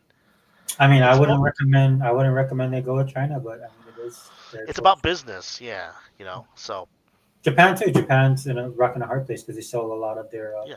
chips and stuff to China. I mean, China isn't. They're not like the evil. It's just there's such like a big monolith. You know what I mean? They cover so many things now. I mean, I think they're pretty evil myself. I mean, Well, because they're communists, you think, right? They're not the same. well, not just they're communists. They want to rule. They want to rule. They want to supplant the But they're US. not. I don't. I think they do, but economically. But I don't think they want to fight a war because it would No, cost them too much. they're still hurt of what we did to them in Taiwan in the '90s. What did we do? What do you Like mean? we did a saber rattling about taking Taiwan over, and we just cruised our carrier group right through the streets. We still do that. Well, I mean, we haven't done it in a while, right? I know, but we say it like. Well, that one instance set that standard, and that's why they try and build it. Yeah. Right? I mean, But it just depends who the Chinese leader is in their party, because they have politics too as well. yeah, but Xi Jinping has made sure that he's the main guy. He voted himself president for life, pretty much. Yeah, but that guy. I mean, yeah, but I don't think he's a warmonger. And that's why we're not pushing back. But I think he is like you said, he does want to rule economically for sure. Yeah, for sure they want to win. He wants to be the new United States. That's why they did that. Was it the Belt and Road Initiative or something? Yeah. Yeah, which actually, if you look at it on paper, sounds pretty sound. Some parts it's doing well, and some parts it's like hit a snag, they say. But yeah, because like the reason why we wouldn't do a Belt and Road Initiative is because to do that it's too Belt and Road, expensive. well, that and then the people they partnered with. Like Yeah, because of the way exactly. we But our we do it in a different way. Yeah. No, but like the way we do it here, right? Somebody would have been like, no, we can't do it there because we're gonna take a bath because these people can't. Like we'd end up expending more money. We'd have to support this, and Yeah. that's what they're doing because the people are doing it because they're giving them money. But now that their economy's faltering, that's why all this stuff's falling apart now. Yeah. Which they would know that if they're capitalistic, but they're not. They're communists. Number one. Number two, they're thinking like global world domination, and they're not thinking what's really good for their country or their people. But That's why yeah. they'll never. That's why they'll never. They'll collapse upon themselves. So. Who, China? Yes. Yeah. It's like the technology, Either people's they like, change. I know what you're saying. I agree. They can't. But I think they already are changing. To be honest, it's just a matter of how they change. I mean, You know they what I should mean? for their own What? sake. I mean, they should for their own sake. No, they are. You don't want to go to war with China. Trust me. We don't want to do that. It's Why? stupid. We'll lose. I mean, nobody's gonna win. We really. won't. We won't. Come on, bro. We won't lose. What do you mean? Who do you work for? The government? Oh, I know what you mean, though. Trust me, I'm pro-American. I'm not, but it's not as easy as it sounds because We're so tied to China now. You know that already. Well, maybe that. Okay, if you're approaching me from that angle, but that's why we need to That's bring it back. huge. That's why we're even Biden was that. But Biden was that's the Couple. one. Yeah, that's the one It's our credit I give Biden. fault too. You know that it's our fault that we coupled with China so much. We gave them all this technology and we didn't care. Well, what's the best of intentions, right? Well, it wasn't about best. It was just about money. No, it was. It was the best. We did this in the 90s. Not just like everybody talks about Nixon, but when Clinton was in, and so the way that they looked at it, right? It wasn't. It was. We wanted them to do because we understand. Like they're a far different country now, and the hopes and dreams of all those people that wanted China to be the new shining city on the hill got crushed because they never took into consideration. The problem with America is they think that everybody thinks like us. So when we present them with certain things, which I think would be beneficial to them, doesn't mean they'll take it. Doesn't mean they can function under it, right? They have their own. They have their own culture, their own way of living. Right? You just can't. All these companies move to China because they don't care how the Chinese are. They just want the money. It's no, but bringing them into the economic market, right? We have to approve all that stuff, right? And we did. They did because it's for the easy promise money. Of, same thing with like giving up Hong Kong, right? And some of that was on the Chinese people too, because they're like, yeah, we want to be under China. We don't want to be under colonial rule. And now look at what happened. But because they received the know-how, they wanted to learn how we did things. Yeah, know-how is one thing. They learned it and they made it better in some ways. No. Know-how is one thing, innovation is another. Until they can innovate something that we actually need, then they come talk to me. Other than that, yeah, I know. I know you think they can't innovate, but I think they can. It's just the future. It's not just China; it's the whole world. I mean, that's how it's going. The reason why people call the West, right, is because we have there's certain things, and I agree, and it's true. It still is true. I agree with you. I'm not arguing that, but I'm saying other. Well, to your point about China, right? That's why until they can fix that part of them, they never will. So that's. But I think they are learning. They know that. I think most Chinese. Bro, you can learn. Like I can learn certain things, right? But there's something in my DNA. No, it's not about DNA. It's no, let me finish. My culture and my background, dude, that I'm not prone to do, right? So I'm not saying I can't learn not to do it or that I can't evolve from it and whatever. But at the end of the day, dude, I have to do that. And for a lot of people in these other countries, they can't do that, man, because that DNA is not white. Is that what you're saying? No, because it has nothing to do with being white, bro. Because not when you say that it's white, dude. I don't even know why we're getting on this. Yeah, I know what you're saying. Is you're saying it's like a generational. They're not taught to think like how we think about entrepreneurship. Yes, you have to change. You have to change your. But they're changing. They're already doing that. You know that. No, they're taking what's already been created and just building on it. That's not the same. They're already. Like what? Give me one thing. They're already making electric cars. They're making electric. Some people say we were already making electric cars, dude. No, but I'm saying they're better. Do you know the number one sellers of electric cars are in Europe are Chinese? Yeah, because they're cheap. So just listen to this. Listen to this, right? China didn't have an industry until our like countries. Why like do you us think? Well, how did Samsung beat Sony now? You know what I mean? Like it changed. Things change, is what I'm saying. Yeah, I understand what you're saying. I'm not disagreeing with you, but even China knows this already. The Chinese know this. They envy the Silicon Valley mentality. That's why they're trying to do it themselves. That's a perfect example because the Silicon Valley. They look at that exactly. They know that themselves is what I'm saying. So they're trying to emulate that in their own way. Yeah, perfect example. They know that. That's why they all go to America. My nephew went to he went to college and everybody there was Chinese. Yeah, because they want to do what America's doing. That's my point. Is that they're trying. You heard about what they're spying. They are spying. They're doing it full blown. They've been spying. Yeah, they've been spying for years too. Exactly. So don't underestimate the Chinese. Is all I'm saying. That's all. I don't care. Okay. Yeah, I understand. They're not. You can't. The Chinese are not. It's not like Russia. Russia's different. The Chinese are different. But it's just. I don't know. I know what you mean though. I don't want to live in China or the Chinese type of government. But I don't think that's gonna happen. But when it comes to money, that's a huge deal because it's the West is trying to influence China. They're trying to get in there, and they can't because they're not Chinese. That's it. You know what I mean? Oh, yeah. I mean, all the bankers and shit. Yeah. That's why I like Trump. Like Trump's like, yeah, we need to get our own thing. because that's the way to go. You can't follow this country, dude. You'll follow it to your grave. What, you can't follow China? Yeah, no, Yeah. we shouldn't, and we shouldn't be because we're the biggest, we're the superpower. Well, yeah, of course, but we'll see. I mean, I look. What you want is a harmony. I mean, you know what I mean? Like you don't want people to die for stupid shit. That's my point. It's like it doesn't have to be that way. Competition is good, you know what they say. So you want to be able to compete with them and beat them at their own game. Well, I would like fairness. We are first. beating them in certain ways. Yeah, we still are, no matter what. Because despite how much as we think our country is terrible, it still has a lot of. Do you know what I mean? It's like it's not as bad as we think it is in America. You know what I'm saying, right? It still runs, and everybody does their job. No one's like doing massive grift as much as we think we thought. I just find it funny that I'll listen to people talk about this stuff, and some of these guys are analysts, experts, study China for years, and they sit there and tell me like how far ahead China is from us. Meanwhile, I think them trying to create. I've looked at both sides, and I've checked I go to like pro China and anti China YouTubers. Yeah. No. I'm just saying. I'm not saying you or. I'm just saying. I try to look at it as even as possible. Mm-hmm. And you're right. There's things that the Chinese still do that it seems like, but I think there's big things that have come recently, like the AI thing. They took that and they made it their own. And people were like kind of surprised when they released that to the West. They showed that they can do it, and it was actually. Some people were saying it's better. I don't know because sometimes you don't know whether it's propaganda or not. You know what I mean? Yeah, it's propaganda.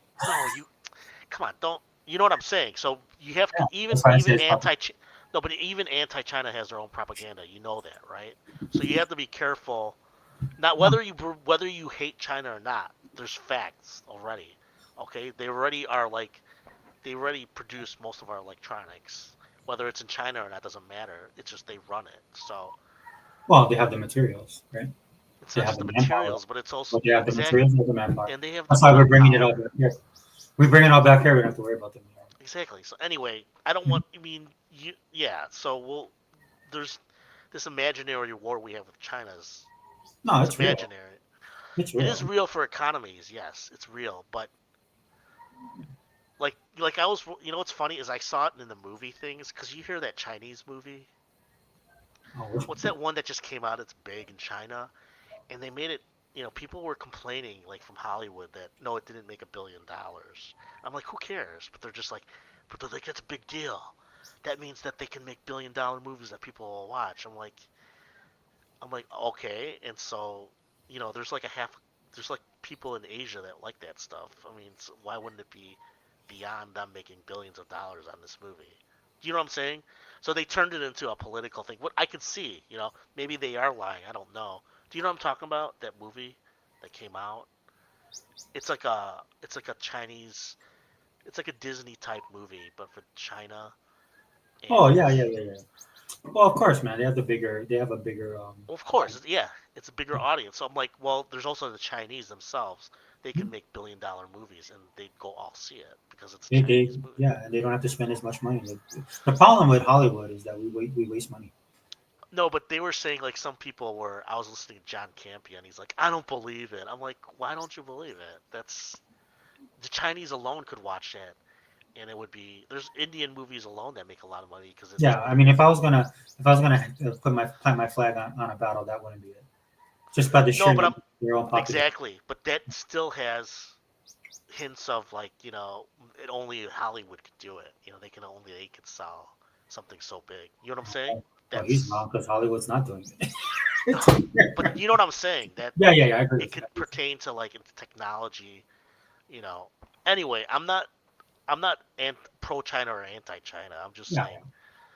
I don't trust them either because they are a communist government and the CCP does have ultimate power over, even over their own corporations that have a lot of power. Some would say that's good though, because that gives the state power, and some people prefer the state to have that much power. Do you know what I'm saying? So over someone like Tencent, but ultimately, do you trust the CCP? I wouldn't. Because they can go bad really fast. I agree with you. Because they have already. It's not because it's they're evil. It's more because it's a bureaucracy, and a bureaucracy can go bad really fast when they make the bad decisions. Mhm. Do you know what I mean? You know, like you've heard about like the Holodomor, right? During Which one? The what? during the 30s, and they wanted to redo the whole Ukrainian farming industry, and they lost something like 10 million people because they wanted to rejigger their whole farming industrial state. They thought they were too big. It was too economy. Their economy was too farming. What's called the farming, just farming. So they wanted to make it level it up to like more industrial, to make From stuff. China or Ukraine? No, I'm talking about the Soviet government. This is during Okay. the 1930s. They also did that in China with Yeah, they did the same thing in China. yeah, like in the 60s when they had the big Cultural Revolution. the Cultural Revolution. Exactly. So you know what I'm talking about. So Yeah. a lot of people died. That's what I'm talking about. You don't want that to happen again. That type of shit. And it is kind of in a way happening in China because they do these state. You know about the empty cities. They do these projects Mhm. that are billions and billions and billions of dollars, and they're so unnecessary. It dwarfs everything that we do. Because as bad as we are, we kind of get that something is ludicrously stupid. We won't do it. At least. Well, it's about you know, they manipulate their markets and their money.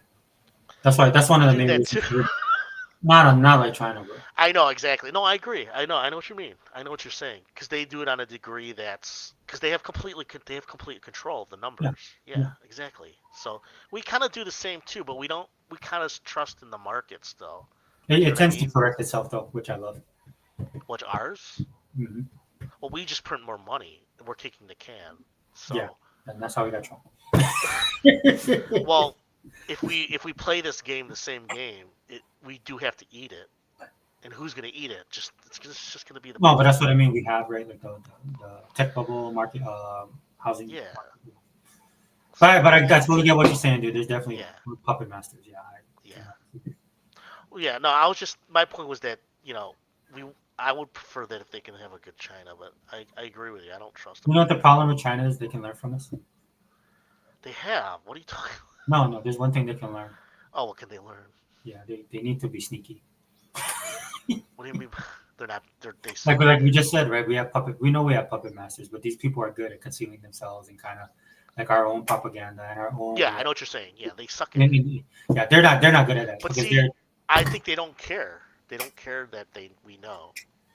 Yeah, I think it's part of their and look, the respect. That's that's kind of a respect thing too in a way. Yeah, it's like we know. We're trying to do what you do. Yeah, it's like we do it in your face. I respect that. Like you're talking about Australia. Did you hear? I just saw that thing in Australia. They were having a meeting of one county or whatever. Mm-hmm. It's mostly Chinese people because they're paying for all the government there, like all the companies, and so then they closed it off to only Chinese people. I think. Yeah. The meeting that's effed up. But see, that's how it is because they're the ones paying for everything. That's fucked up. You saw that with the New Jersey. I think this is placed in New Jersey. They call it now New Palestine or something like that because it's all Palestinian. That's good. Free Palestine, baby. So anyway, so they have. Okay, let's not get in the argument now. No. We won't. I'm just kidding. I know what you mean. Yeah, I didn't hear about that though. Just as just to show that it's happening here too.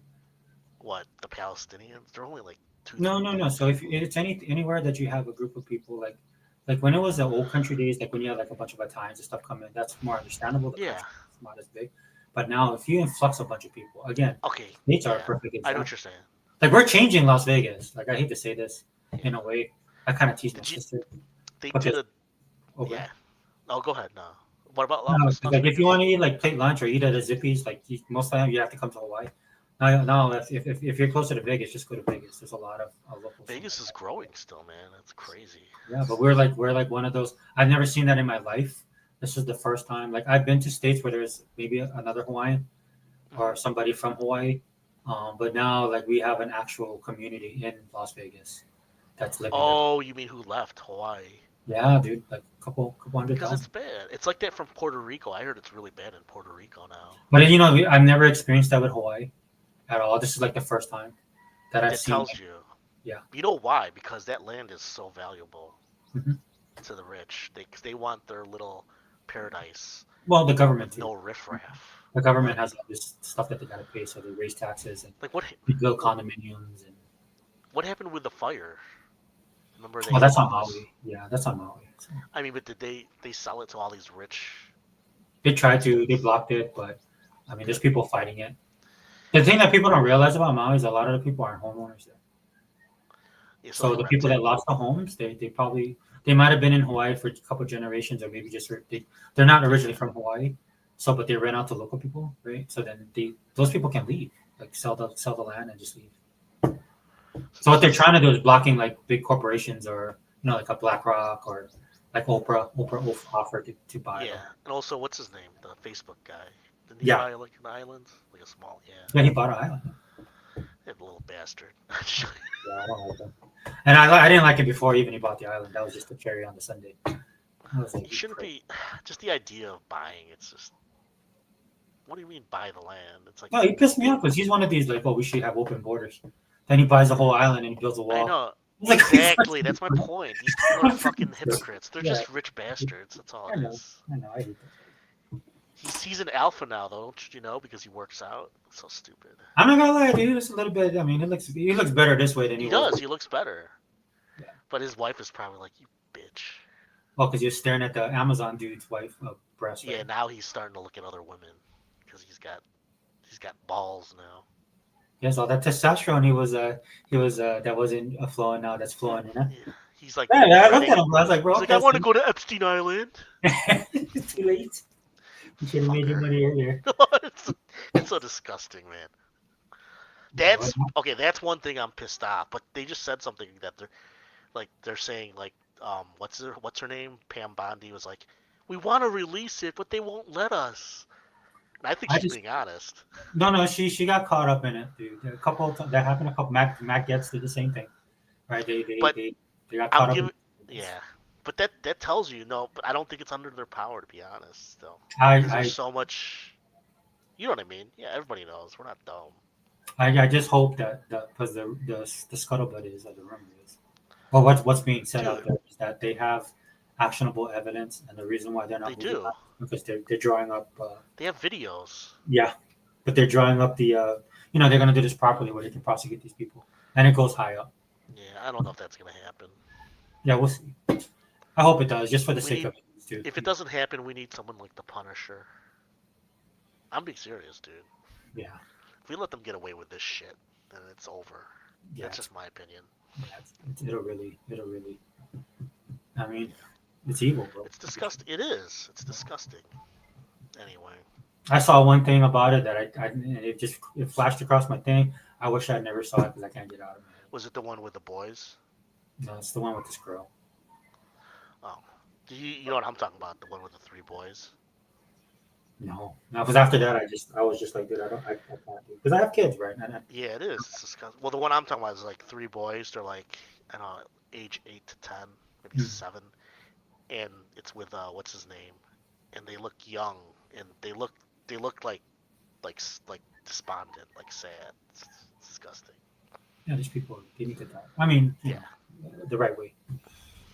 Or maybe not. I don't know. It's just I can't. Yeah, just don't think about it. It's like it's not under our power. So.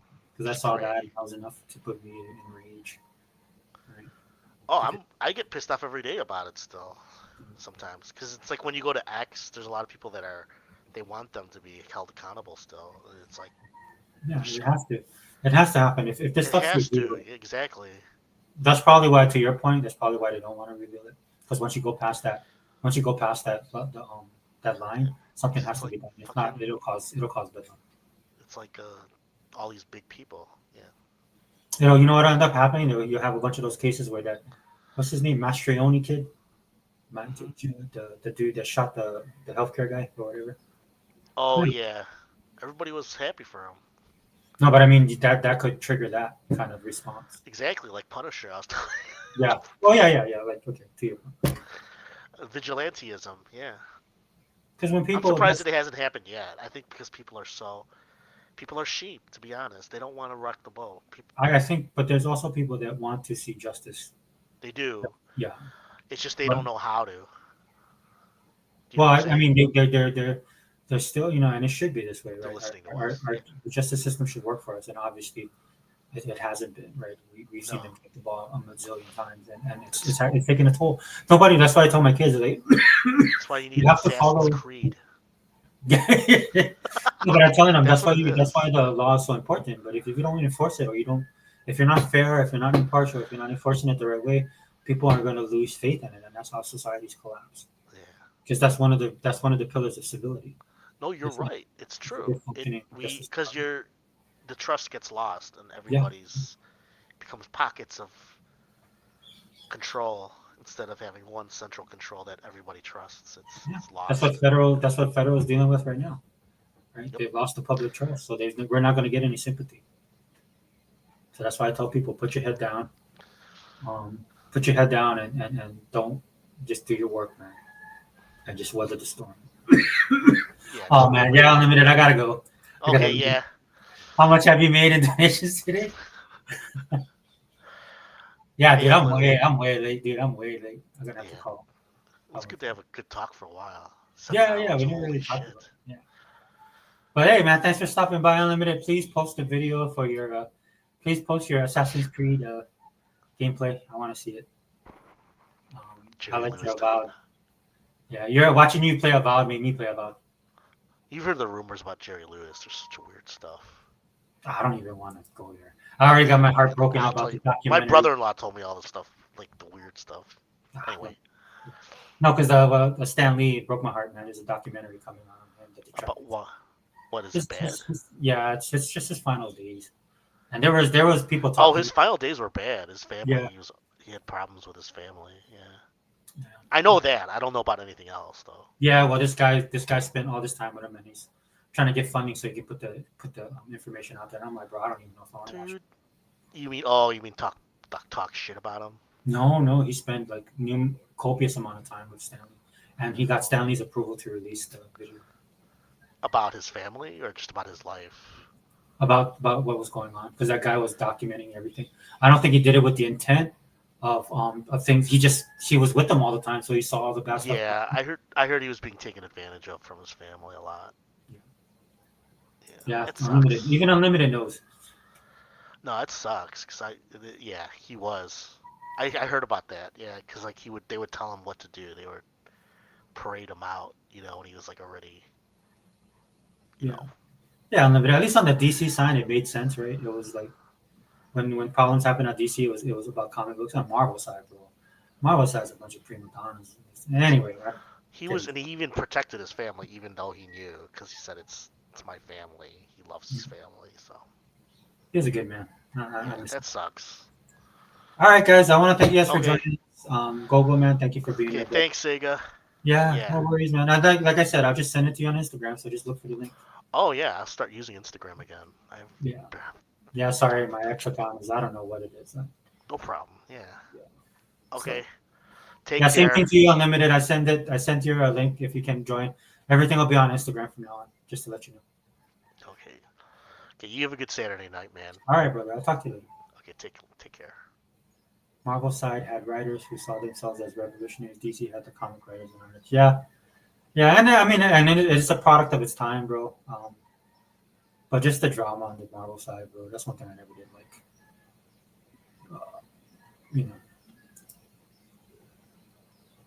Yeah, I do, brother. I do. I know you're. I'm like Dia too. I sent her the link, but I knew she probably wouldn't be able to join. And look at this, dude. It's been like over 7 hours, man. I spent the whole day on this, which is fine. We had really good conversation. But in the beginning, Unlimited, we did talk about pop culture. So if you listen to the first couple of 3-4 hours, went into the 4th hour, but then the rest of that is just, that's not most people's cup of tea. Yeah, bro. Good night, and thank you to the chat, dude. I appreciate you guys being here. Shout out to everybody in the chat, dude. I'm going to end this now before I'm on here even longer. But I appreciate everybody's participation. I'm going to try and do a video a little later, possibly not today, tomorrow. And we're going to talk about other stuff around pop culture. And that's Xbox Online Channel, Sega Forever. We out.